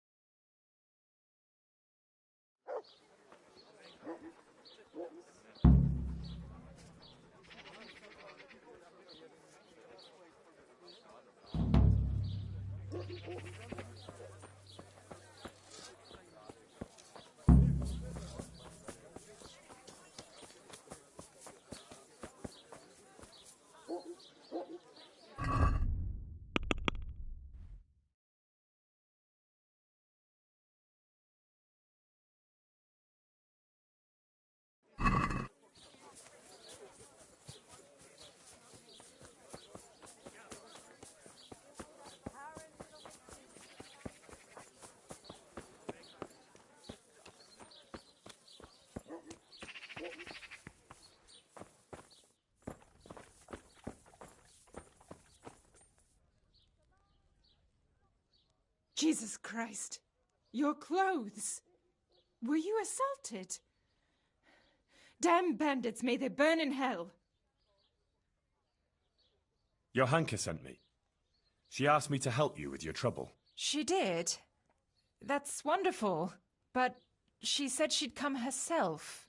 Well, she's up to her ears in work. And besides, we figured your husband wouldn't pay much attention to a woman, since he doesn't even listen to you. I'm afraid that's true. What now, though? Well, Johanka thought it would help if Ambrose saw how playing dice was no good either for himself or for you. Ha! I've been telling him off about it for years to no avail.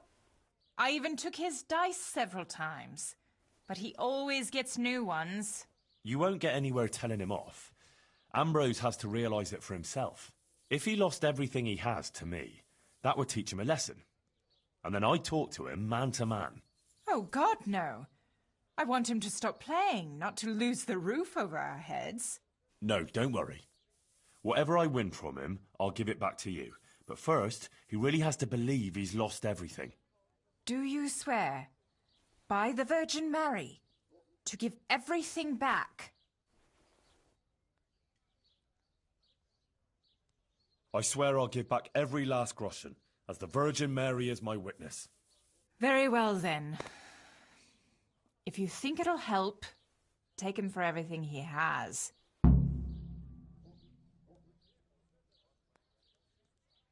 Where can I find Ambrose? He's not here now. He's getting ready for a trip to Kuttenberg, on some business or other. No doubt you'll find him at the inn. You'd better hurry if you want to catch him. He said he wants to leave soon. Do you think he'll want to play with me? Well, he promised not long ago he'd quit. But I'll believe it when I see it. He'll keep playing, especially when he's had a drink or two. And if he's feeling lucky, he'll lose his head entirely and play till the early hours. All right. Thanks for the advice.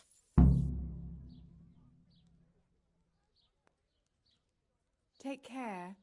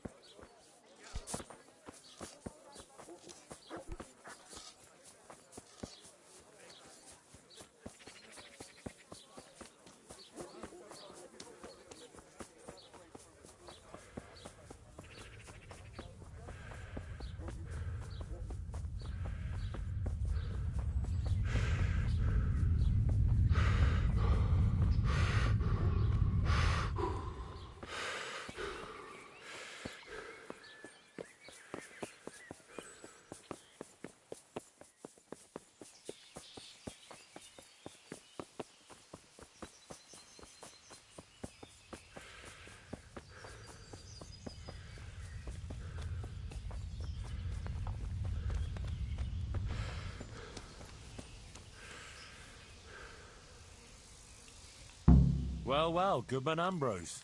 Yes? Is there something I can do for you? I heard you were about to leave for Kuttenberg. Aye. Sir Sebastian von Berg ordered new clothes, and he won't settle for anything but the best. I have to go and buy some fine linen, brocade and other things.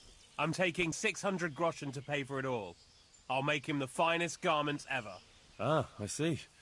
Oh, Sir Sebastian's a man who doesn't like to be disappointed. True indeed. I'll be on my way just as soon as the horse is shod and the wagon hitched up.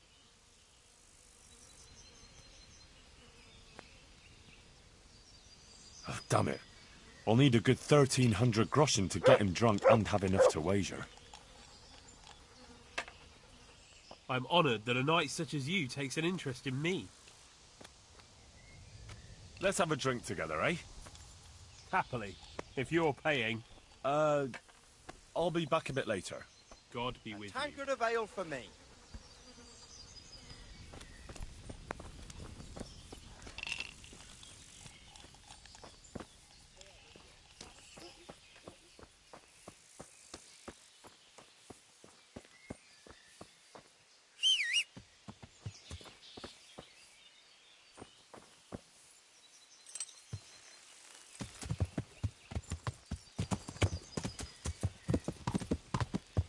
Yeah.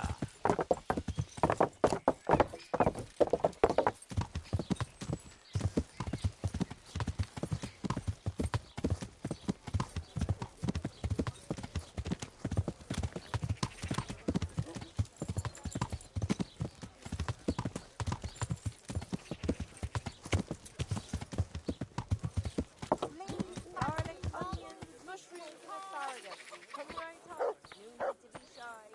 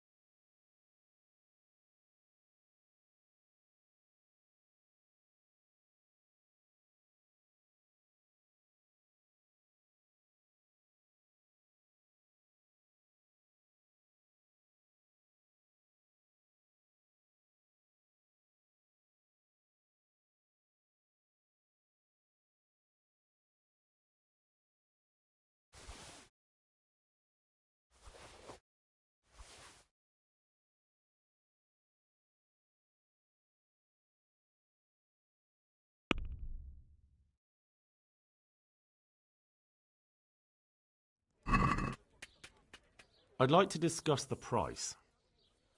All right, so?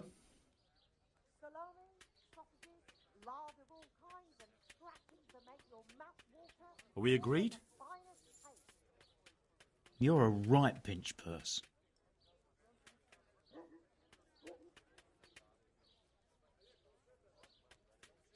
Finally, a reasonable sum.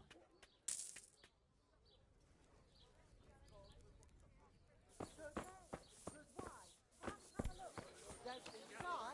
You'll never see such fine meat.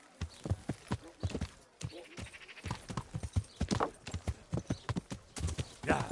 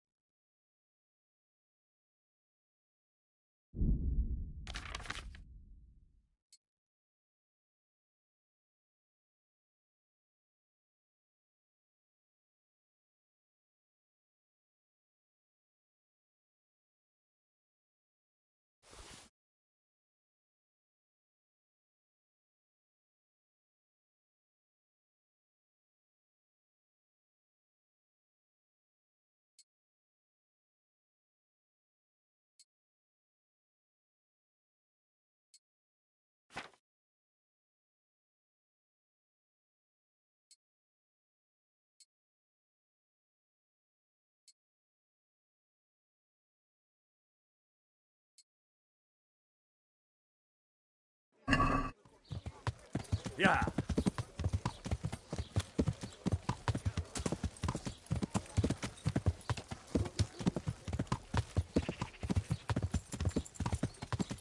Ah!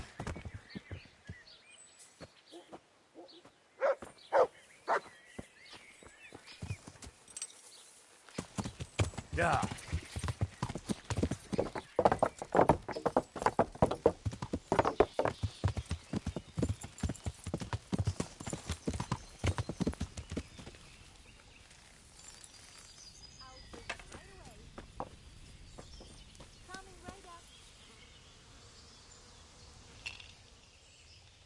Let's have a drink together to pass the time while you're waiting, eh?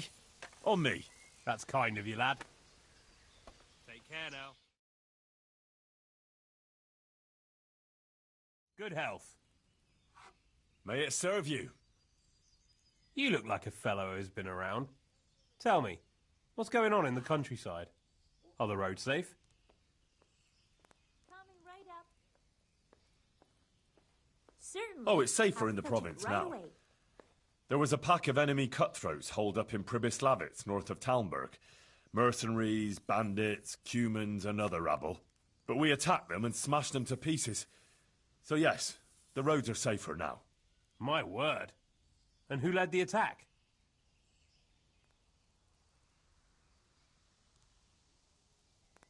I did. The bold Henry of Skalitz. Let's have a drink to my bravery. Well now, I had no idea I was sitting here with such a warrior. A toast to your bravery. Bravery it was, I cannot deny.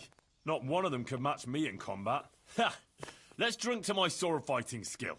To your incomparable skill, Master Swordsman. I rained a barrage of blows on the enemy's heads, to my strength and speed. Aye, aye, to your fast, powerful arm. But first I had to track down their lair. So, Let's drink to my cunning, too. Is that so? Then you have the cunning of a fox.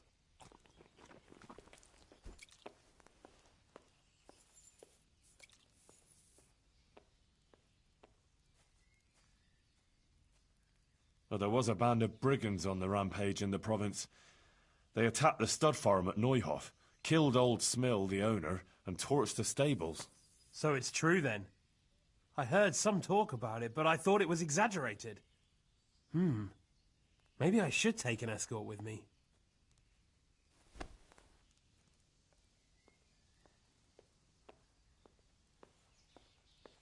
No, not to worry. Fortunately, I caught up with those bastards and put a stop to their pillaging. That's good news indeed. Let's drink to your accomplishment. It was no easy matter, I can tell you. They were cleverly holed up, but they weren't smart enough for me. Ha! To my wits! Ha ha! To your wits!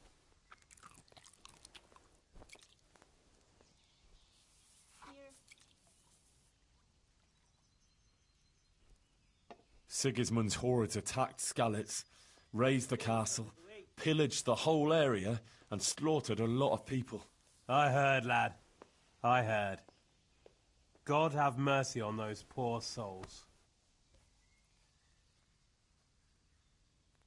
But a lot more people would have died if I hadn't warned them. I took an arrow in the leg, but I still rode on to Talmberg to alert them there. Well done. I toast your determination. And another thing we can drink to. That wound still hurts. We can drink to that. Yes, to your wound. May those bastards burn in hell. May they burn in hell.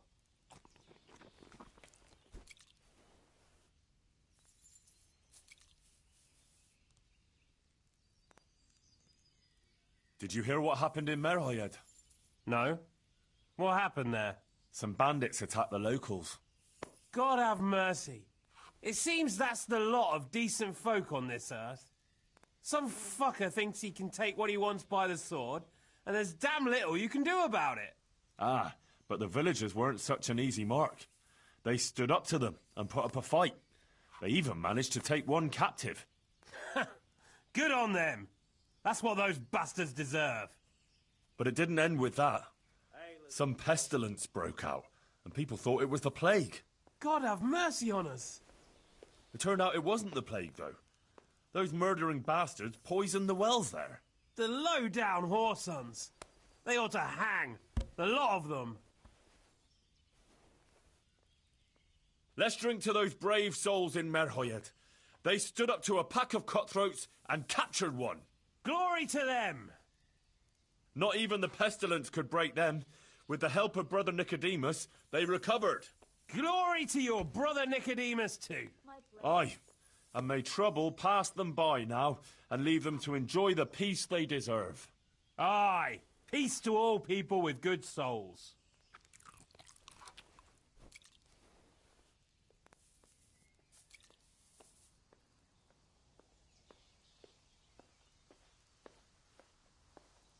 So, you're going to Kuttenberg, eh?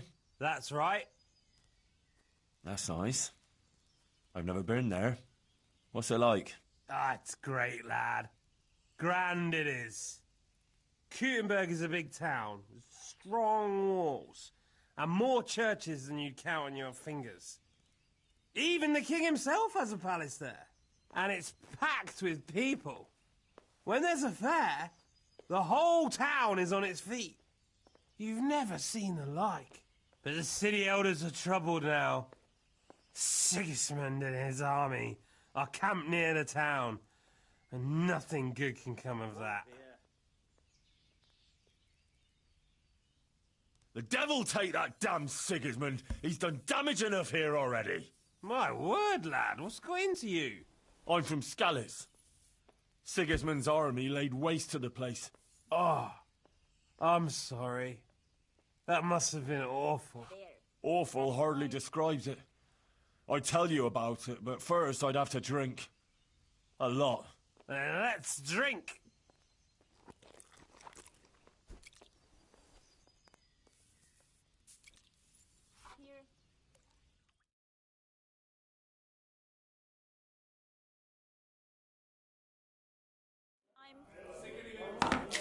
Hey!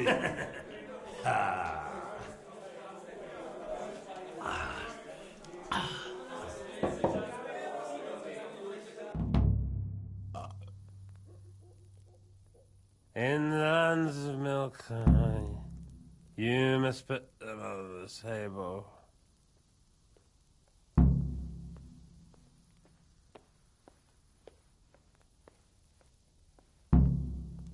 It's all right. Let's keep going.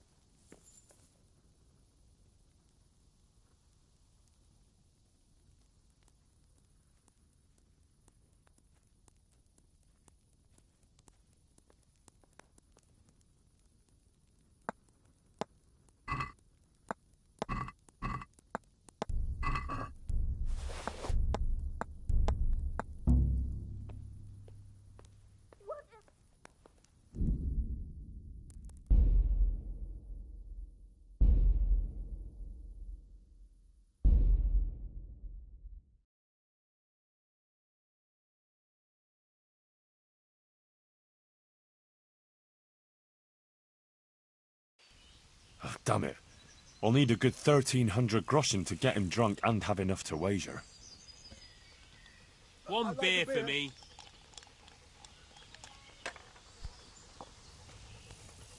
Got bellyache, have you?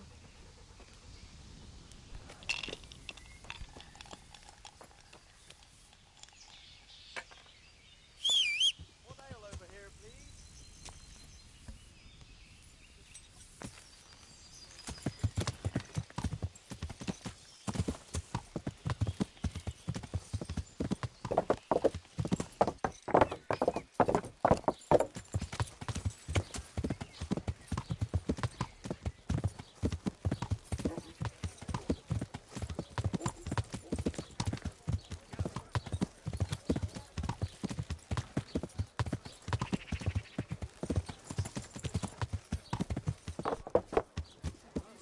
Asparagus, so you in half. Cucumber.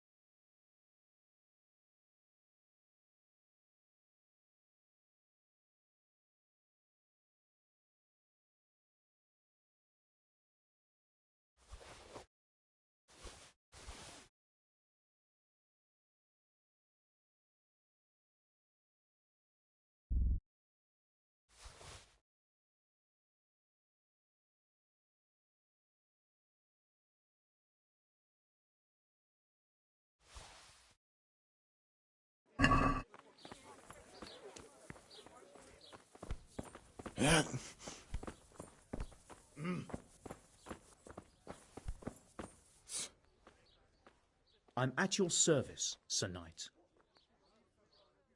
Come right up. It's a feast for your eyes. Be with you.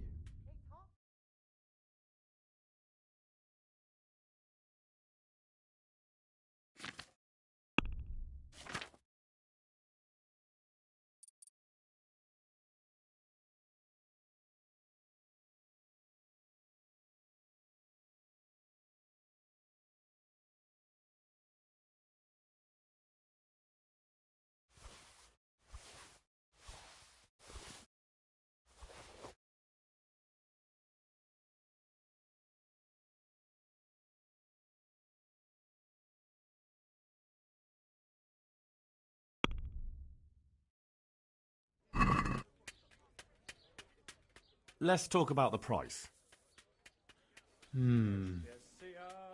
All right. So?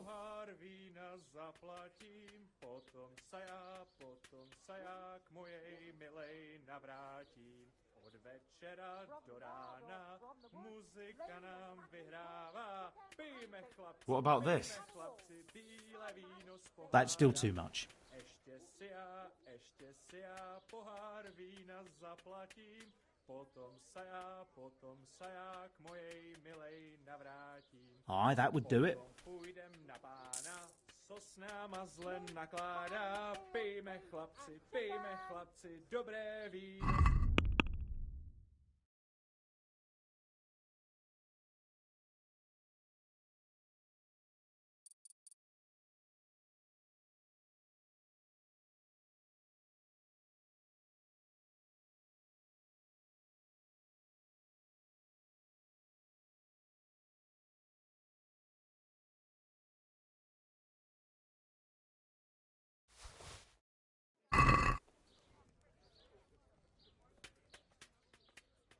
Be with you.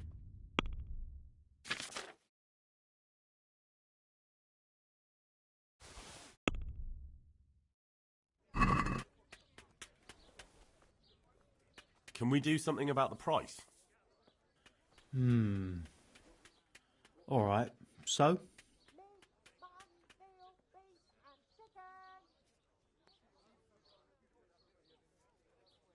Agree? It's not worth it to me.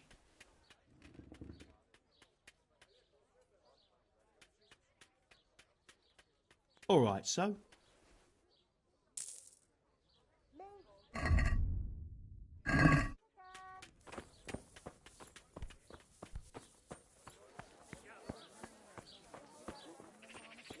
Carrots and apples picked today to put a smile on your face. Yeah.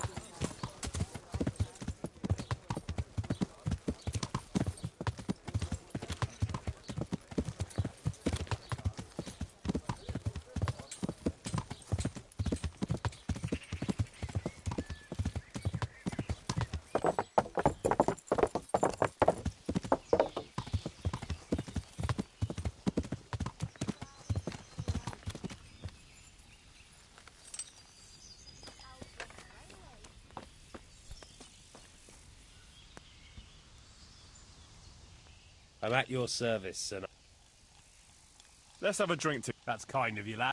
God be with you. Good health. May it serve you. You look like a... Oh, it's safer in the... But we attacked. My what?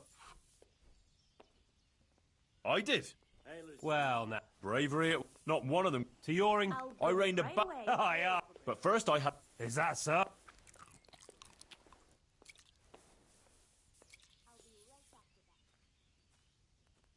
Oh, there was a band of... So it's true.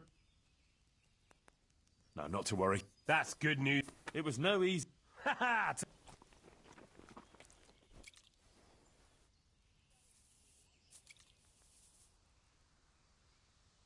Sig is... I heard... But a lot more... I took an arrow. Well done. And another thing, that wounds... Yes. May those bastards... May they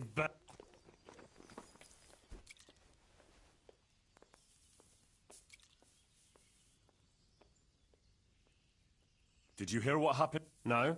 Some bandits... God have Ah. But it didn't end with... God have mercy. It turned out it was... The lowdown. Let's drink to those brave souls in... Glory to them. Not even the pet... Glory to... Aye. Aye. Let me have some grub, whatever's quick. So... That's right. That's nice. Ah, and it's for the city. The devil! My what? I'm from Oh. Awful hurt. Let's...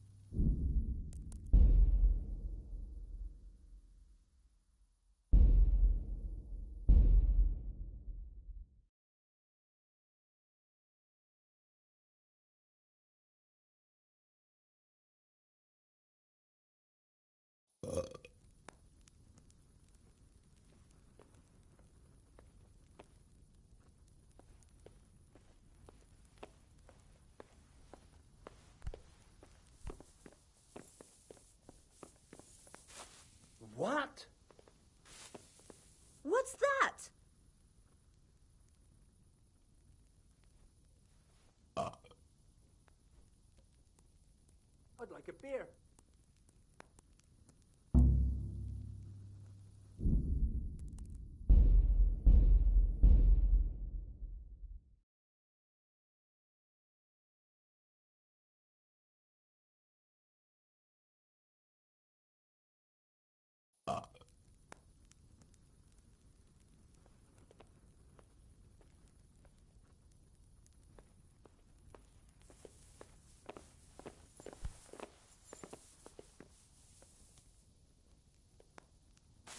Who are you? What in a...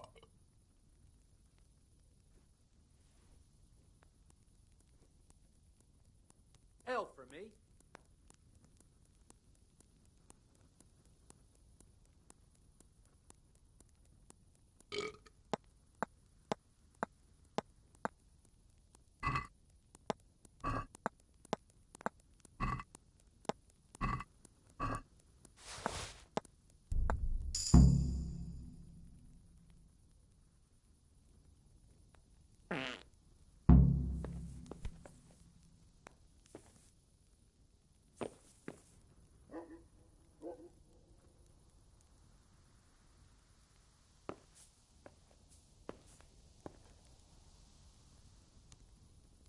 I'll stick them dice in your nose and then give you such a punch it'll fly out your ears.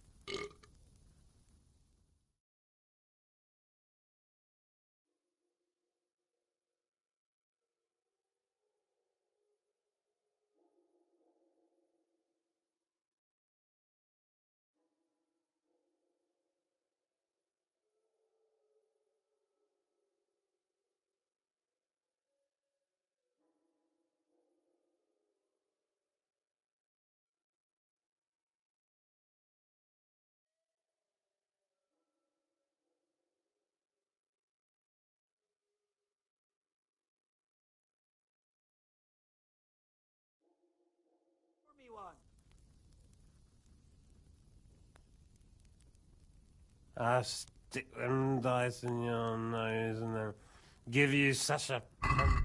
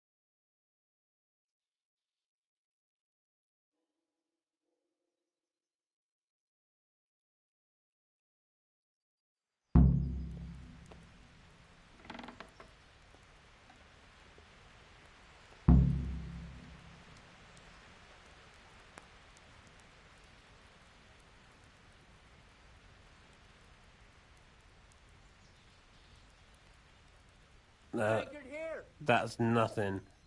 I'm used to it.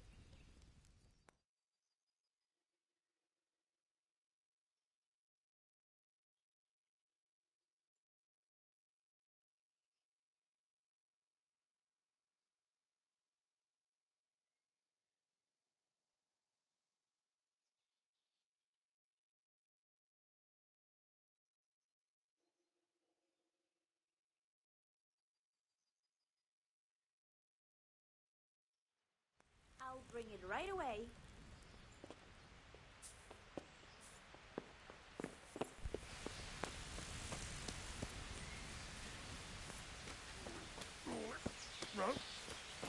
Alright. I'm alright. Ambrose, you hound. What got into you yesterday? Me? Nothing. We drank a bit, alright. Quite a bit. And then I went to sleep. What? You don't remember? You got as drunk as a lord.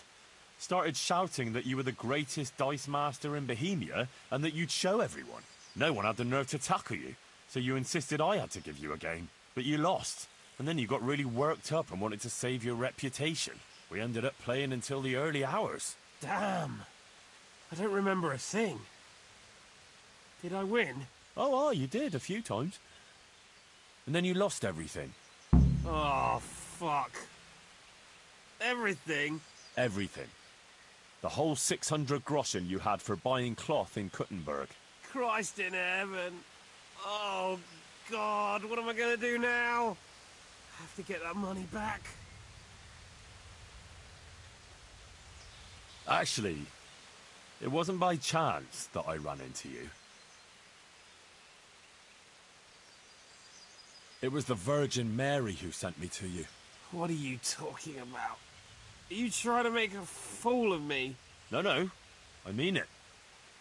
My friend Johanka has been visited in her dreams by Our Lady, and she's been passing her message on to the people about amending their ways and repenting for their sins, like playing games of hazard, for example. You see how easily you were tempted into wagering everything you had on dice? You're bringing misfortune down on yourself and your family. Yeah, you're right. I got carried away. But what am I to do now? Repent and do penance for your sins.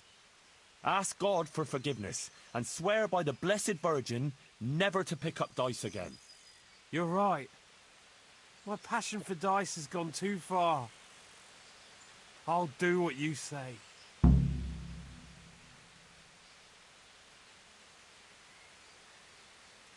And give me those dice, so they don't tempt you to play again. I'll throw them down a well where they can't put sinful thoughts in your head. But those aren't just any old dice that you can get anywhere. They bring luck. Well, mostly. Ambrose. I don't play with them much. I keep them hidden away for special occasions. Oh, all right. Here you are. Listen, Henry. The money you won from me, do you think maybe I could get it back? I've learned my lesson, I swear. But now I have to go and buy that cloth, and I can't pay for it. You've seen the error of your ways. That's all I wanted. I never intended to take your money. Here, have it back. And next time, be more sensible about what you do with it. Thank you, Henry. You're an honourable man. God bless you. Good luck, then.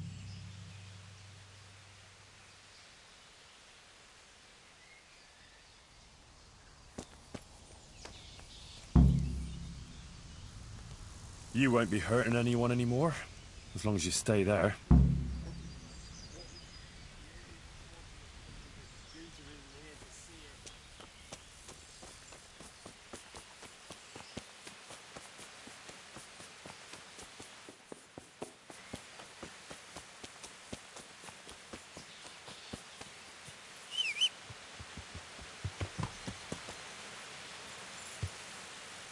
Yeah.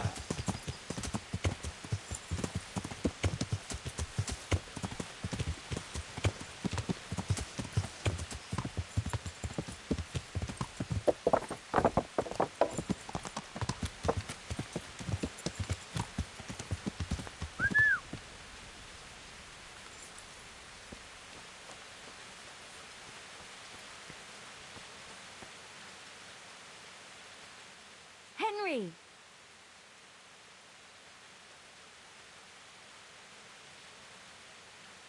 I went to see the tailor's wife, like you wanted.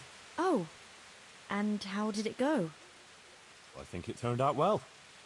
Ambrose admitted he was overdoing it with the dice playing and promised to quit. That's great news, Henry. You've helped him and his wife a lot. Thank you. You're a true friend. I think this is exactly what the Blessed Virgin wants from us. How are things going otherwise? You wouldn't believe what happened. One of the bathhouse wenches came to me. Oh? What does she want? She said she wanted to find a different job. Something more virtuous. She said she decided to change her life after listening to me on the square.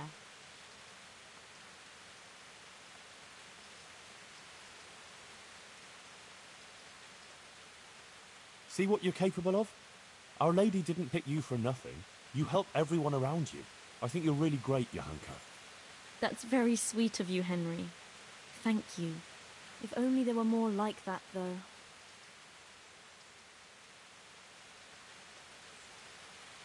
Yes, indeed.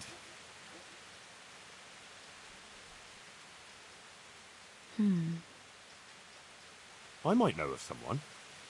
There's this prostitute in Ledechko. Adela, her name is. And how do you know her? I happened across her by chance when I was tracking the Neuhof raiders. Don't look at me like that. She was mixed up with one of them and I had to question her. I wouldn't say she was particularly happy there either. That sounds promising, Henry. We should try and help her. But how? I'm not sure, but maybe we could persuade her to give up what she's doing and find a different job. If she works at the baths, she'll surely have knowledge of some basic things. What basic things? Laundry? No, she'd know about healing wounds, health-giving decoctions, bloodletting and the like.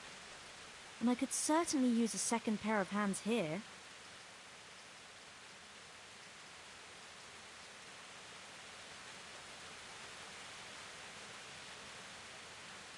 Well, if you think so, I can go there and see what I can do. Henry, please try and convince her. I can find a place for her here. Good luck, then.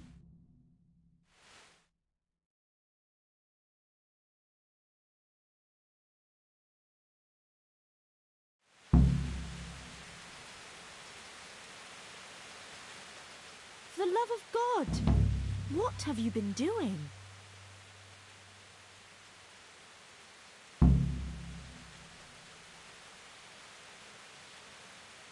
My word, Johanka. That speech of yours on the square. So... I'm at a loss for words. It sounded almost like it wasn't you at all. Flames, a golden city, beasts of hell, it was... I heaved a sigh of relief when the Virgin Mary came and everything ended well. It was the best sermon I ever heard. I mean it. Oh, thank you, Henry. What about other people? What did they say?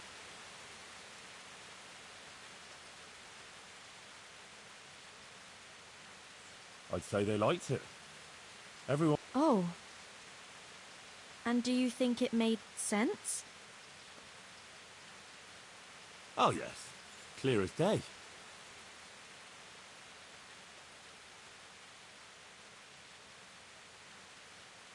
It was a warning about our sinfulness.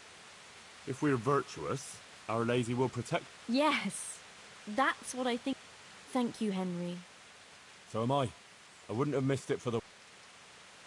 How is Matthias doing? I think he's getting better. It look. Sometimes we even... I just hope he doesn't relapse. Nah, he'll pull out of it. You'll see. I see things are looking up for you. You even got a roof over your head. I'm glad you don't have to sleep in that stable anymore. And it seems the overseer coughed up a groschen or two in the end. Yes. I'm glad too, but it's a little bit complicated. Monastery affairs, you know. I won't bother you with the details.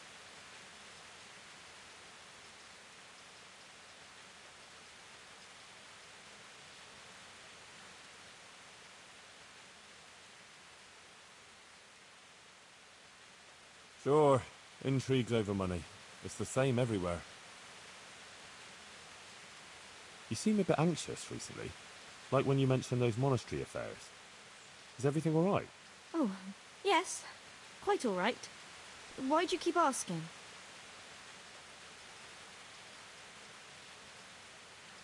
I have a feeling something is troubling you. Don't you want to talk about it? You know you can tell me anything, right? I don't know why you keep going on about it. I'm just fine. Of course I'm nervous.